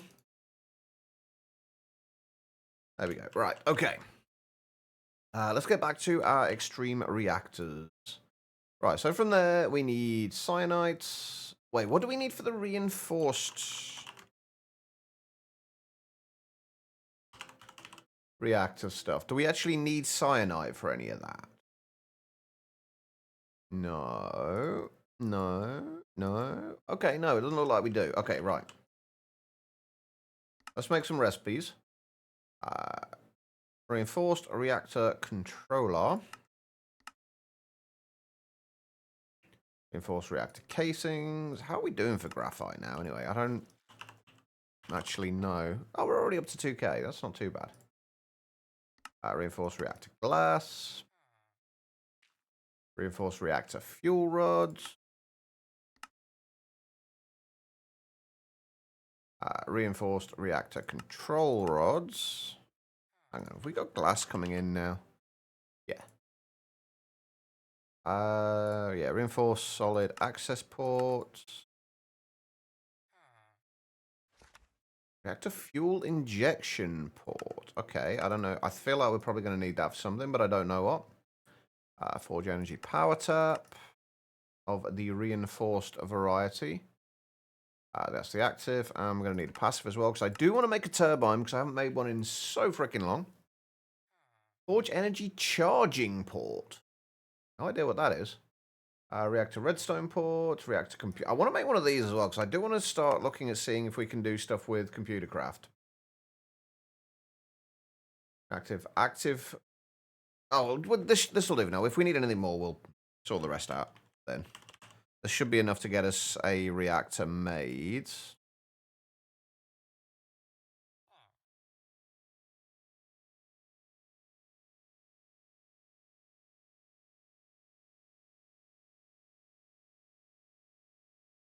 Right, speaking of which, we need... Let's see, does it say... Turbines are what we actually want to get towards. But then you got the fluidizers, rossinites. I don't know what half of this stuff, like what we need for half of this stuff. We definitely need cyanide, though.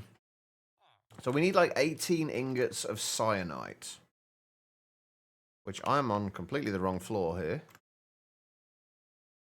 I'm going to guess we haven't got any yet. Oh no, we've got 2. 2 whole cyanide ingots. Is this thing still going? It is. And there aren't any random mobs anywhere. We are getting all sorts of different traveler's backpacks, though. We've got like a fox, a wolf, standard traveler's backpack. We've got the hay traveler's backpack. We've got an ocelot one. We've got a gold one. We've got an enderman one. We've got an emerald one. We've got a cow one. We're going to have to make a little museum for all of those, I think.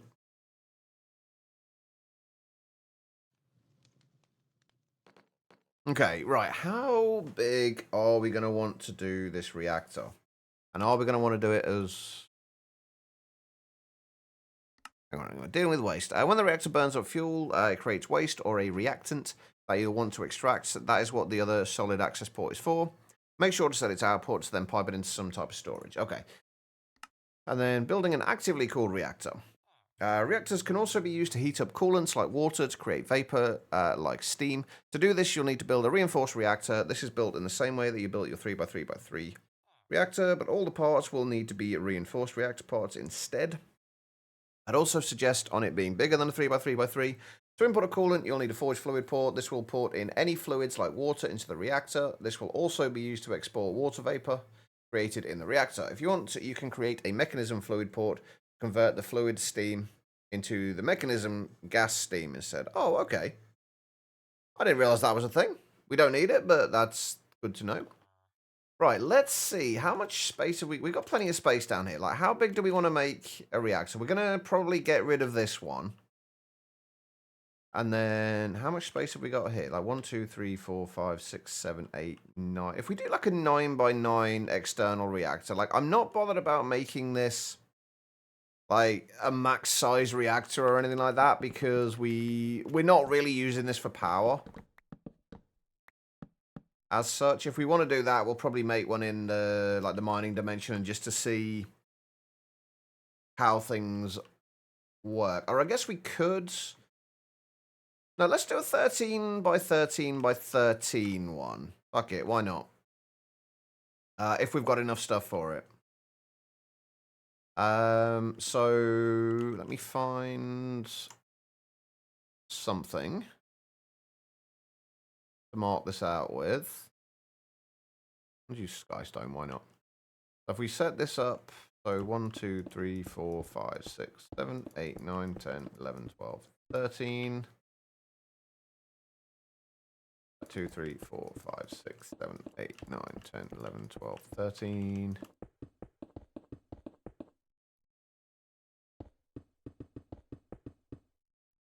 So yeah, if we do 13x13, and then how much are we going to need? Like, how much is this going to take? Like, how many casings are we going to need for this? Why am I looking in there? I need my calculator. So 13 divided by 13 is 169. So 169 on the bottom layer. Say, multiply that by 2 for the top and the bottom layer. Obviously, we're going to need the reactor control rods in there as well. So that's going to be considerably less. But So let's say 338. What's like how many are we gonna need here? So 1, 2, 3, 4, 5. That's well, it's gonna be 11. 11, 22, 44, 48 on each layer. So, and there's going to be, if it's 13 blocks tall, that'll be 11 layers. So 14 times 11. So 528 plus 169.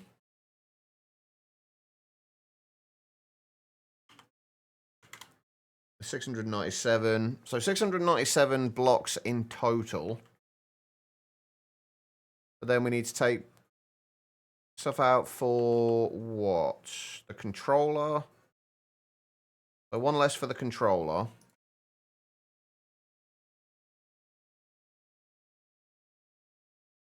So one less for the controller.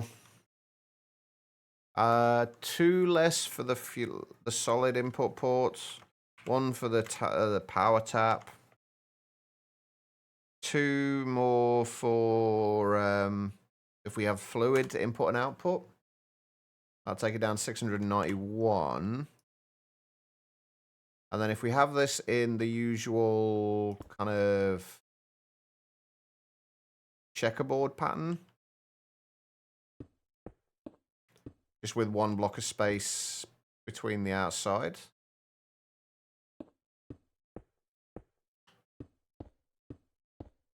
How many more is that going to be?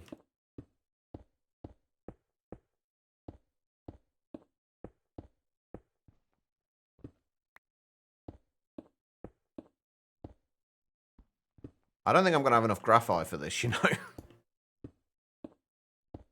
We're going to need to make some more. That'd be what? Like, that's a, what, 9 by 9 area? 1, 2, 3, 4, 5, 6, 7, 8. Yeah, 9 by 9. That's roughly half of that, isn't it? So about another, what, 46? So 1, 2, 3, 4, 5, 6, 7, 8, 9. So 9, 18, 27, 36, 41. So minus 41 for the control rods. Should make it like 650 reactor casings. If I can make this, I'll be shocked. I'm shocked. And thank you for that follow. Appreciate it.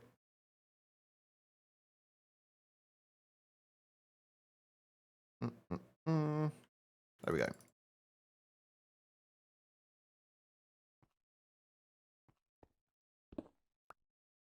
Make sure I got the corners in here so I know where everything's going to go.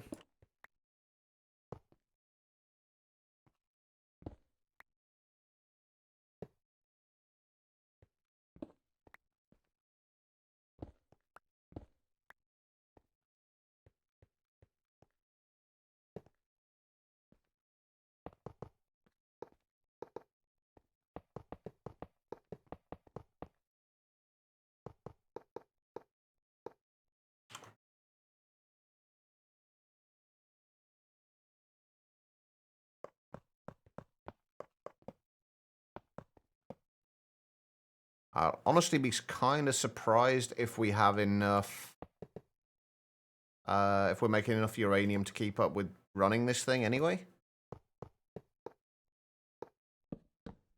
I'm going to have to get rid of all this, aren't I? Been following for a while, no idea why it gone. Twitch seems to do that every now and then.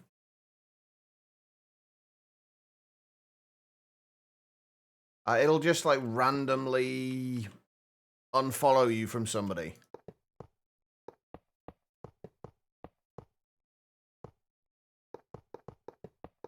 The structure compass should be able to find it, yeah, but if you're playing all the mods 9, it might not be the same structure you need to look for. It might not be the like the end, like the stronghold that you need to look for. Hold on, let me find out.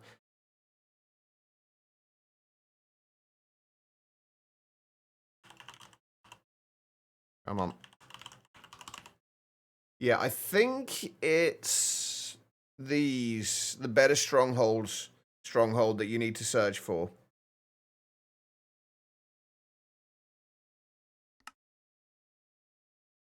I think.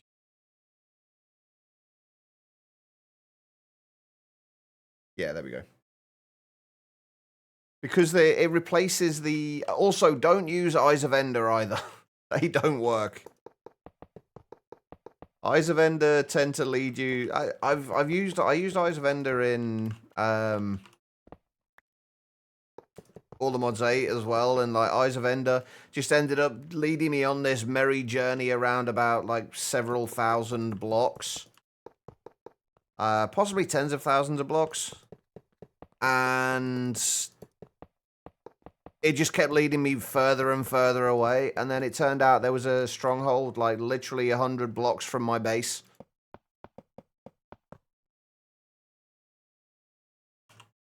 I might have misjudged that, because that is not enough. How did I misjudge that so badly?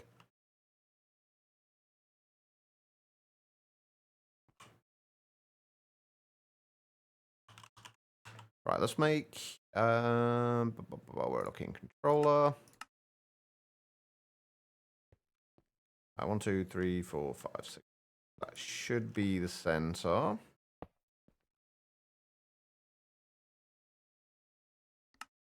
I think the injection ports you only need if you're actively cooling it.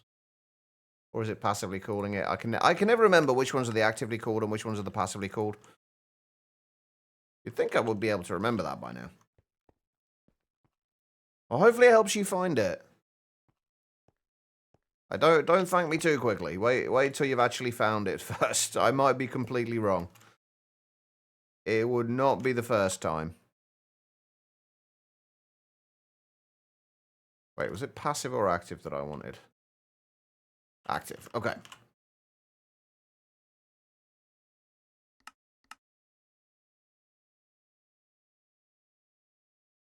You found it? Ah, nice.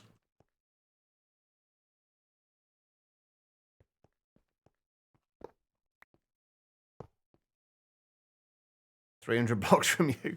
Yeah, it sounds very much like the situation I had. Right, 41 of these we needed, right?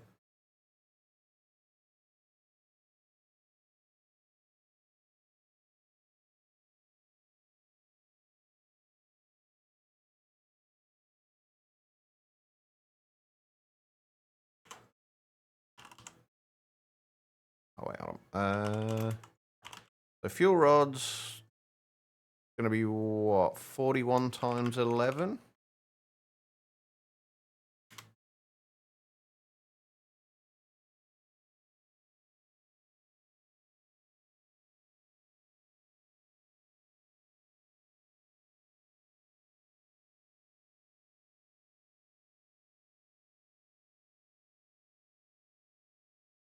There we go. A lot of fuel rods. Probably want to get rid of that too.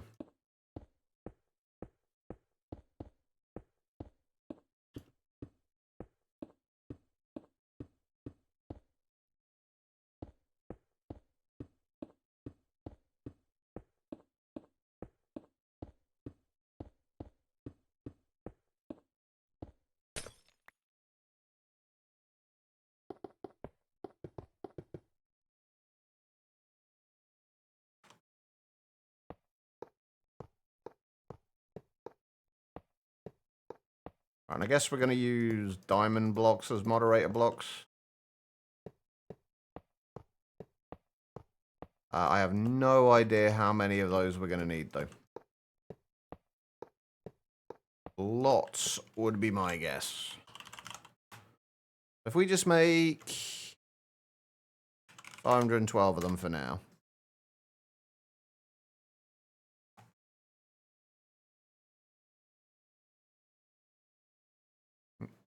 Don't need you either. I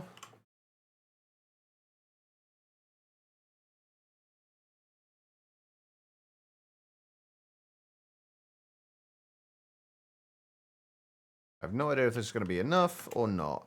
Right, we don't need to put them in the corner blocks, though.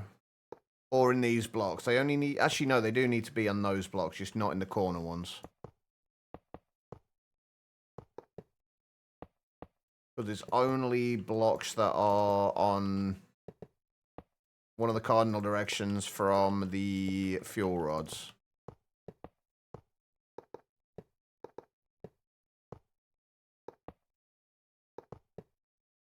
Oh, I have not made enough diamond blocks.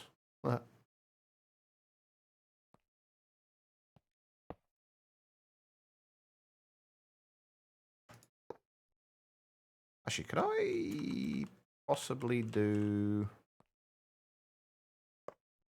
that? Aha. Yeah, that was nowhere near enough. Not even remotely close.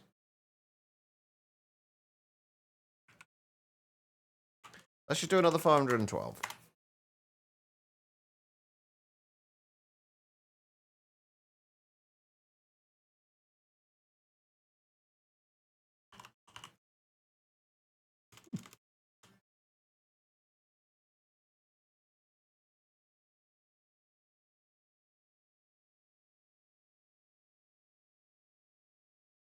Right, now the next thing is, where did I get to? There we go. Aha. Oh, wait, I missed one. Dang it. Oh, and I've done one too many layers as well. There we go. Oh, and we missed all this. And I've done it again. There we go. Right. So we just need a bunch more reactor casings. And I may as well turn these back into diamonds.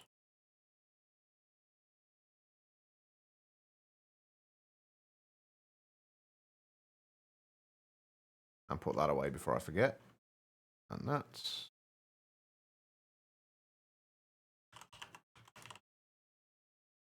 We just make... We'll make 2 stacks and then we'll just make more as we need them.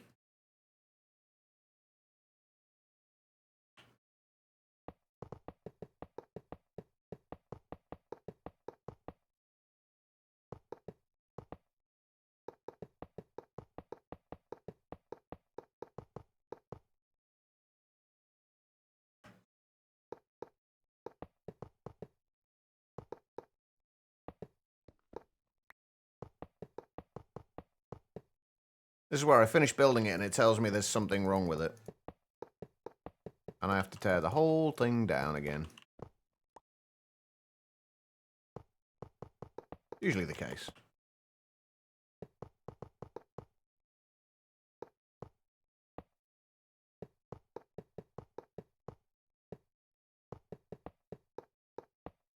Alright, so how many more is that going to be? So it's 41... 41 more, I think. See if I'm right.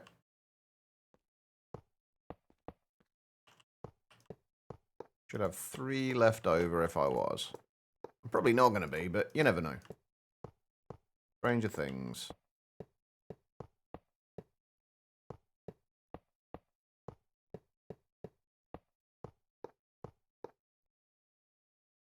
I was indeed right. For once.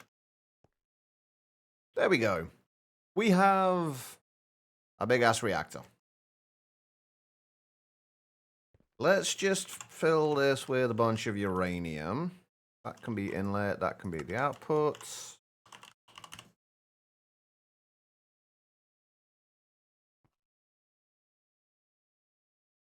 Wait, how many? That's 4 stacks I've put in there. 5, 6, 7, 8, 9, 10, 11, 12, 13, 14, 15, 16 stacks so far. Probably shouldn't put this much in here, to be honest. 19, 20, 21, 22, 23, 24, 25, 26, 27, 28, 29, 30. Oh, there we go. Nearly 30 stacks to fill it.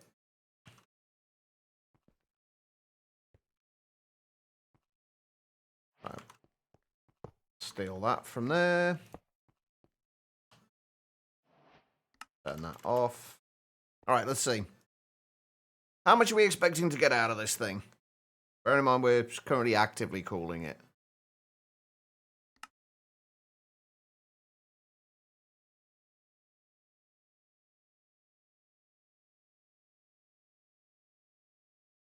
Not atrocious. Not amazing, but not atrocious. 325-ish thousand.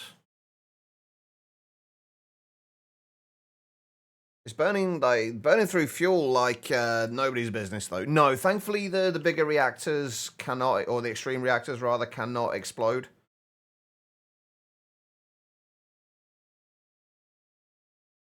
Which is nice.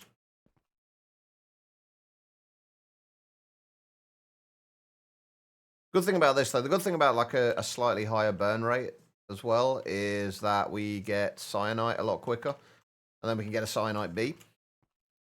There we go. We have a larger reactor.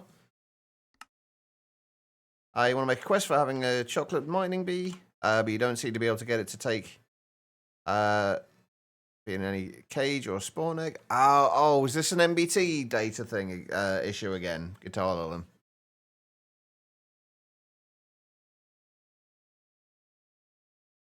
Can you're using FTB quests, right? I know you can set it to like observe a specific, you can get ones for observing a specific multi-block. Can you do that with entities as well? Like, could you, for the quest, like, do you specifically want it to be like in the cage, or can you have the chocolate mining bee out in the world and then look at it to complete the quest? Or is this more of a, you're determined to get it to work the way you want it to, so you're going to keep trying until you do? Which I absolutely respect. Right, there we go. So we've got cyanite. That's actually not that bad. 326,000. What? I can't actually remember what we were making before. Oh, not that much. We are now inputting 596,000, though. I'll set that to bypass limit. So it might work. You want it to be breedable and of the right type. I'm sure you'll get it figured out, one way or another.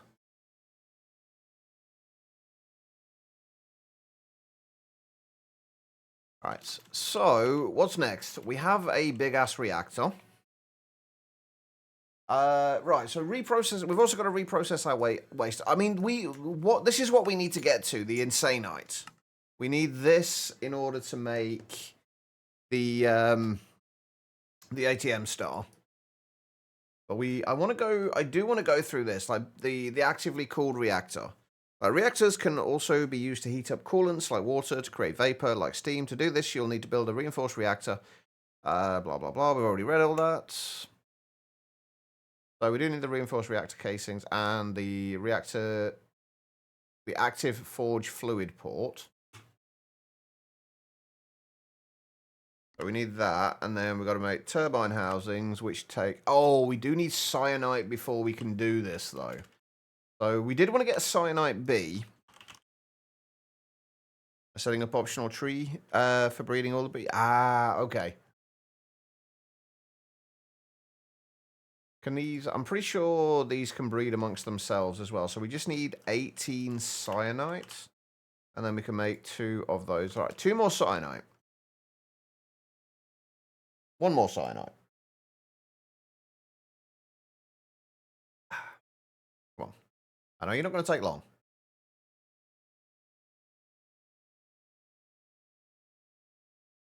There we go. Right. Gotta make some cyanite bees. And then we can at least get cyanite coming in a little bit more frequently. Because I'm pretty sure we are not going to be able to keep up with the uranium costs of that thing.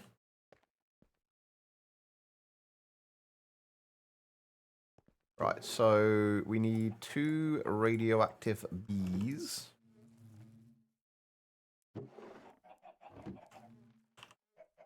I really need to get more of these sturdy bee cages. I'm going to do that before I forget. So how close are you now, Guitar Lillian, to your pack being testable?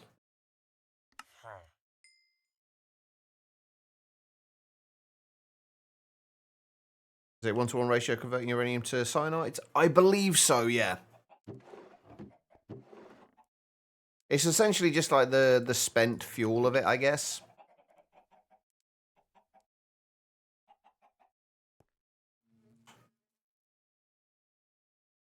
Does it actually tell you anywhere in here?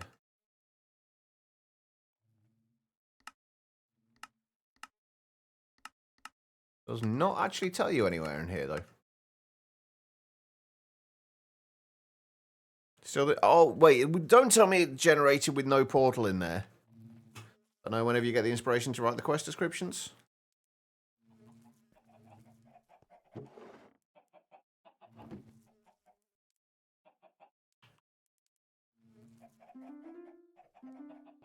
We have 5 done quest book chapters, but no descriptions. I mean, would it be worth? Would it be worth just like letting people play the pack now, like without the quest descriptions? I'm assuming from the like you don't need the quest descriptions to be able to make your way through. So long as you know what you're supposed to be building, people can at least see if there's like potentially going to be like problems. They can at least get some kind of like advanced feedback, I guess.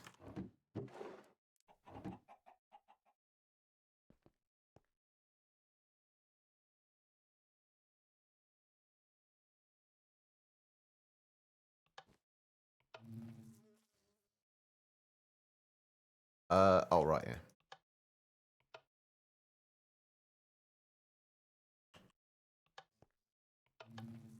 Did I get it? Yeah, 2 cyanide bees. Perfect. Right, let's make 5 more of these.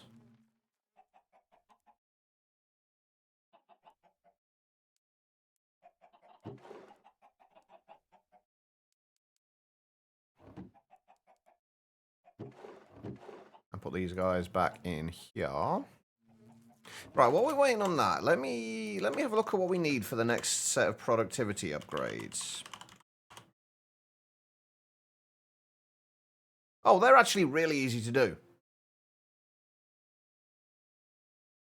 They're actually really easy to do. And we should have everything we need for those. Let's set up a recipe for them.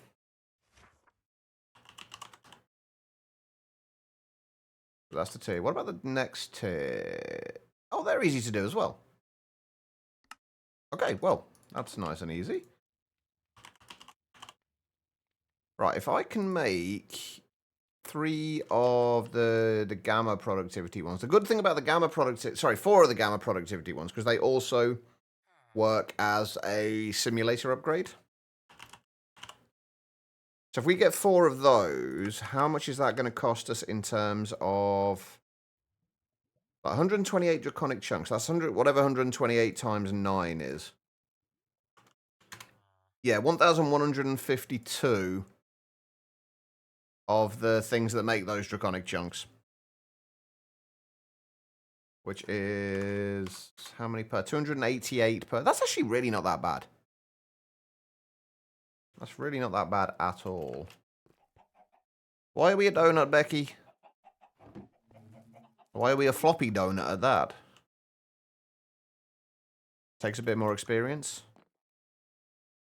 I mean, that wouldn't necessarily be a bad thing though. Like if you give the pack to people, even the people that have less experience, if they can find their way through how to do it just based on what the quests are essentially.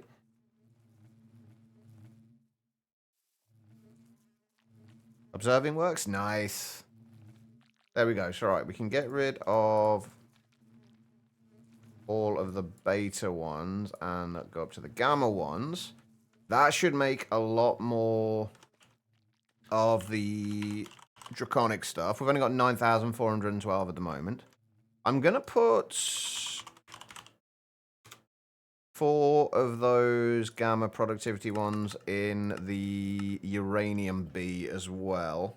What we really want to do, like the ideal thing is once we get them producing comb blocks rather than combs. Went out to meet photographers, realised when you went to message her that you got the wrong day. It's next week. Oh no. That sucks.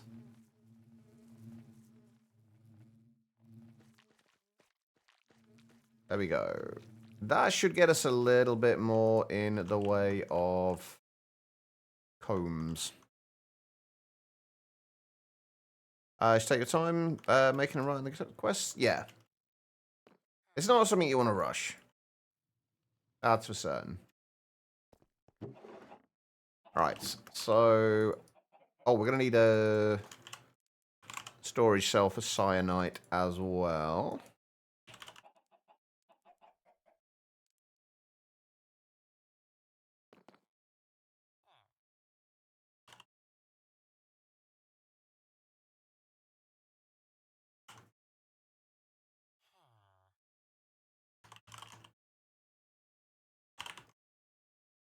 Cyanite ingots for extreme reactors.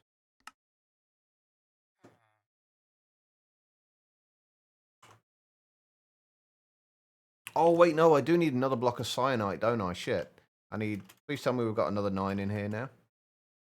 Because we still need that for the bees. Oh, there we go, 22. Perfect.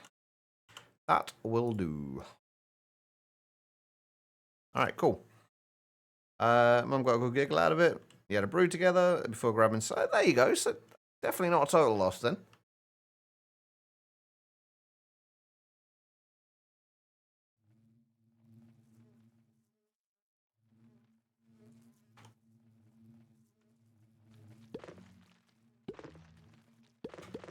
Right. Let's see if we can make another 4 gamma productivities. We're going to be... Actually, honestly, we're already still at 8,495. You don't have to make a nose, so... It isn't too bad. It's the next tier that's going to be the real kicker. Because we need Hearts of the Sea and we need block upgrades, which... Yeah, this is going to be quite expensive. But worth it. Oh, wait, I've just had a thought. Did I put speed upgrades in here? Yeah, I did. Okay, good.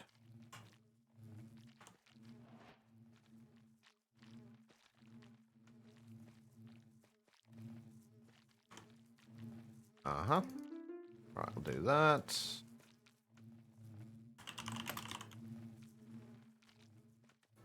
Blood filter on there. Is this just going to straight up give me cyanite, or is this going to give me something else? Oh, it just straight up gives you cyanite ingots. That makes that easy. Alright, there we go. We have bees creating cyanite.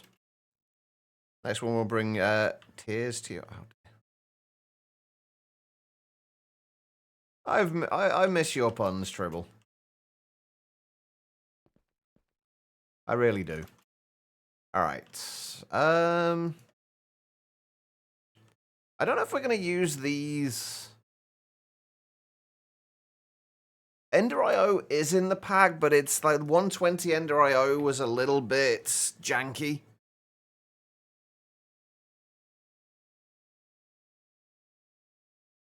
Have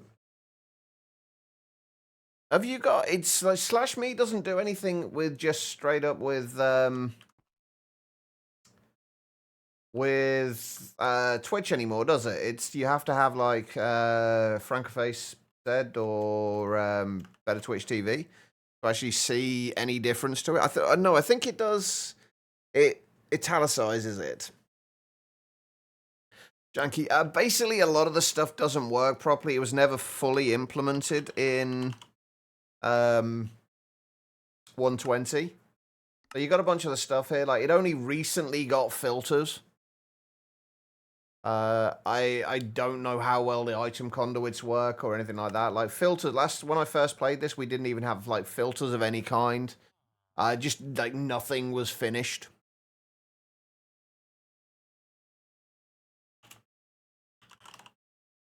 Alright, so it's going to be a little while then before we can actually make an actively cooled reactor or a passively cooled reactor.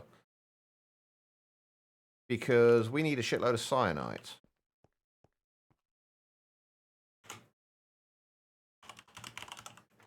If I just make a dimensional chest. Is this the right one? It is. Okay. We'll leave that to send a cyanide back into the ME system.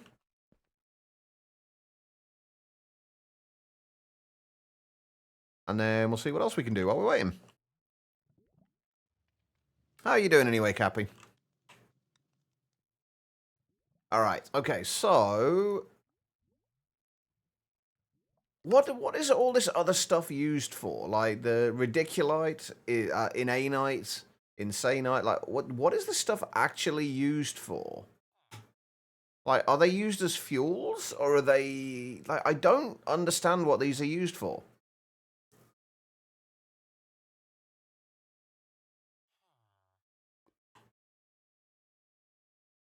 Right.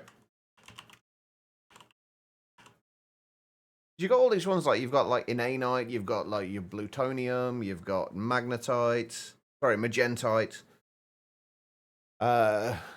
graphite blocks. Like, I don't know what any of this stuff, like, is actually used for. Like, it doesn't tell you if it, like, generates more power, whether it's... If, like, what is the use of it?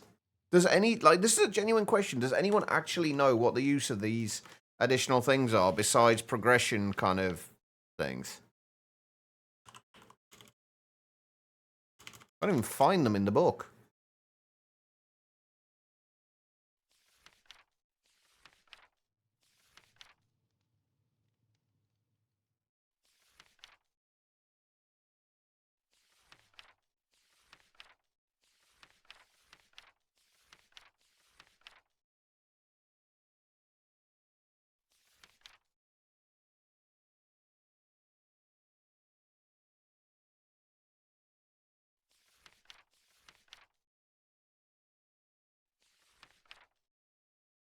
Reactants. Okay, here we go.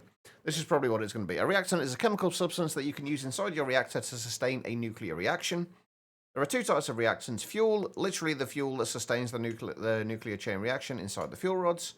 And waste, the byproduct of the reaction once the fuel is consumed. Extreme Reactors registers by default 4 reactants. The fuels named gelurium, plutonium, and their associated wastes, cyanite and magentite. Every reactant has a list of items that can be used to produce that reactant by, for example, inserting then in a solid access port. Gelurium, for example, can be obtained from gelurium ingots. Cyanite, when ejected from the reactor, turns into cyanide ingots. Some reactants can be produced in the reprocessor by converting wastes into new fuel sources. Each type of fuel has its own properties and behaves differently inside the reactor. Other mods or mod packs can add their own reactants, fuel types, and reactant source, or modify/remove the default ones. Items that can be used to produce a reactant of the fuel type are marked with a special tooltip that you can see if you want to spoiler yourself and you have enabled advanced tooltips. Doesn't really help me. Like, what the hell? Like, magentite. So, magentite is a byproduct. Although we can't see anywhere, like... This is another one of those, like, situations of a lack of documentation. But magentite is apparently the byproduct of plutonium. I don't know. I still don't know what the use of ludicrite, radiculite, inanite, and insanite are. Like, I don't know what the uses for these are.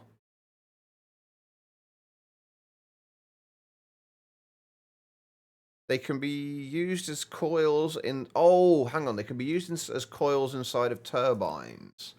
Okay, so I'm wondering if they give you a higher output based on the turbine. Again, no, it doesn't give you any information on what anything does. Oh, Lord. Okay. An inductor coil is a block usually metallic that can be placed around the rotor shaft and that, while engaged, will extract energy from it while slowing it down. A particular coil could be more efficient at extracting energy than the spinning rotor than another one, or may extract energy more rapidly than others. Usually a rare block or one particularly expensive to craft has better stats than a common or cheap one. Extreme Reactors register by default a score of vanilla and modded blocks as inductor coils. Other mods or mod packs can add their own moderators or modify/remove the default ones. Only valid cores can be placed inside the turbine, blah, blah, blah. Blocks that can be used as inductor coils. It tells us nothing about what they actually do.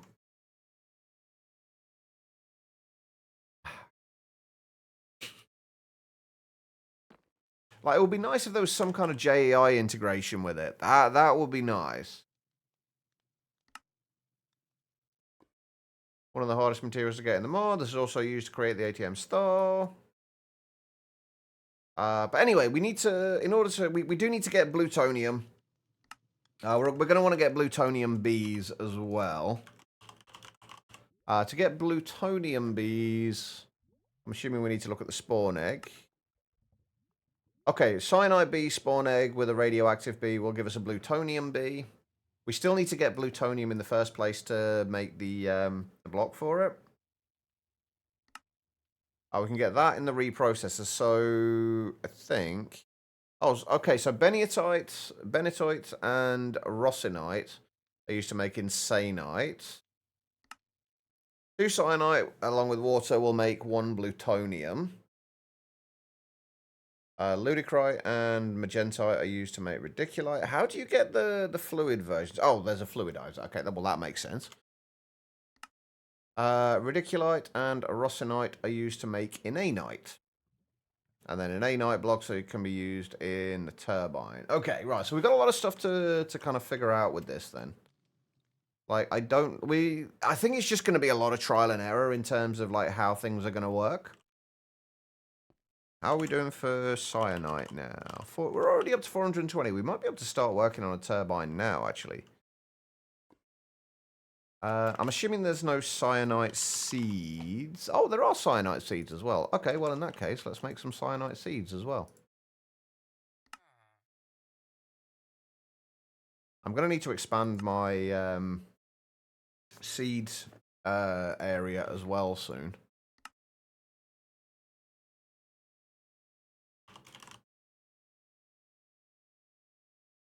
So much to do. This is always the hardest thing I find in kitchen sink packs is knowing what to do and hoping it doesn't crash on you when you do it, because that felt like it was about to. Also, our Mahou is going up reasonably quickly now, which is nice.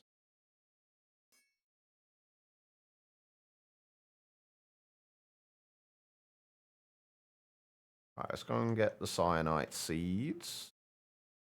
Yeah, we definitely need to get more of these sorted out because we've only got what 5 left.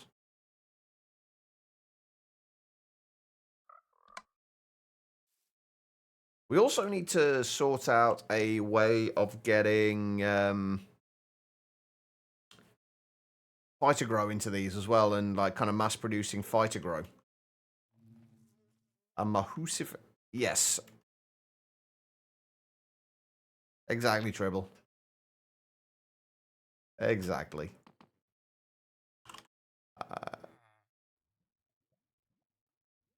Thank you for the follow. Appreciate it. All right, so what's next then? If we want to make a turbine, right, okay, with cyanide we can create the heart of the turbine controller. Turbines are multi-block structures, just like reactors. They input vapors like steam made by actively cooled reactors to create tons of power. We'll need a few other pieces to be able to build our first one. Note, basic turbine parts can only be used to build a max-size turbine of 5x5x10. To build a bigger turbine, you must use reinforced turbine parts, which is what we're going to do. But apparently we still need to craft the... Okay, we need a reactor casing again and an active forge fluid port. Right, we should have that already, and we have not got a recipe for the active forge fluid port yet.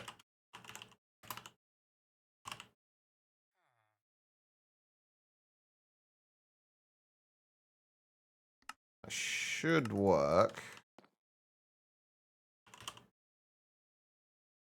Have you been playing any Minecraft recently, Dribble?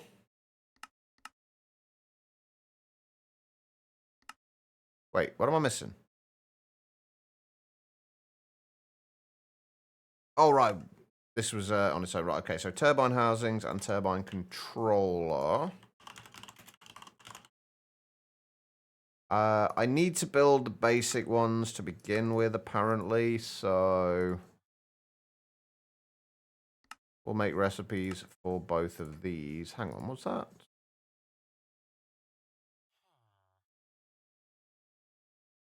Okay, that seems a much more expensive way of doing it.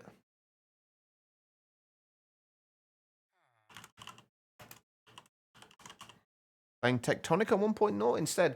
I saw a lot of complaints about that. Like, they changed a lot of stuff between the early access and the 1.0 release. I don't know, like, the validity of that. Since I got rid of Game Pass, I haven't been able to play it.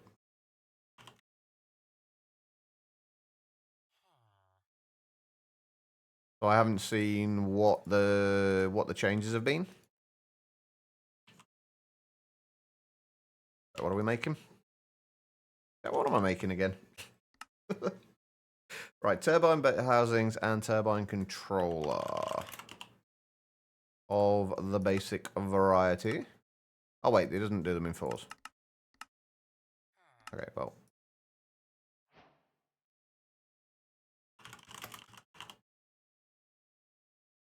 I never did the turbine. Wait, do I need the turbine controller for? Yeah, there's no point in making a recipe for that. I guess we're never going to make that one. We could probably get rid of all the basic recipes soon anyway. If we just craft one of those. There we go. Excuse me. Right, okay. Which there was an expert pack with a quest book and challenging progression, but without any type of recipe book. That would be horrible. Nobody would play that, Hyena. Not a single person would play that for more than a few minutes.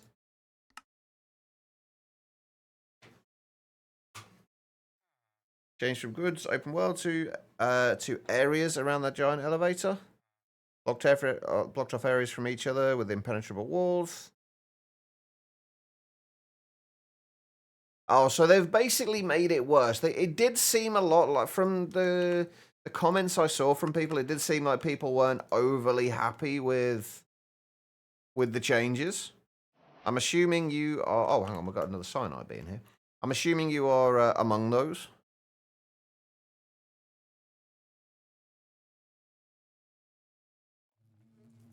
Where are me? Yeah, we're one cyanide. Be short. It doesn't make me overly anxious to want to play it again, I have to say. I still want to play Shapes 2. I briefly played the demo, but the demo doesn't work anymore. You can't play the demo anymore, so I'm kind of gutted. But I think it's reduced on Steam at the minute. I just can't really justify buying it.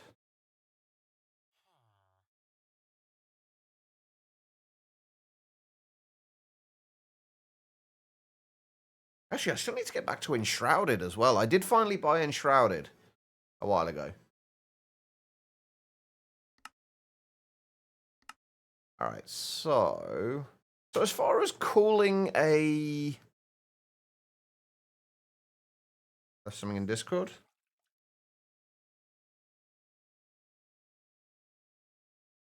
Creative writing class at your school is writing children's books.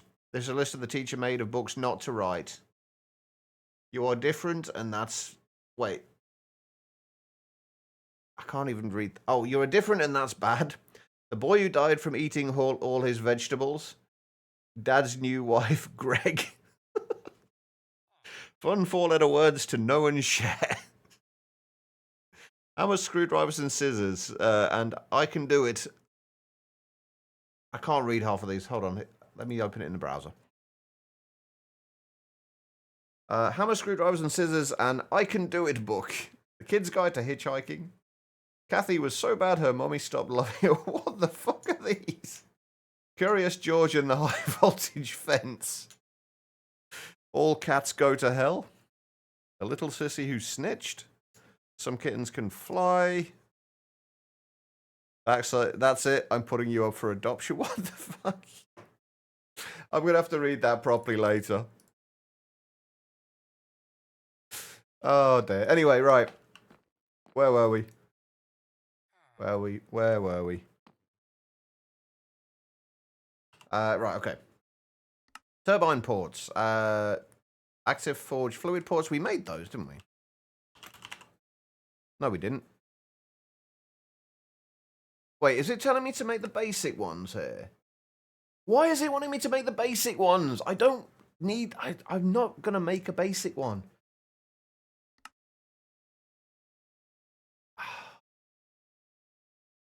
Why? Why? They really don't want people to use these, do they?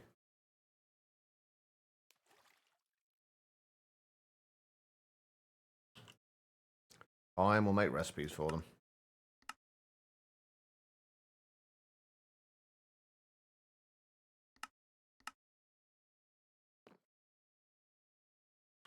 I might need another fan provider for these, actually. They were books not to write in a creative writing class.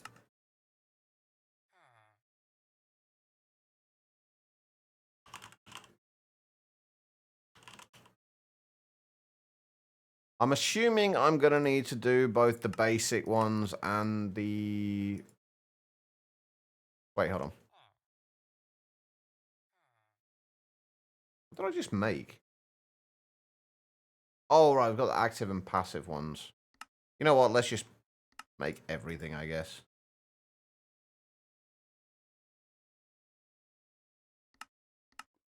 And then we'll just make another pan provider. Right, let's go and do that. We might not need to, actually. We might be okay. Looks like... Yay! Did Twitch realize the error of their ways, then? Right, so what am I even making now? 2 active forge fluid part of the basic variety. Wait, they're reinforced. That's not what we want. Those?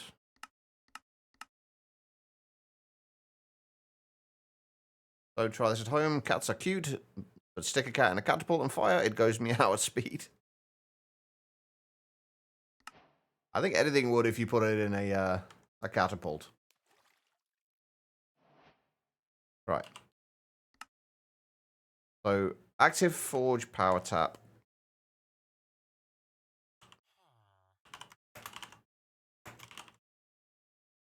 Basic one. This is one lot of quests that I don't like. I feel like they should have set this quest line up as you can use either the basic ones or the reinforced ones.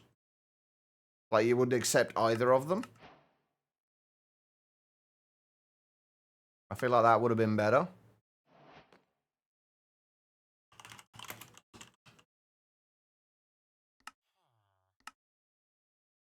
That way we're not forced to make, like, basic parts that we're just going to shove into our ME system and never use.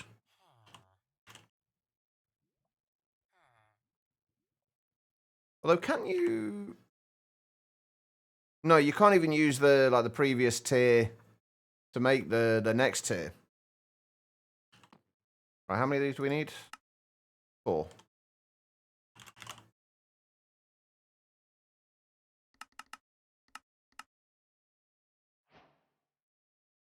There we go. Anyone used Epic? Potato is free. Yeah, I saw that was coming to Epic in the free things. I always forget to check it out though. Thank you for reminding me, because I've seen you play that. Like, it's pop up on Steam, I think, showing that you've played that. You're playing that before, and I think you've mentioned it before, and I've wanted to try it out.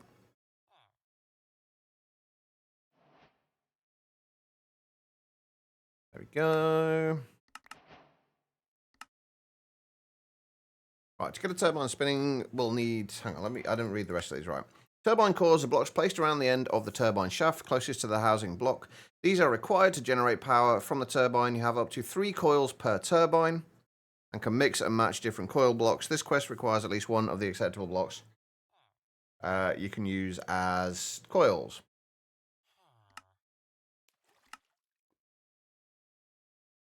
Wait.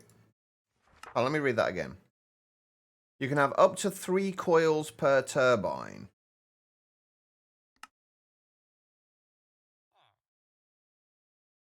Oh, is it talking the turbine, the overall turbine structure?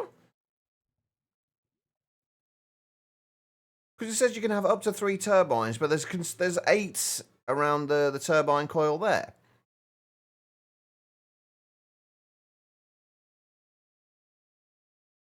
I'm confused. I am confused. Okay. Well, we'll figure that out. Right, okay, what else do we need? We need turbine rotor bearings, turbine rotor shafts, and turbine rotor blades.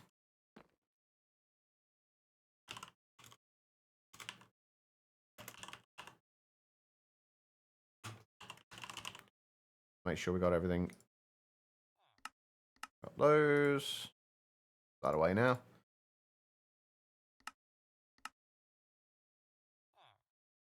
I feel like this mod has gone downhill a little bit. Like, they've tried to, like, overcomplicate things.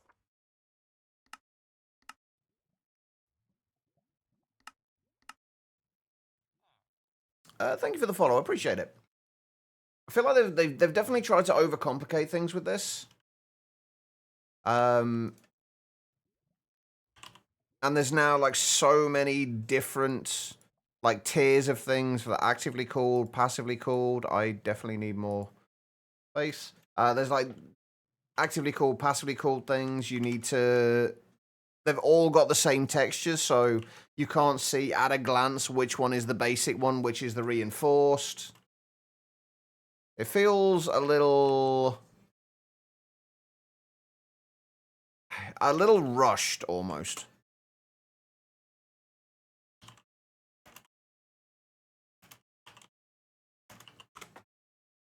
Right, let's take...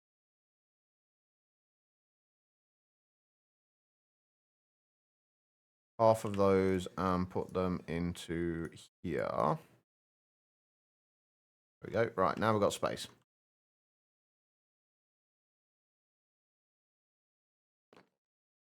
Right, so what are we making now? We're making 1 turbine rotor, 4 rotor shafts, and 8 rotor blades.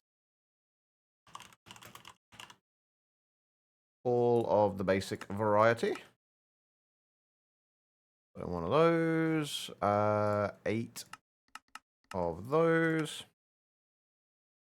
The armor I'm wearing at the moment. Yeah, sure. Give me 2 seconds to finish crafting these. Oh, I only needed 4 of those, didn't I? Basically, it's Tyrian steel with a whole bunch of different things on it. Hold on, let me turn off advanced tooltips for a second so you can see it. Yeah, that's what it's made from. Tyrian steel for the most part. Maxed and star charged. Fine silk cloth for the lining and netherite coating. Same on everything. I couldn't find anything better to use than these. Although if anybody does know of anything better, in terms of silent gear, I know there's better armors in the game. But in terms of silent gear, if there's anything better I can do, I would love to know. Because I'm still trying to get my head fully around silent gear. I absolutely love silent gear. I'd much rather have silent gear over Tinkers. The only downside to it is that it's not easy to find all of the stats that you need for everything. That's my one complaint with it, I think. Right, okay, there we go. We got the turbine bits. Hey, we got a saddle.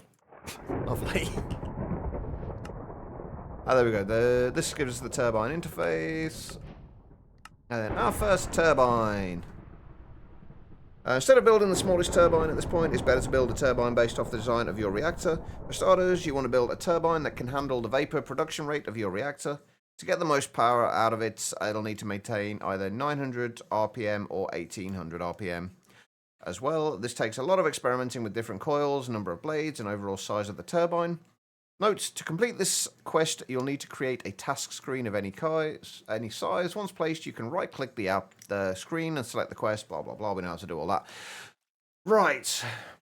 We're going to build the turbine, but we're going to do it when we get back from a break, because it is that time again. And we're going to find... Oh, hell. How do we take these out of here again? Can anybody remember how... Oh, never mind. It's gone. Where'd it go? I had 2 of these in there a second ago, and now I've only got 1. I don't know, I think I lost it somewhere. Anyway, right, it is time for me to take a short break. If you guys have been sat down for a while yourselves, I do suggest you do the same thing. Just get up, wander around, use the bathroom, grab a snack, whatever you want to do. Don't go too far, though, because I will be right back. I am going to run some ads during the break. These will only ever be ran during the break, though, so you won't miss anything. Right, I will be right back.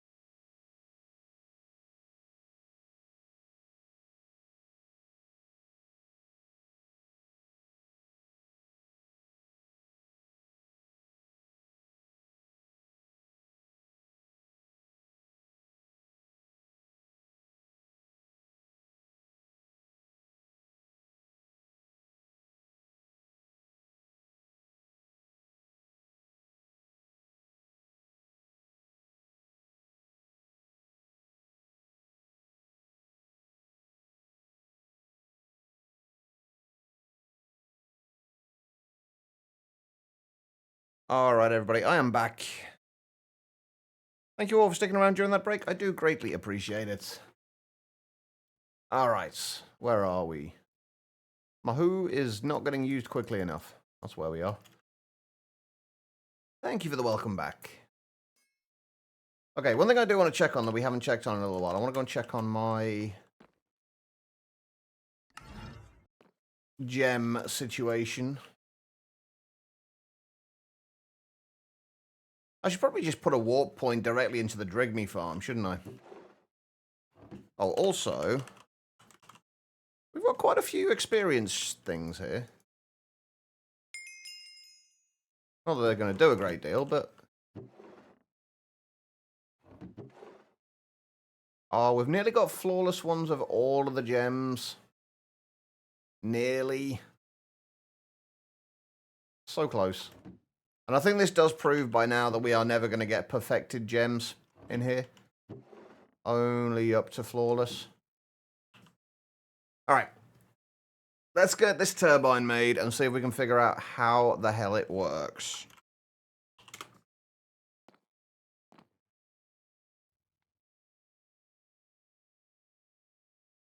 And how the hell actively cooling a thing works.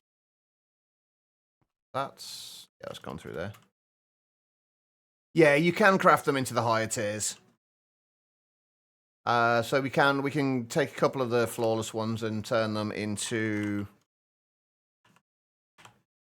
the perfected ones, just along with some rarity material and gem dust. So that's what we'll do before we put them on any armor. Oh, we are definitely getting more mythically affixed items coming through there as well. We're up to 102 Godforged Pearls. 162 Arcane Sands. Not terrible. Not terrible. Alright, so, turbines. I still don't really fully understand how these work. I don't fully get it. Let's have a look. Right, this section contains all you need to know about the turbine and how to use it to produce energy. Variants. The turbine parts come in different variants and each is described in the following pages. So basically the basic and the reinforced. We'll just look at the reinforced because that's what we're going to be doing. The reinforced variants let you build turbines as big as you need or want to generate extreme amounts of energy. The maximum size is up to 256 blocks. Can be set by players, mod pack makers, or server admins in the config file or of Extreme Reactors. Basic turbines can use up to 2,000 millibuckets of vapor to spin their rotor. Reinforced turbines pay they superior structural integrity. What? By being a bit more expensive to craft and not as efficient as the other variants, but nothing that their superior generation capacity can't overcome. Okay, so turbine parts. Turbine is built using the following parts. Some parts are mandatory, some are optional, some are available to all turbine variants, and some aren't. The part page will illustrate which parts are available for the desired turbine. So a whole bunch of... there you go, creative steam generator. That'd be nice. Computer ports, redstone ports, forge energy power taps, forge charging ports. Oh, okay, I figured that's probably what they were going to be, but... fluid ports, rotor blades, shafts, rotor bearings, controllers, glass, and housings. And then, right, inner workings. Why does a turbine generate energy? By spinning its rotors, the fluid from the turbine vapor fluid tank is pumped in the rotor chamber at the rates you configured in the controller graphical interface. A small amount of the vapor is captured by each rotor blade, making the rotor spin. When the induction coils are engaged, energy is generated depending on the rotor speed and the average values of properties like efficiency and drag amount of all your coil blocks. Please note that while being close enough to let you create the best turbines possible, this is an oversimplification of what's really going on inside your turbine. The rotor is the most important component of your turbine, as its design will have a direct impact on the energy production of the turbine. A rotor is built using 4 types of blocks: a single rotor bearing, some rotor shaft blocks, a number of rotor blades, and a single housing block. The rotor can be built following any of the 3 axes, X, Y, or Z, of the turbine. The first block of your rotor must be a rotor bearing. placed on one face of the turbine, usually in the middle, starting from the bearing. Place down as many rotor shaft blocks as needed to reach the opposite face of the turbine, where it should meet a housing there. After the shaft is complete, it's time to place some rotor blades down. They can be placed in any direction that is perpendicular and adjacent to a rotor shaft or next to an already placed blade. Your rotor can have as many blades as you like in any combination. However, it's important to note that the number of blades along with their vapor capacity has a direct relation to the rotor speed. How many blades? Each blade variant comes with a maximum vapor capacity, the maximum amount of vapor they can capture and use to spin the rotor. Hover on a blade in your inventory to see its capacity. Use this value to calculate how many blades you need to handle the vapor flow rate you've set for your turbine in the controller's graphical interface. To actually generate energy, you need to place at least some inductor coils at the end of your rotor near the closing housing block. That's helpful. You need to place some inductor coils. Like 1, 32, 6,000? Like how many is some? And remember to engage them in the controller graphical interface. You can place up to 3 rings of coils, each ring consisting of up to 8 coil blocks. Okay, so that makes more sense than the quest did. It says you can have up to 3 coils per turbine. I'm assuming it means that the coil is the entire structure, like the entire 3x3, hollow 3x3 structure of them. Anyway, mixing coil types is permitted, and if you do so, the turbine will make the average of the values of their properties. Doing so allows you to start with easily available or cheap coils, and then replace them gradually instead of waiting to have the more rare or expensive coils on hand. In the following page, you can see the example rotor shown previously with some inductor coils added.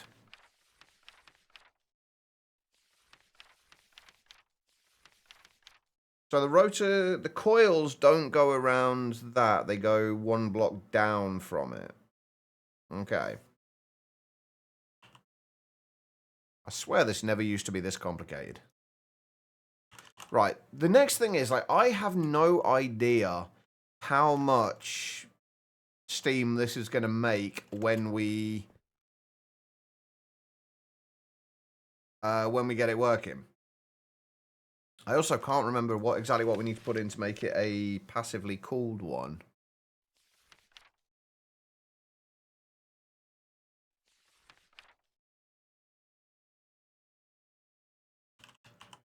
Right. Passive cooling. A passively cooled reactor is a reactor that generates energy directly. Wait.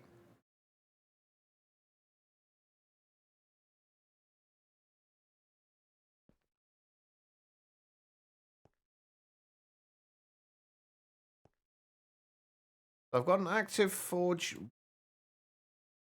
This is so confusing.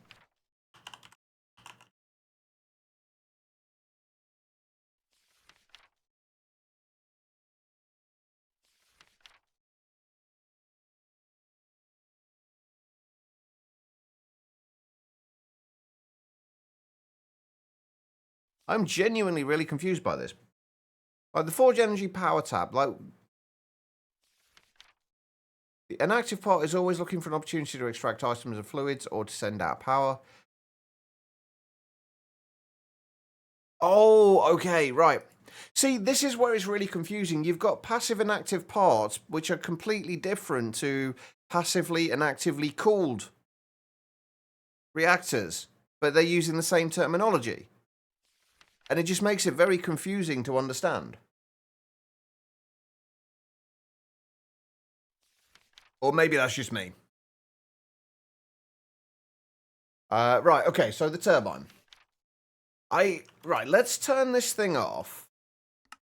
In order to make this, I believe, actively cooled.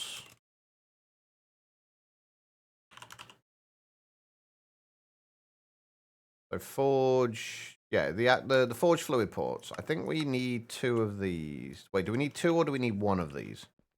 I have absolutely no idea. Oh no, we're gonna need 2. 1 for inserting, 1 for extracting, right? 7. That should be the center, so we want that. If we put that and that into there, does that turn it into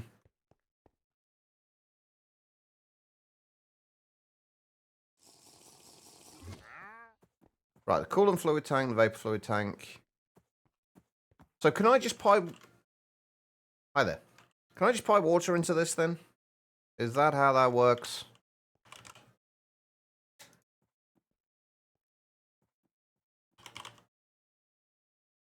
I feel like we're probably going to have to use a different method of piping water in, however.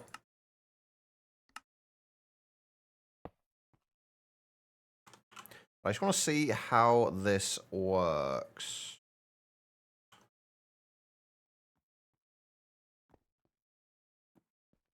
Is that going to feed water into there? No.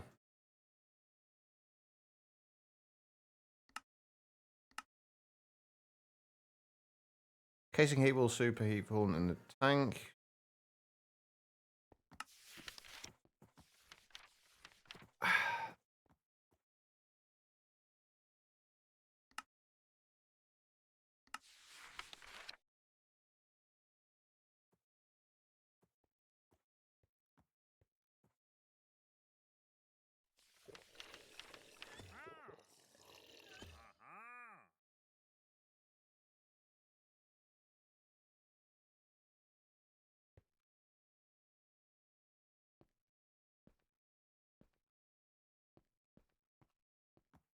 So what am I missing here?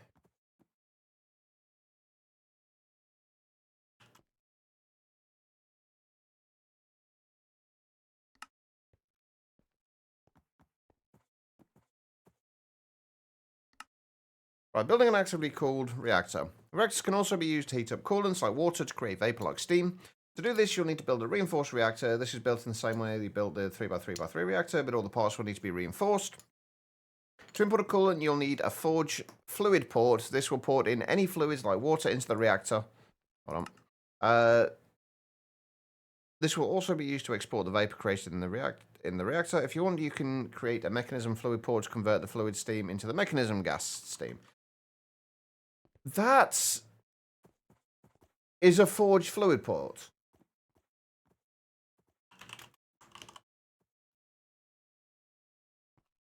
It's a reinforced one.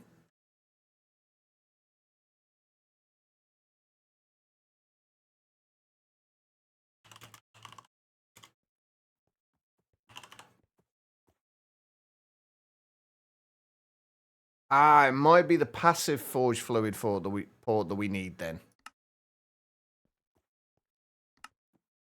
Am I wrong? Like, this is confusing, right?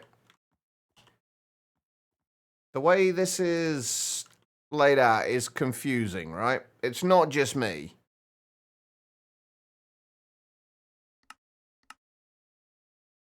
Wait, what?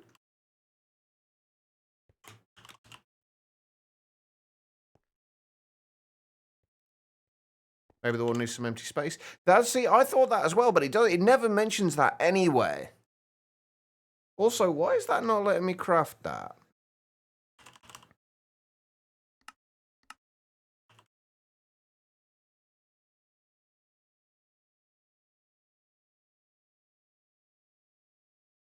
Why is that not letting me craft that?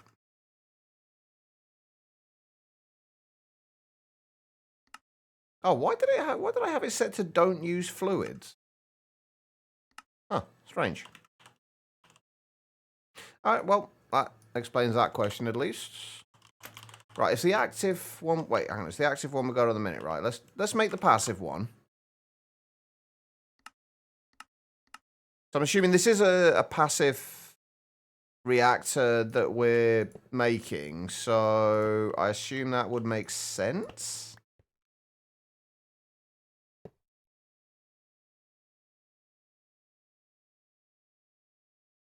But that's only got a 50 millibucket. Oh, wait, water 50 millibucket. Hold on. Oh, right. Hold on.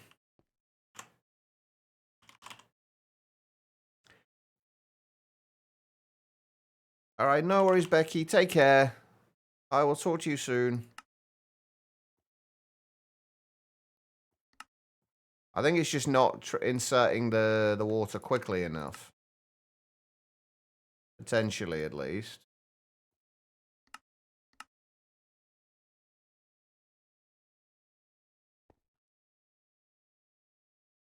Yeah, there we go.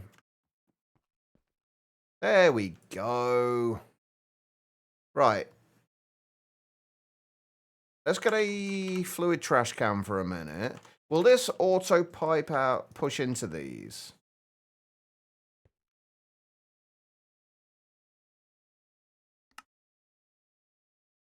Or do I need a pipe?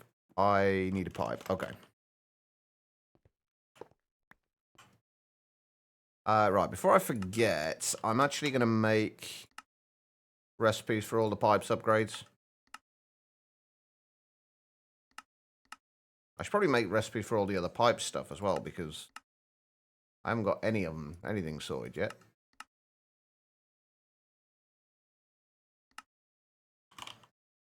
Nope, didn't think so. Right, I'll stick them in random for now.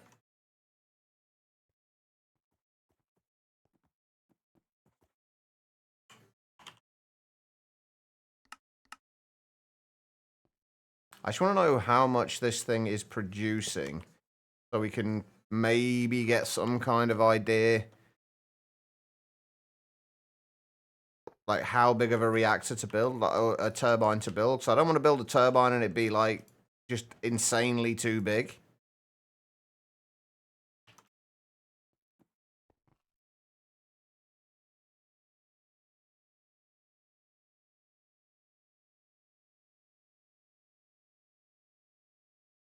Right, it's cooling down.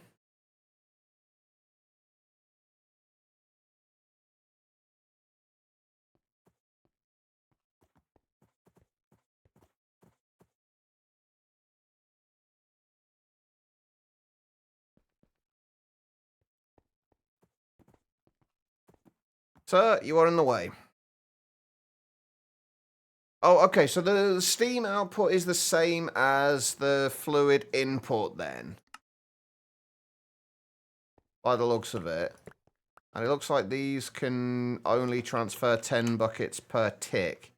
And that didn't seem to be keeping up. It certainly didn't seem to be staying full.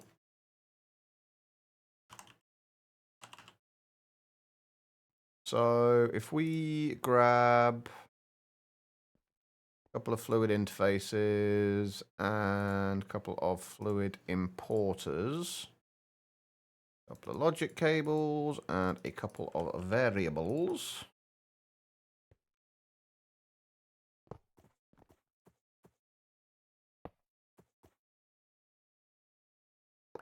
Not the wrong way around. I know it's interesting to see what I'm doing, but you're really going to get in the way, mate. So you got to go.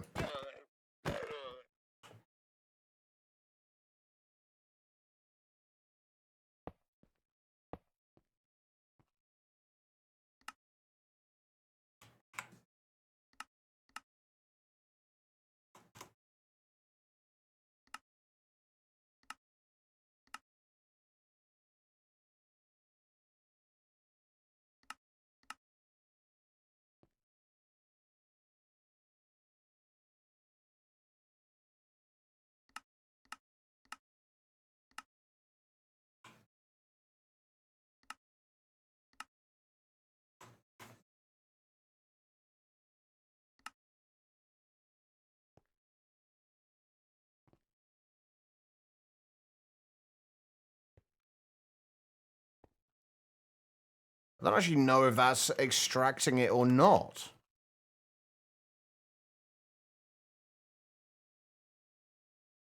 Oh, wait. I'm going to be doing it. It's not even on at the moment.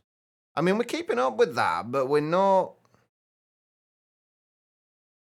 I don't know if that's actually extracting or not.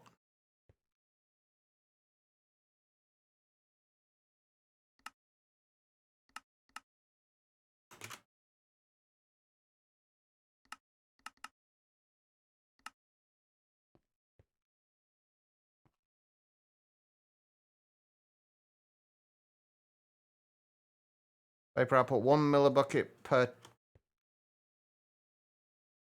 I mean, I'm just assuming it's considered to be a fluid. Oh, wait, no, it's not going to be doing anything, is it? 'Cause it's on the wrong fucking interface channel. Idiot. 100 buckets per tick.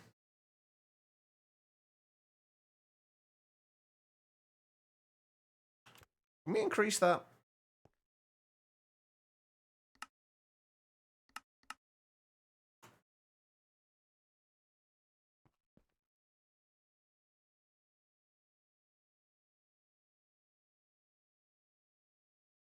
Slightly. 110 buckets per tick, roughly. 130 buckets.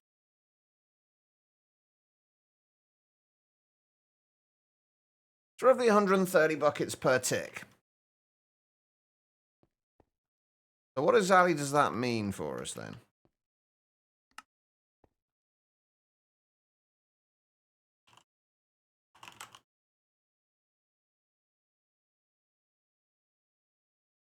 Blade vapor capacity, 25 mil buckets. I'm assuming that's per tick.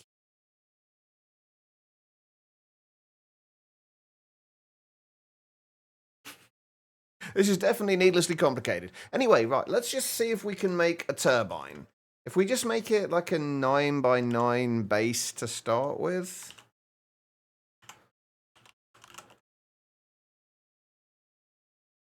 If we just make, let's just make like 256 of those.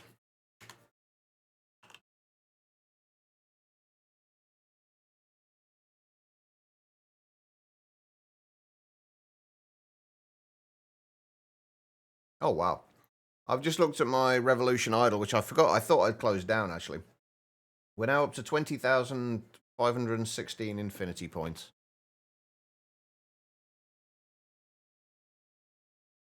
Okay, so if we do it like there, get rid of that.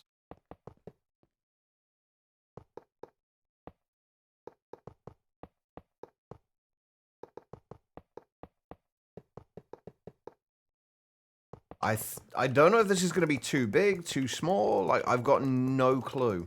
I have, like, no frame of reference for this.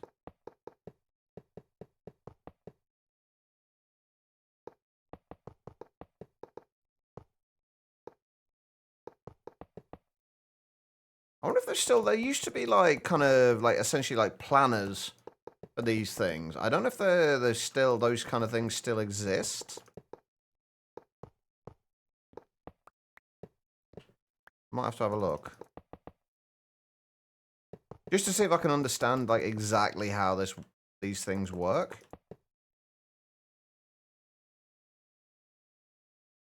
Okay, does the top of this just get filled in? I will do glass around the rest of it. Oh, hang on, we got another stack of those there. Got 628. I genuinely don't know how I've got so many. I really don't. Also, Pretzel's broke again. Well done, Pretzel. I can't click next track. I can't click replay track.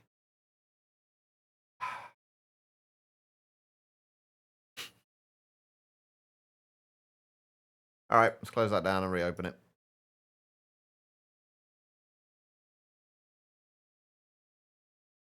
Have a B on the list that is not in JI and not in the book. Oh, really? Wait, what B is it?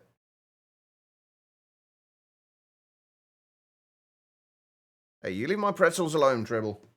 They apparently have enough problems that... Oh, wait, now the app's not even loading. I'm still live, right? You guys can still see me. Well, you can't see me, but you can still hear me, right? Oh, the sussy bee. I remember that from... I think it's the sussy bee can only get... you can only get from sniffers. I remember getting one before. Can't hear me? Damn. Also, it's going to be no music for the rest of the stream because Pretzel is once again being Pretzel. And having a... Oh, no, here we go. We might be good. Can I skip tracks? I can. I think we're good. We're good. Yeah, Sussy Bees can only be gotten by sniffers, at least in all the mods 9. I don't know if it's going to be the same like always, but they in all the mods 9 they can only be acquired by sniffers. Okay, right, so we've got this far. What else do we need then?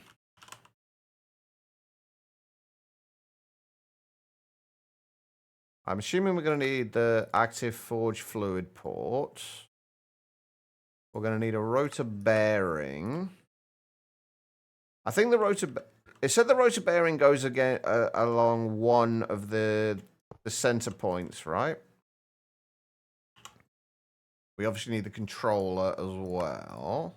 Oh, cyanide blocks. I don't think we need to make a recipe for cyanide blocks, honestly, because we can't imagine we're going to need that many of them.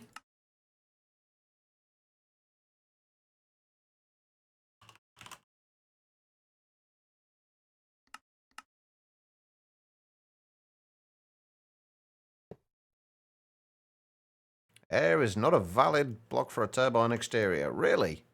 You surprise me. Okay, so... rotor shaft. How many do we need? It's going to be what? 10, I think? I think it's got to go, if I remember rightly, it's got to go from there to there. Uh-huh. How much glass are we going to need in these? 1, 2, 3, 4, 5, 6, 7 by 11 by 4. So 307. Or a little bit less than 307, I guess. Let's just do 3. Let's make 306 for now. We definitely need that many. Well, we don't. We need a little less than that, I think. Like we need to have the turbine fluid port. We'll go there.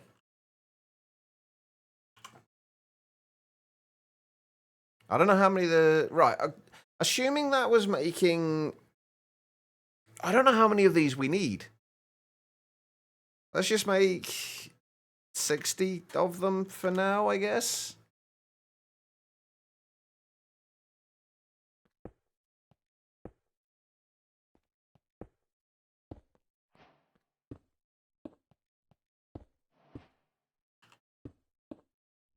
I do kind of like this, actually. The fact that you can have these pretty much how you like.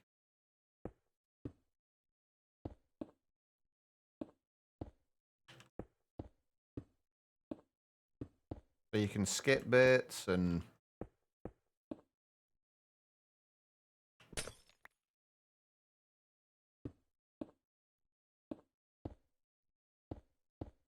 And they look kind of cool as well, actually.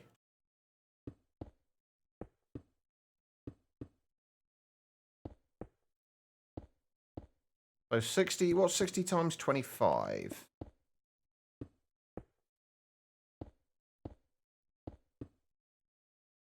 All right, let's make 4 more of those.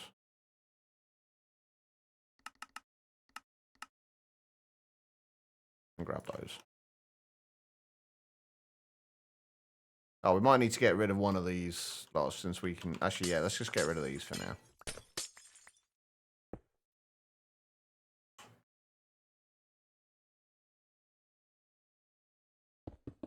We're going to need a power tap as well, aren't we? I think we'll probably put the back there.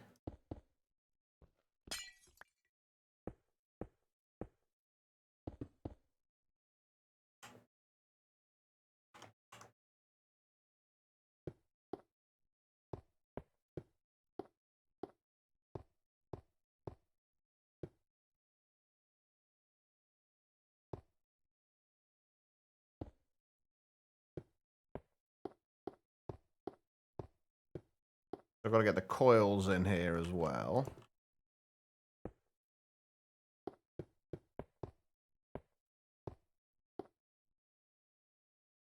Game. Oh, do we actually have enough? Or nearly enough?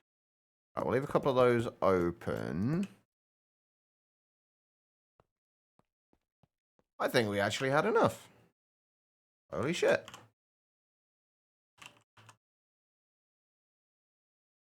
Right, it's going to be an active forge energy power tap. Think.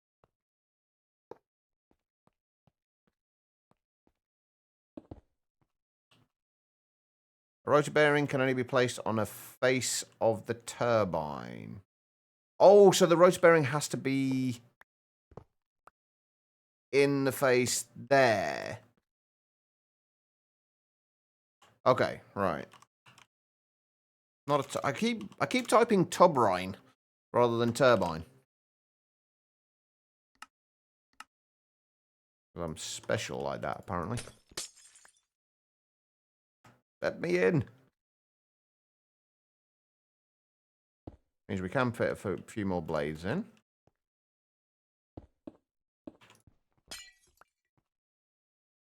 Ooh. It's working.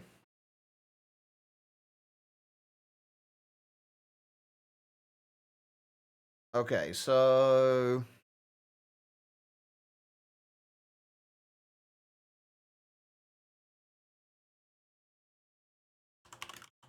let's see. We need to put some moderator blocks in there. Or some coil blocks. For now, let's just do 8. I'm going to use all the modium. I think, can these be used for coil blocks? I thought I saw them in the list of them. Oh, wait, hang on. We've not got any tooltips on anymore, have we? No, they can be used as moderator blocks.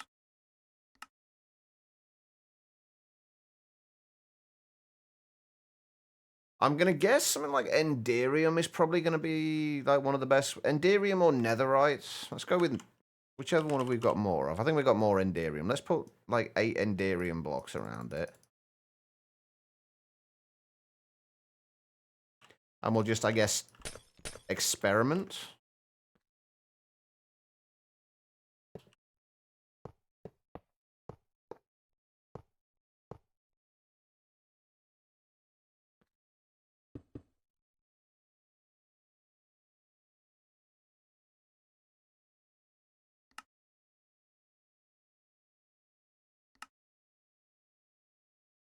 Okay. Let's...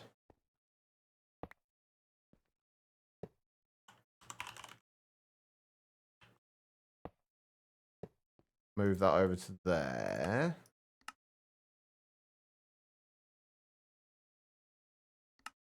Turn that on.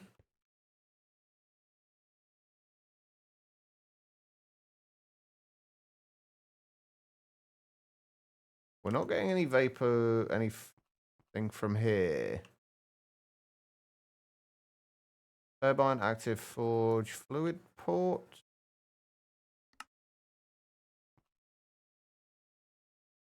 Do I need a passive one? I have no idea what I need.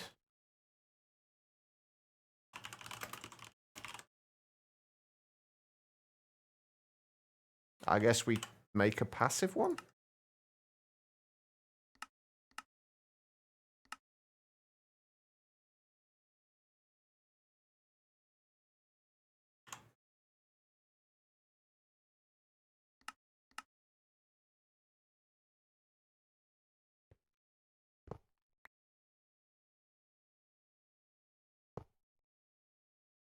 There we go.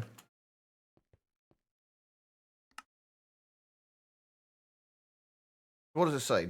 Performs best at 900 or 1800 RPM. Oh, we need to pipe out the water. I guess we can pipe the water back through again. Right, let's make one more of those. Break that. Stick that in there. Output from there. Let's see if we can get it out quickly enough with that. I'm guessing probably not. But we will see.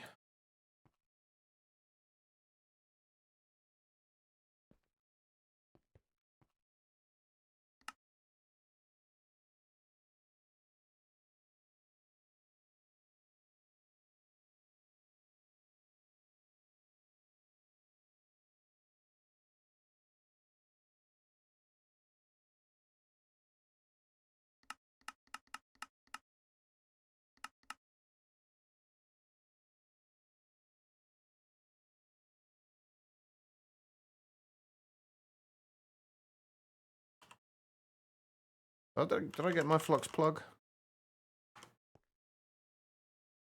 I did. So it's not engaged at the moment, so it shouldn't be producing any power.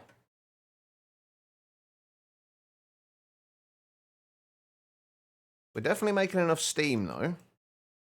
Like, more than enough steam.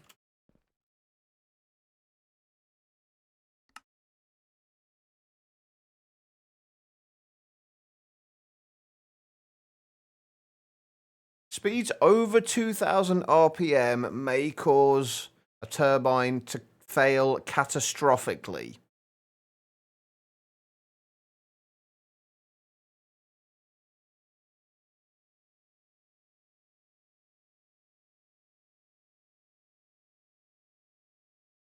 Oh God!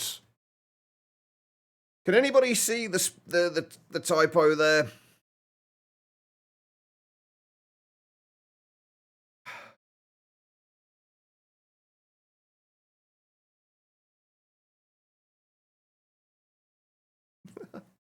The Shroom Bee. I thought the Shroom Bee was one that's which I don't know. You'll have to look a little harder, Tribble. It might magically appear. Right, how do we, like, does the flow rate directly relate to rotor speed?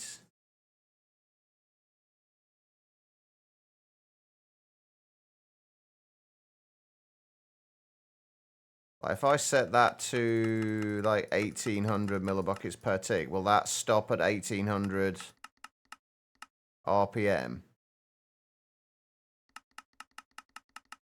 I think the best thing we can probably do here is lower that down quite significantly and then slowly bring it up.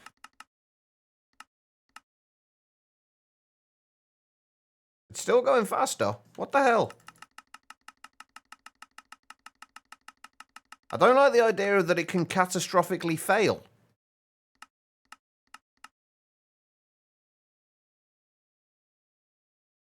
You know what, fuck it, let's...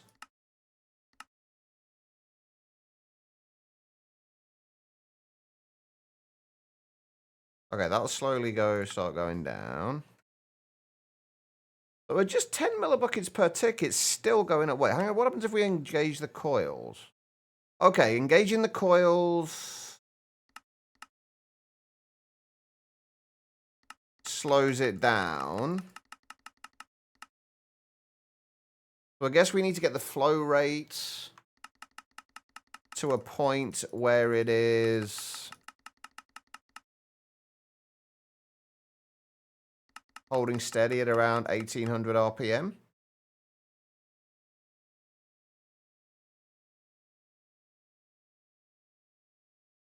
I think we can get more rotors on there as well. I thought this was supposed to produce a lot of power.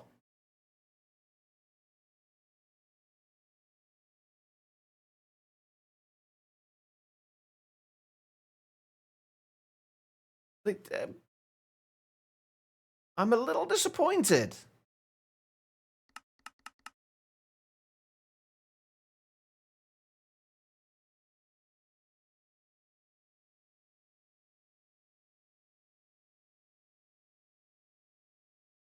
Right, let's... Hold on, let's turn it off.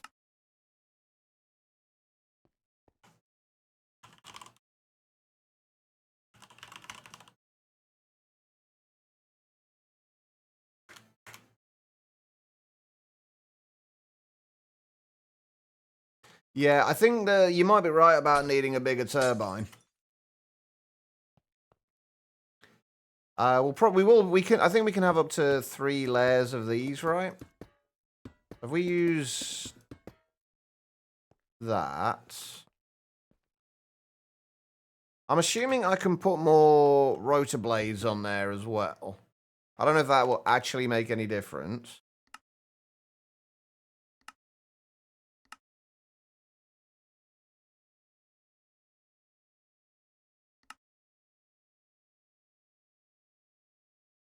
If we engage the coil straight away.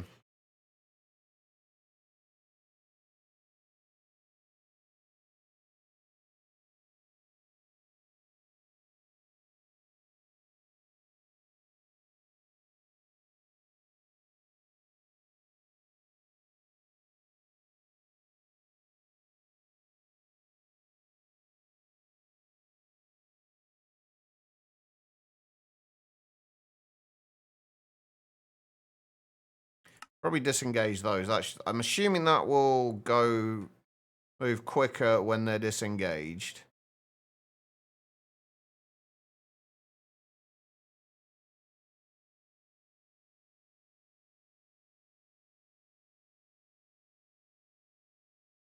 And we also weren't at like 1800 RPM either. So many bees and so little info.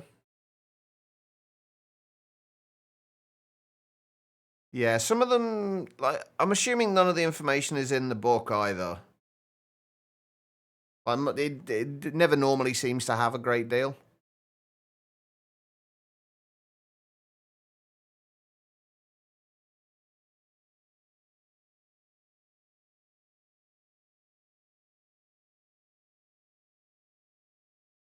Yeah, I think we're definitely going to need a bigger reactor. A bigger turbine, at least. How are we doing for... How much fuel have we got left? We've still got plenty of fuel left as well.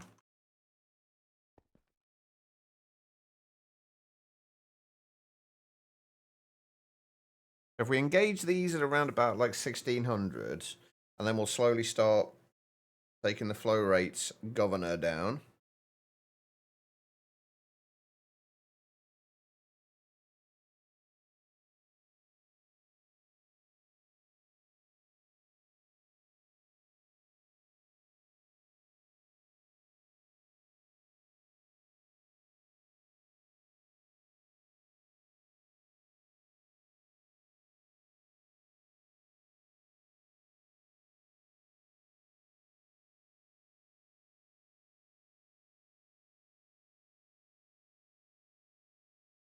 Also, we've only got 91% rotor efficiency. We need more... I think we need more blades in there as well. So we are going to need to make this thing bigger, I think.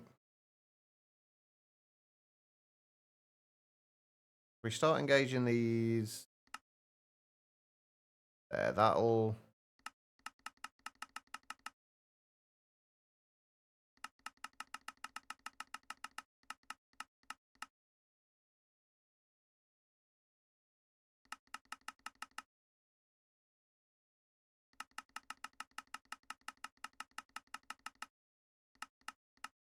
I'm clearly doing something wrong here because it's got to be just the size of the thing, because we're not... It's really not generating a lot of power.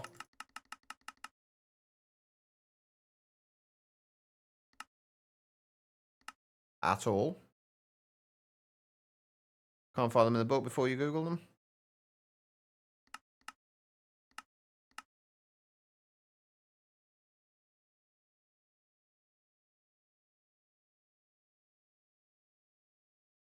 Yeah, it's only 27,000.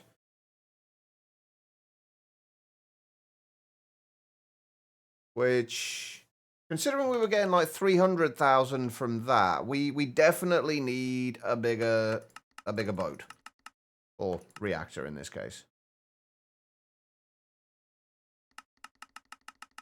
Because this is not handling... It can't handle like the flow rate that we've got for it. So yeah, let's just expand the size of this thing significantly. Oh wait, hold on, we've gone a little bit far there.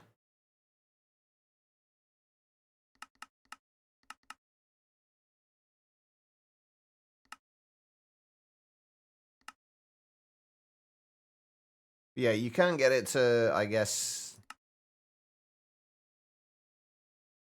exactly 1800 RPM.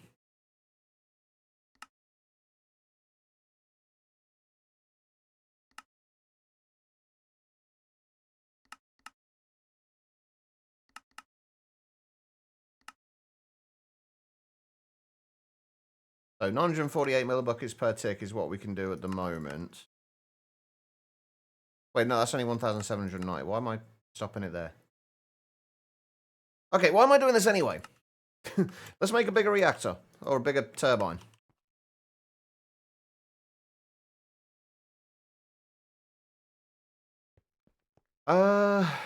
Do we just want to make it taller? Or are we going to need to make it wider as well?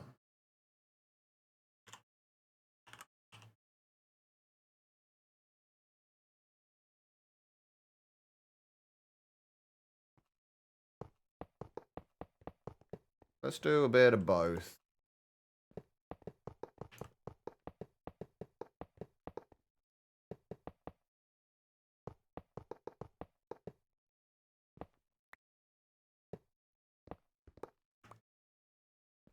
I can't actually remember what it said was the maximum height.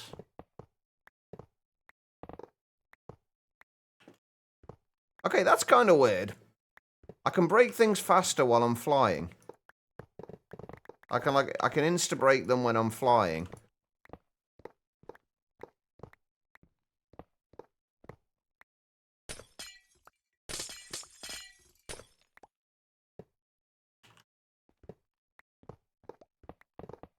But when I'm stood on the ground, not so much. Wait, so what will that... Oh, wait, no, we are going to have to go one further out this way as well, aren't we? We do... Wait, are we going to...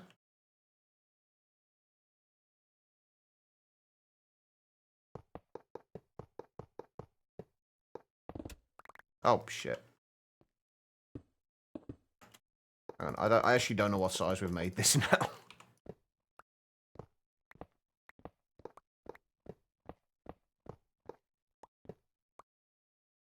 Oh, wait, no, it's not because I'm flying. It's because I'm next to a light. Let's just get rid of all of that. Because I'm next to a light source. Extreme reactors. Wait, is it extreme? Yeah, extreme reactors. I can never remember if it's extreme or bigger.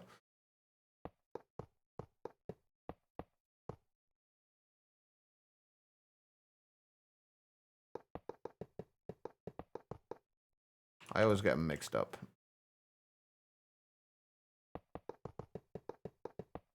Right, let's see. Get rid of this.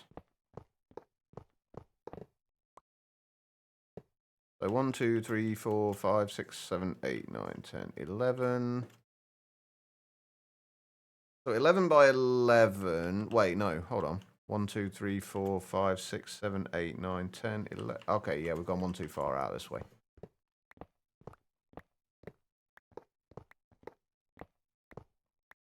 Probably be easier. It would have been easier just to tear the whole thing down and just restart.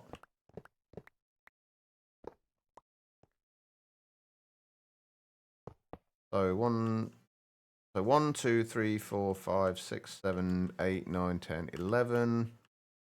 By 1, 2, 3, 4, 5, 6, 7, 8, 9, 10, 11. Okay, right, that's right. I was right there. In the generator, it says generates power through the coils. Can you... I don't... That's the problem. I don't know which coils are better. We probably could generate more power with better coils, but there's nothing that tells you which coils do what. There's no, like, statistics for them anywhere. At least not that I can find. So we may well be able to get more out of better coils. I just don't know which coils are better.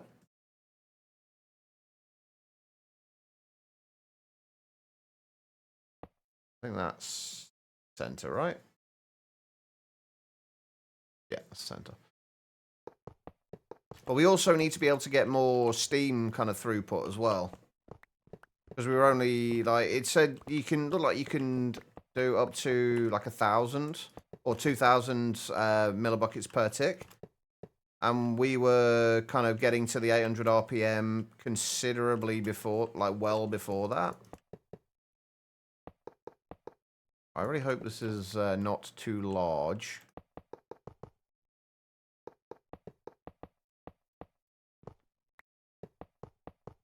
I move the bees and move the bees and move the bees and get more and more dependencies. See, this is something I'm going to have to look forward to when I start putting my pack together. All the fun of pack dev. And poorly documented mods. Hang on, we need to move all of this because it's not the center anymore, is it? Right. Those stay where they are. We are going to need considerably more turbine glass.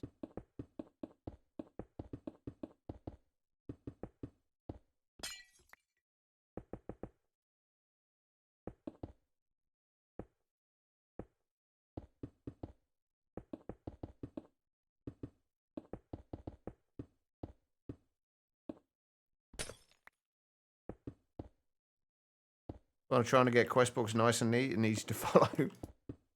The kind of the best thing about that guitar is that you're actually trying to do that. You are actively trying to do that, which not all pack devs do. So I'm already very grateful for the fact that you're trying to.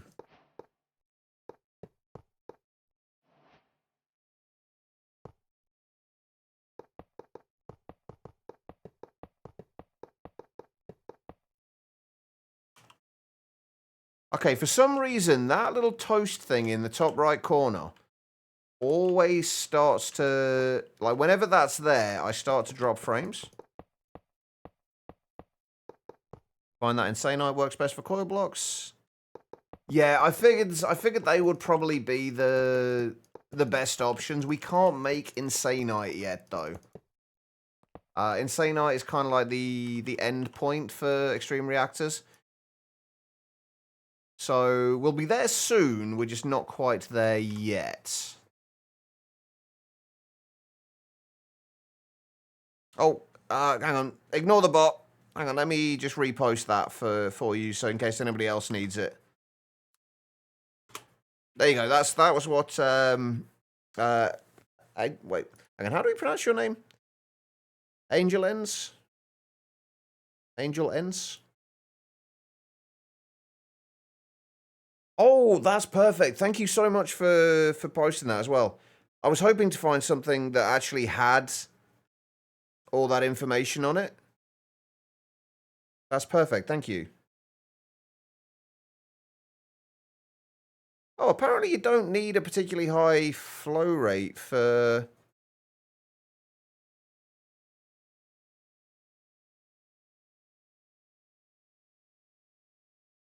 for this to work. So Insanite, Inanite, also pretty good. Where's Netherite? Oh, right. Yeah, Netherite, not a lot. Doesn't give a lot. Right. Is there anything that's better than Netherite that we can make right now? No. Platinum, maybe. Platinum would be slightly better. Yeah, we need to get to some of the tiers.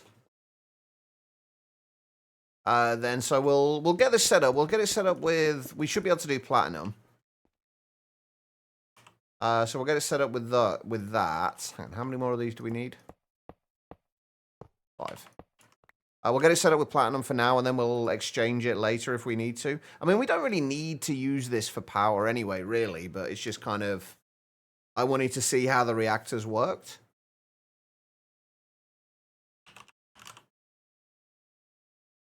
Wait, how many did I say I needed? 5?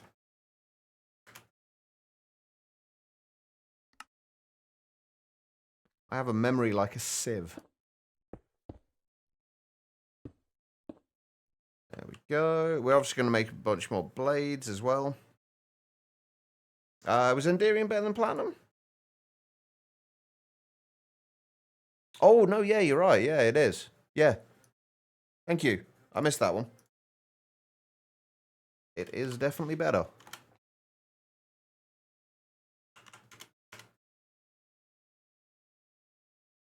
I'm also not sure, because it says, like... I haven't read the entire post, so it may well be posted here, but it says, like, 15.06 FE per tick. But is that per coil block? Or is that per... I'm not sure exactly what that relates to.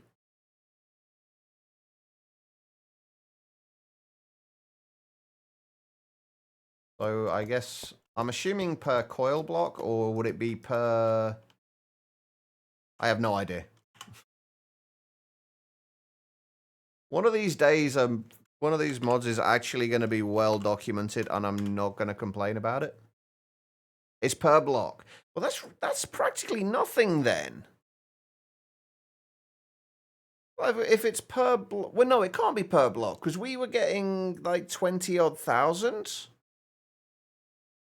Oh, right, that was... Oh, right, I didn't read the entire thing. Oh, hang on, yeah, turbine used was a reinforced 5x5x4 with one rotor blade and one coil block, limited to 1 millibucket per tick of flow rate. Okay. The general gist of that, though, the main bit that we need to take away from that, though, is that we need to get to Insanite. And I need to actually make enough blocks. That'll be useful.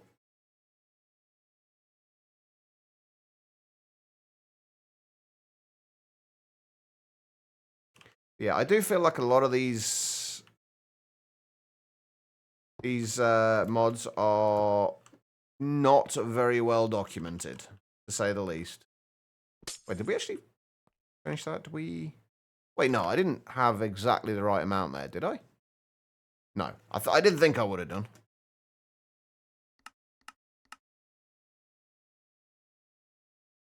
I'm never that lucky.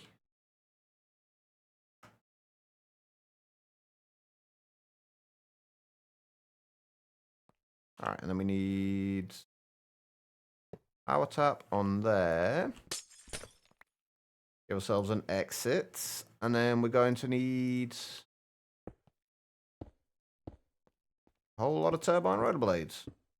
I don't know if, like, just putting as many rotor blades in as you can is the way to go, or if there's a more efficient way to do it, whether, like, limiting them. I really don't know. No, you can only have one rotor pillar in each turbine. Well, you can only have one rotor bearing, so, like, as such, only one rotor pillar. I think, anyway. Now that you mention it, you might be able to have more. But I doubt it. You can't. Thank you, AK. I'll take your word for it. How you doing, man?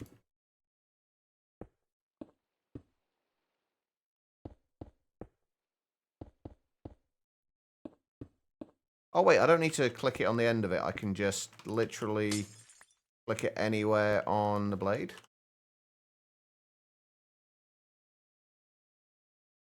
Okay, let's just make another 64 of them. Why not? Some Stargate SG-1. I haven't seen Stargate in ages. Can you build us one of them? Good question. You can indeed.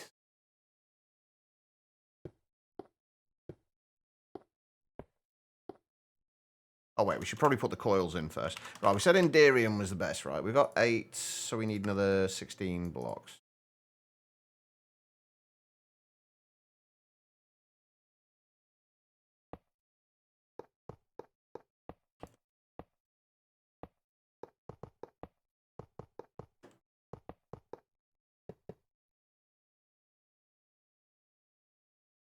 This is the first thing you build when building turbines. Right, how many more do we need? If we're doing like 3, 6, 9, 12, so 12, 24, 36 more blades potentially.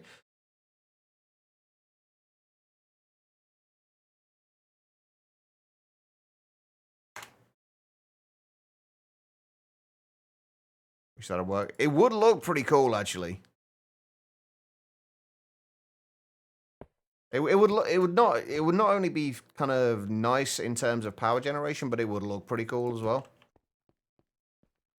Okay, so if we turn this thing on, max that out for a minute.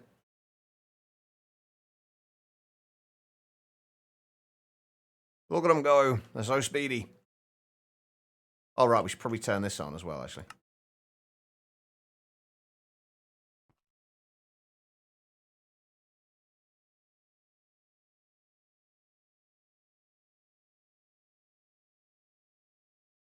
Now we wait. Imagine doing the flow calculations for more than one rotor in a turbine will be less performant. Yeah. I guess you could just make 4 smaller ones of these. If you were just going for aesthetics, you could just make 4 smaller ones of them.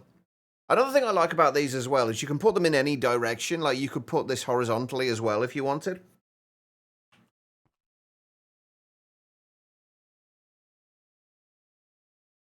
Wait, I thought I had those disengaged, actually. Let's disengage those and see how long this takes to spin up. If we're not getting more than, like, what were we getting from the reactor when it was passively cooled? 320,000, I think.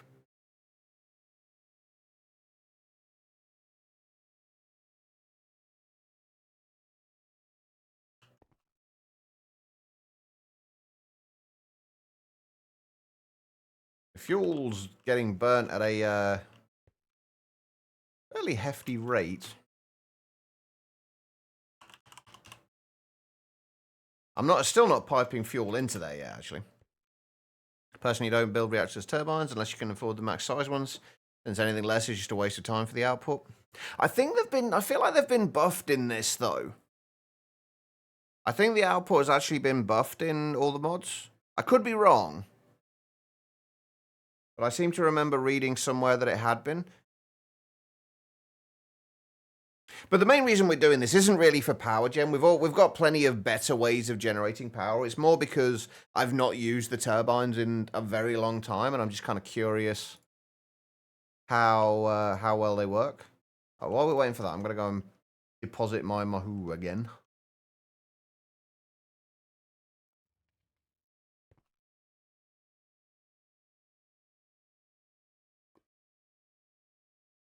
Definitely building up at a reasonable rate, though. They buffed the thermoelectric gens from power by like 900%. Only with soul lava.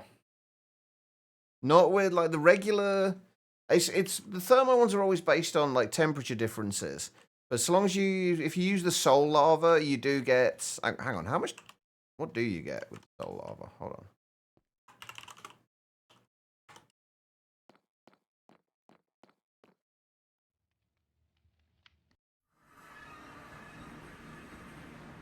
Oh, black spikes. Yeah, 900%.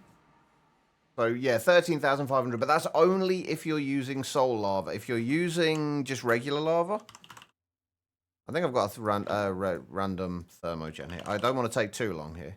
Oh, I've got 3 random thermogens. Yeah, if you're just using regular lava,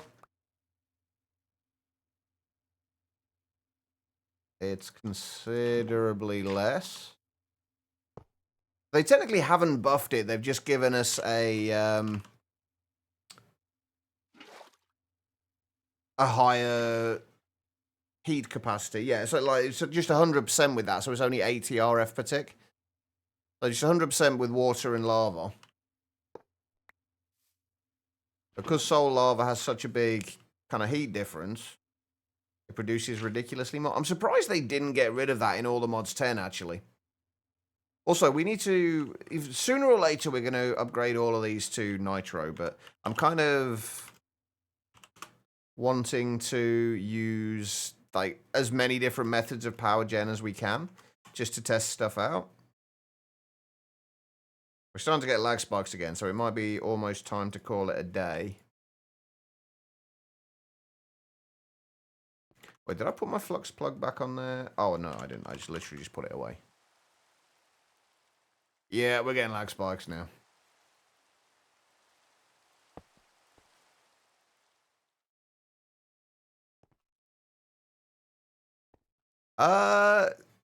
Let's try for both.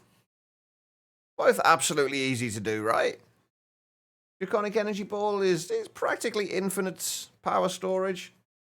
I'll just take a couple of minutes. Although, that being said, I have filled a max-size draconic energy ball in a single tick before.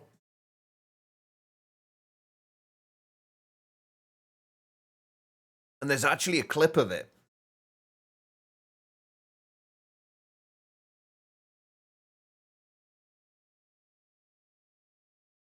Somewhere in my history of clips, there is a clip of me filling a max-size draconic reactor, draconic energy ball in a single tick. This is going to take a long-ass time, isn't it?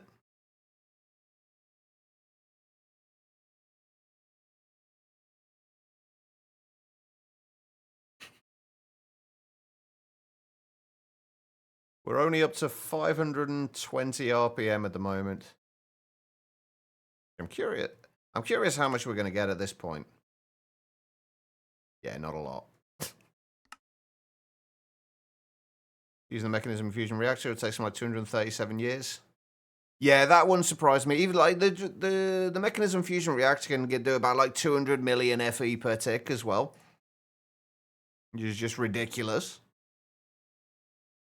I want to see if I can find that clip.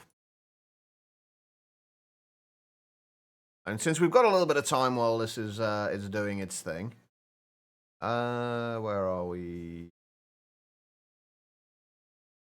Video producer.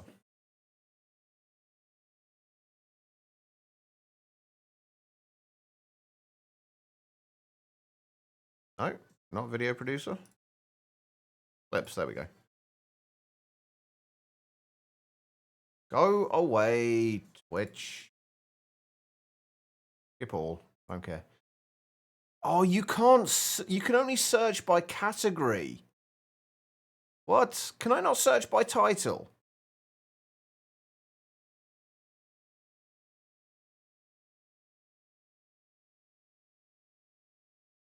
Oh, come on. It was in Project Ozone 3 Kappa mode. There was a custom generator that was made in it at the end. At the very end of the pack.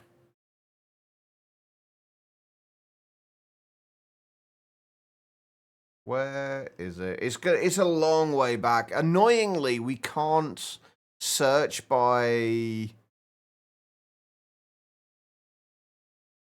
We can't search by clip title.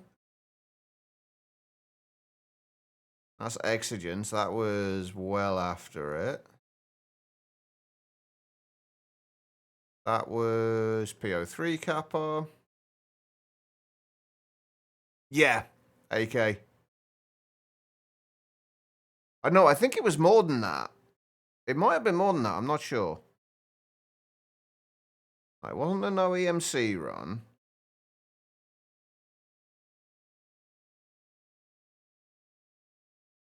Not any. It's here somewhere. I'm also not paying any attention whatsoever to the game right now, so if anything explodes, we're shit out of luck. That's when we did FTB interactions. Holy shit, how far... There's no way to filter this either by, like, year or anything like that. It's also really weird seeing clips with me having the camera on. By having the face cam on. It's been so long since I've actually had it. Holy crap, how far back are we?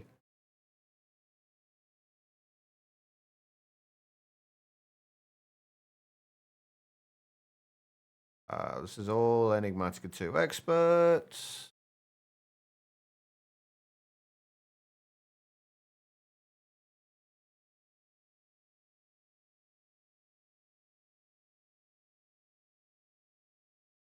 That was the first playthrough of interactions. Jesus Christ.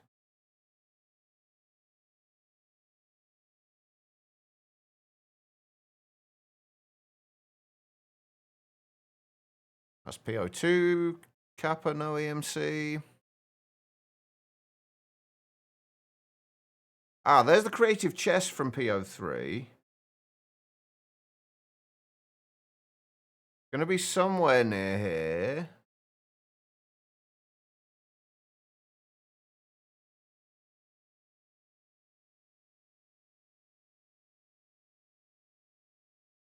There we go. And that'll be it.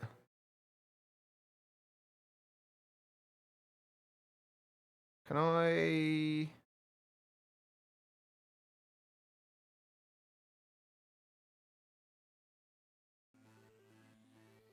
about 290... There we go, right. This was... Wait, that's the wrong one. There we go. RF protect, 300 billion RF rather. Is that working? There it goes. Is that working? Literally filled in a single tick. There we go. Oh. It can be done. We filled the tier 8 energy core. Fuck off. Go away, me. How are we doing? I just clicked on dark mode, didn't I?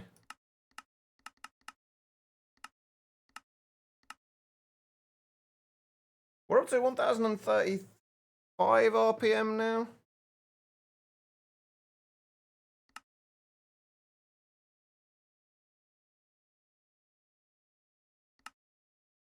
Like, what is this power gen?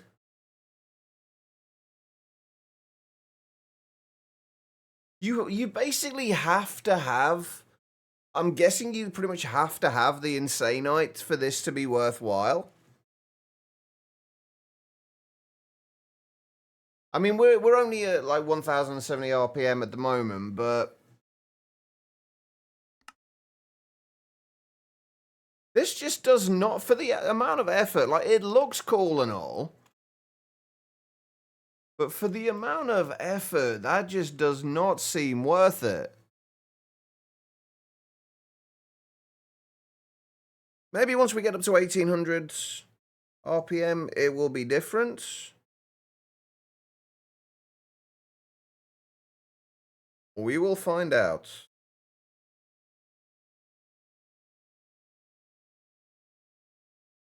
See, this is the thing that I always think that it always says, like, there we go, actively cooled reactors to create tons of power. Like, it just, no.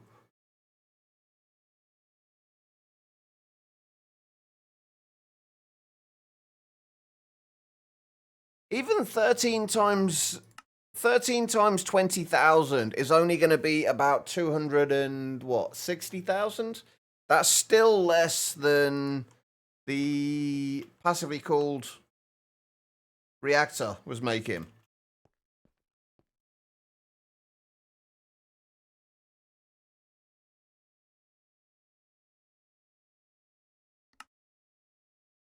So it's kind of, it's just so not... I was honestly expecting a little better than this.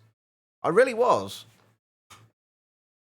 It's just like, for the effort you've got to put in to get to this point, and I mean, it may well be that I'm doing something wrong, and it may well be that with the Insanites, it's going to make a significant difference, but I don't know, once we get to 1800 RPM, we'll see if it makes a difference. If not, we'll get rid of this for now. We'll stop it being actively cooled or passively cooled. I can never remember. I can never remember which way it is. We'll just basically turn it back to the reactor, back to a normal reactor, and generate power with that until we can get to Insanite. Then we'll try it again with Insanite and see what happens. We probably won't get to do that today, unfortunately, but... Speaking of which, while we're waiting, let's see what we do need to do in terms of getting to Insanite. We do need to make the reprocessor. And we do need to make the fluidizer. Let's look at the reprocessor. Right, now that we have some cyanide from our baby reactor, we'll want a way to reprocess that waste into something useful. To do this, we'll need to build another multi-block, the reprocessor. This takes a lot of cyanite, so start stocking up. You might want to upgrade the bigger reactor a bit. I think we're good. Plus, we have bees. We have still only got 2,500 ingots worth, though. Alright, so let's start making recipes for all the reprocessor blocks. There's not a basic... Okay, no, there's not a basic and a reinforced for this, at least. Do we want the reprocessor glass? Probably. Looks a little better. Reprocessor controller. Reprocessor collector? I don't even know if we need half these blocks. Reprocessor waste injector. Reprocessor fluid injector.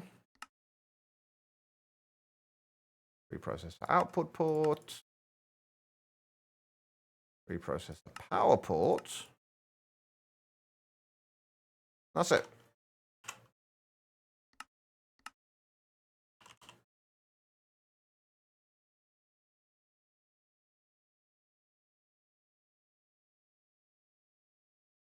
Definitely a good thing we made another fan provider for these. Where are we? 1,400. We're getting there. We're getting there. Okay, so how much do we... Like, what do we actually need? Like, what is the structure of this? Okay, so 3x3 by 1, 2, 3, 4, 5, 6, 7. 3x3 by 7. It does say we need 52 reprocessor blocks. We need at least one for now. These are going to be expensive in terms of cyanide. 1496. All right, so we've got the first one of those. And we got, yay, a potion of redstone sight. I'm saved. My redstone worries are gone. All right. What else do we need? Right, reprocessor controller. Funnily enough.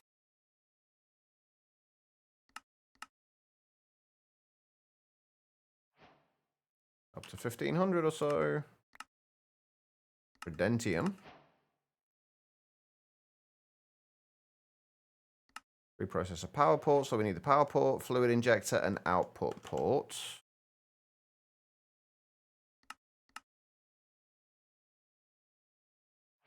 Well, that's a waste injector. Fluid injector. You know what, let's just make everything. Oh, I haven't got a recipe for blocks of lapis either.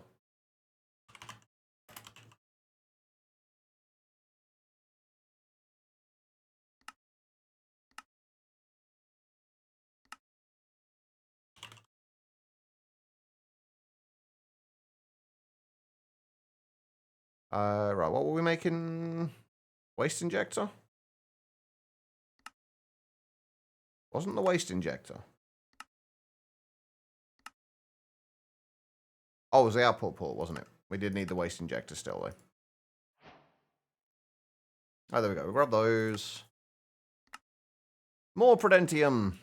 Yay.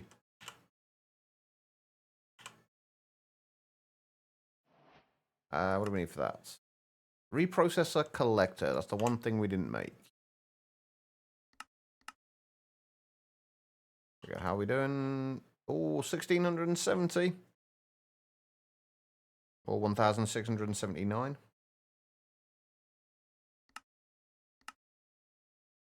I feel like this is probably... Oh, wait, hold on. We're up to 40,000. You know what?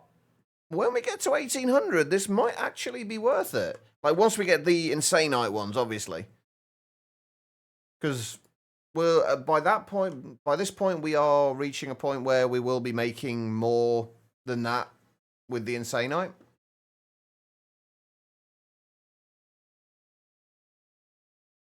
Unusual, no Steam trading cards. I don't even know what the Steam trading cards really do, honestly.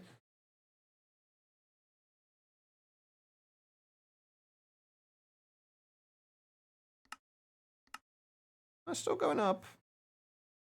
Right, let's engage these now and start dropping this down.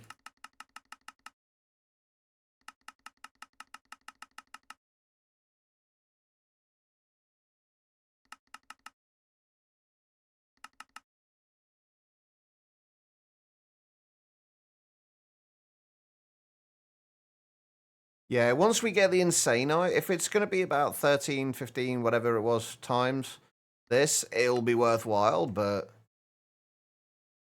Well, I don't know if it'll be worthwhile for the additional messing around with it, but we'll definitely be getting more power out of it.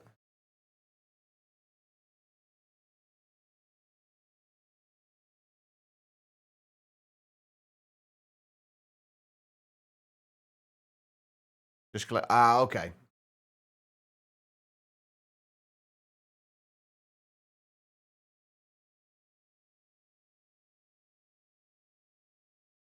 Yeah, this will give us, like, a little over 500,000.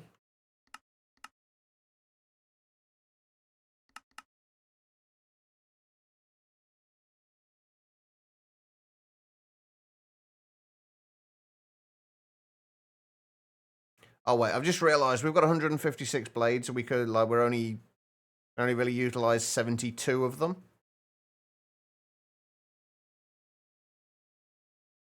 We might have a few too many blades. But at least they're efficient.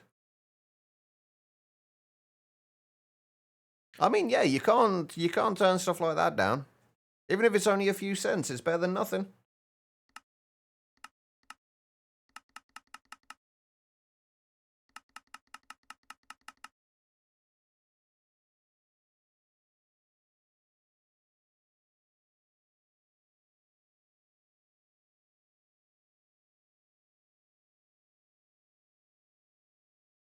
I wonder if the different coil materials...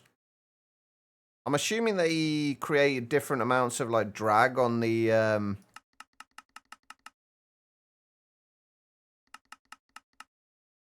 on the turbines.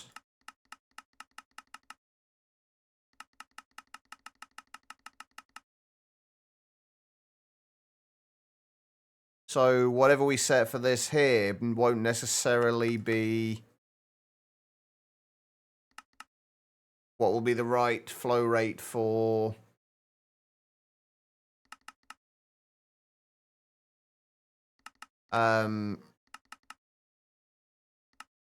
something for different coil blocks.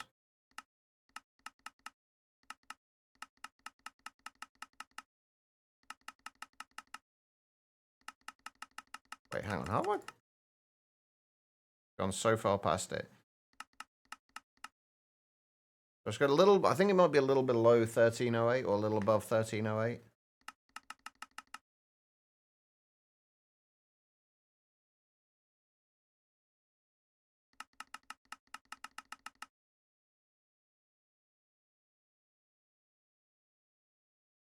The 1308 is a little high.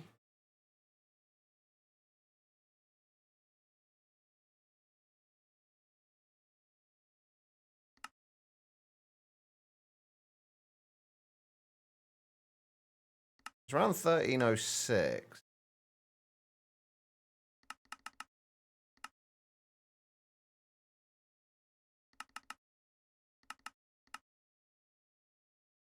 There you go, 1800. 46,051.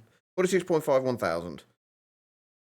I mean, it's not awful, but it's not great either.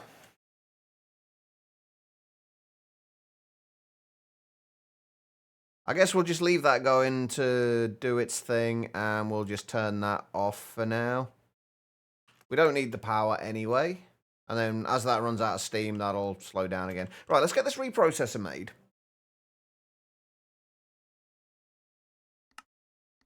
Let's see if we can get that, at least the reprocessor done today, and we can at least get plutonium. Wait, does plutonium... when do things start getting better than enderium? Ludicryte's 27.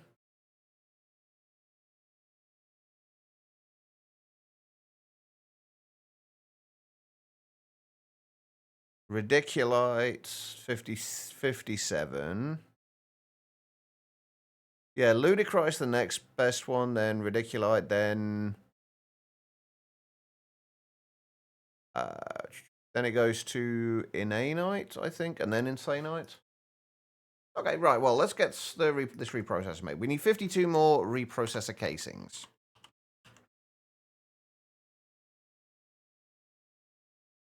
Apparently.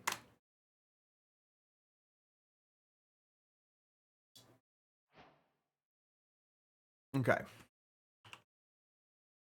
By the looks of things, we may as well just put this down over here. I think it was 7 blocks tall.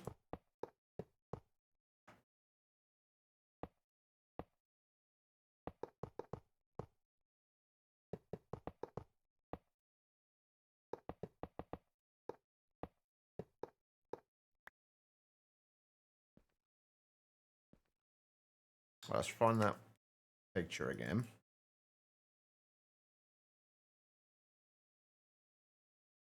Okay, so what actually needs to go into this? Well, let's read what it says. To build a frame for the reprocessor, you'll need a lot of casings. This also means a lot of cyanide. Start by building a hollow 3-block wide, 3-block deep, and 7-block tall structure. This is the frame. If done right, you'll have an empty spot in the middle of the bottom and top face. For the vertical faces, you can either use reprocessor glass or one of the... Wait, hold on.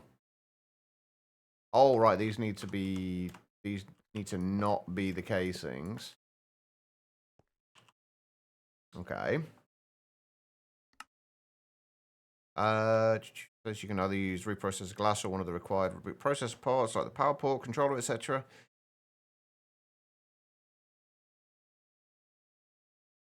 Right, okay, let me read these bits as well. Because this will probably tell us where we need to actually place the other stuff. While the other reprocessor parts have a mandatory spot when building, that's not going to tell us where they need to go. Right, when building the reprocessor, you will need at least one collector and waste injector. The reprocessor collector must be placed in the center of the bottom face. The waste injector must go in the center of the top face. Okay, so collector at the bottom, waste injector at the top. That will go there. That will go there. And then the other ones apparently don't seem to have a dedicated spot. We put that there. Then put power port over this side. I guess output there. And if we put the fluid injector in, I'm assuming we need all of these bits.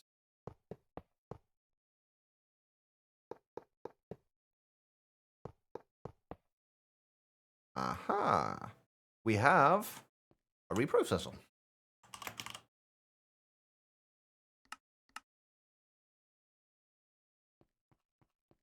Right, so output ports, fluid injector. Okay, right, so... Hey, gem dust. Nice. Speaking of, how are we doing for Godforged Pearls?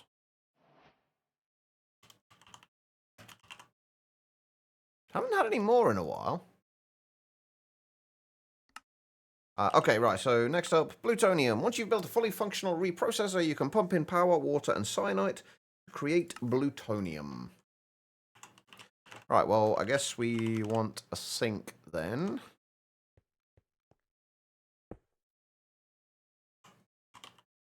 And a pipe. And an upgrade.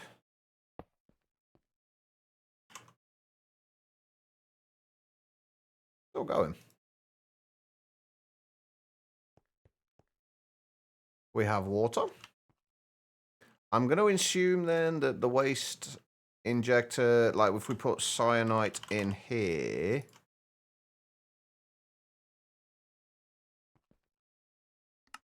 turn it on, we get plutonium. Why? See, this is kind of annoying, having this port at the top. Like, there's no... Oh, hang on, I just realized I left a... That explains why we got random green particles here, at least.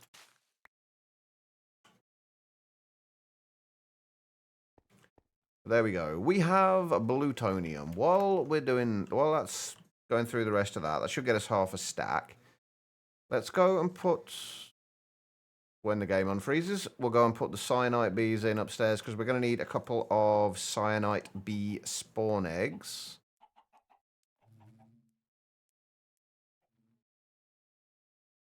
I think we're going to end up doing the rest of this tomorrow, by the way. I'm going to have to call it soon. I need some food. There we go. We'll shove those through there. Oh, we're up to 1.1 thousand honey treats. I guess perfect honey treats. All right. One last thing to check before I go. And that is check on the Drigmies. See how what our gem situation is like.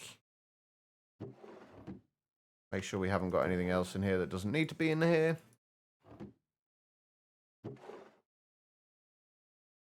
I'm kind of hoping we'll eventually get to a point where we've got like several of all of the flawless ones, and then we'll probably go through and all of the like the cracked ones will pipe through into the salvaging table, just so we can get the gem dust back from them.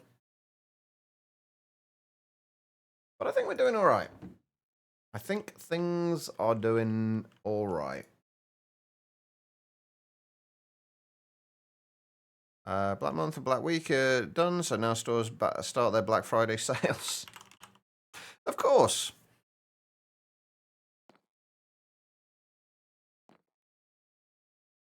How else would they do it? Oh God. Yeah. Definitely time to call it a day. Constant lag spikes. There we go. 32 plutonium. Perfect. We didn't quite get all the way through here. Wait, can we use plutonium in the... I'm pretty sure we can't use this as a coil block, can we? No, I don't think so. Hey, and I got another redstone side potion. Wonderful. Wonderful. Wait, there's plutonium seeds, isn't there, as well? No, there's no plutonium seeds. There's only plutonium bees. Okay, so from plutonium, then we can get to ludicrite and ridiculite. By using the reprocessor, we can combine everything we've made so far to make a few ingots. The ludicrite requires fluidized cyanite and plutonium to create ludicrite. And then ludicrite was one of the things we can use as a coil block. And then ridiculite is made with magentite and ludicrite. That gets turned into ridiculite. And then the ridiculite gets combined with rosinite to make inanite. And then the inanite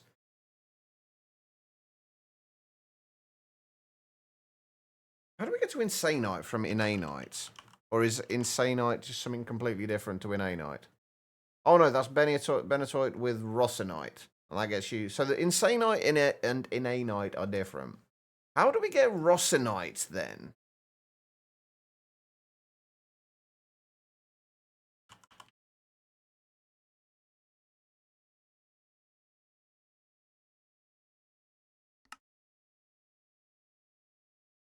So that needs to go into... I'm guessing into a reactor with vadarium.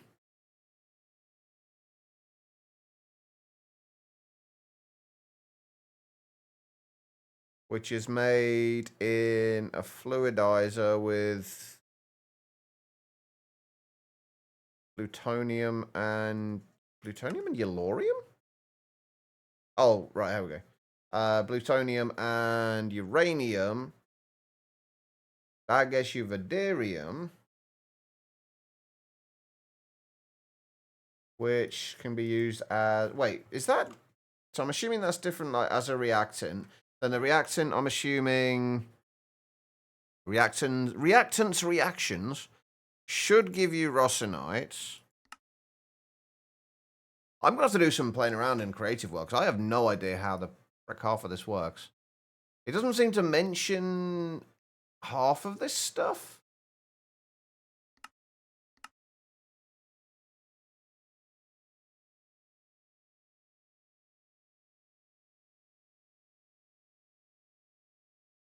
Oh, wait, hang on. What was that block? Elementium. Oh, that's quite cool, actually, that texture. Anyway, on that note, I am going to call it a day. Thank you, everybody, for being here. It is, as always, massively appreciated. Thank you for the raid from Ziddick. Thank you for all the follows today and everything else that has happened. You guys are amazing. If you could stick around for a few more minutes, though, while we find somebody else that I can send all of you lovely people over to. I think I know where we're going. I didn't stream on Monday, so we didn't get to go over there then. I'm not sure if they're still live or not, though. I just clicked on the wrong thing and went to my own stream instead. Definitely don't want to raid that guy. Yeah, she's still live. Let's go and see Elfie. Elfie is... What is Elfie doing? She is still working on... I'm assuming this is the Ziddikian subworld for next year for Ziddick. Let's head on over there. Show her a little bit of love. As for me, I should be back tomorrow around about the same time, hopefully. Sleep kind of dependent. We'll get on with a little bit more of the... We'll probably do a little bit more of the Extreme Reactors stuff. Hopefully get ourselves to Inane Night, or Inane Night and Insane Night, and get the bees and everything sorted out for them. And then I want to play around a little bit more with Mahou Tsukai as well. See what we can do with that, and see if there's anything else we need to... Because there's a whole bunch of things with Mahou Tsukai. A bunch of weapons and things that I've never used, and a bunch of the spells I've never used. So I'd like to mess around with those. And there's a few other bits and pieces I haven't used before as well, which I would also like to mess around with. So we'll see how that goes. Anyway, thank you everybody for being here. As far as the raid is concerned, all I need you to do is copy the raid message, the /me #Jacheva raid. Copy that message. Once we get over to Elfie's, paste that into the chat there, along with any heart emotes you have available. That is not what I meant to raid. We do not want to raid a link to Reddit. But have an amazing rest of your day, everybody.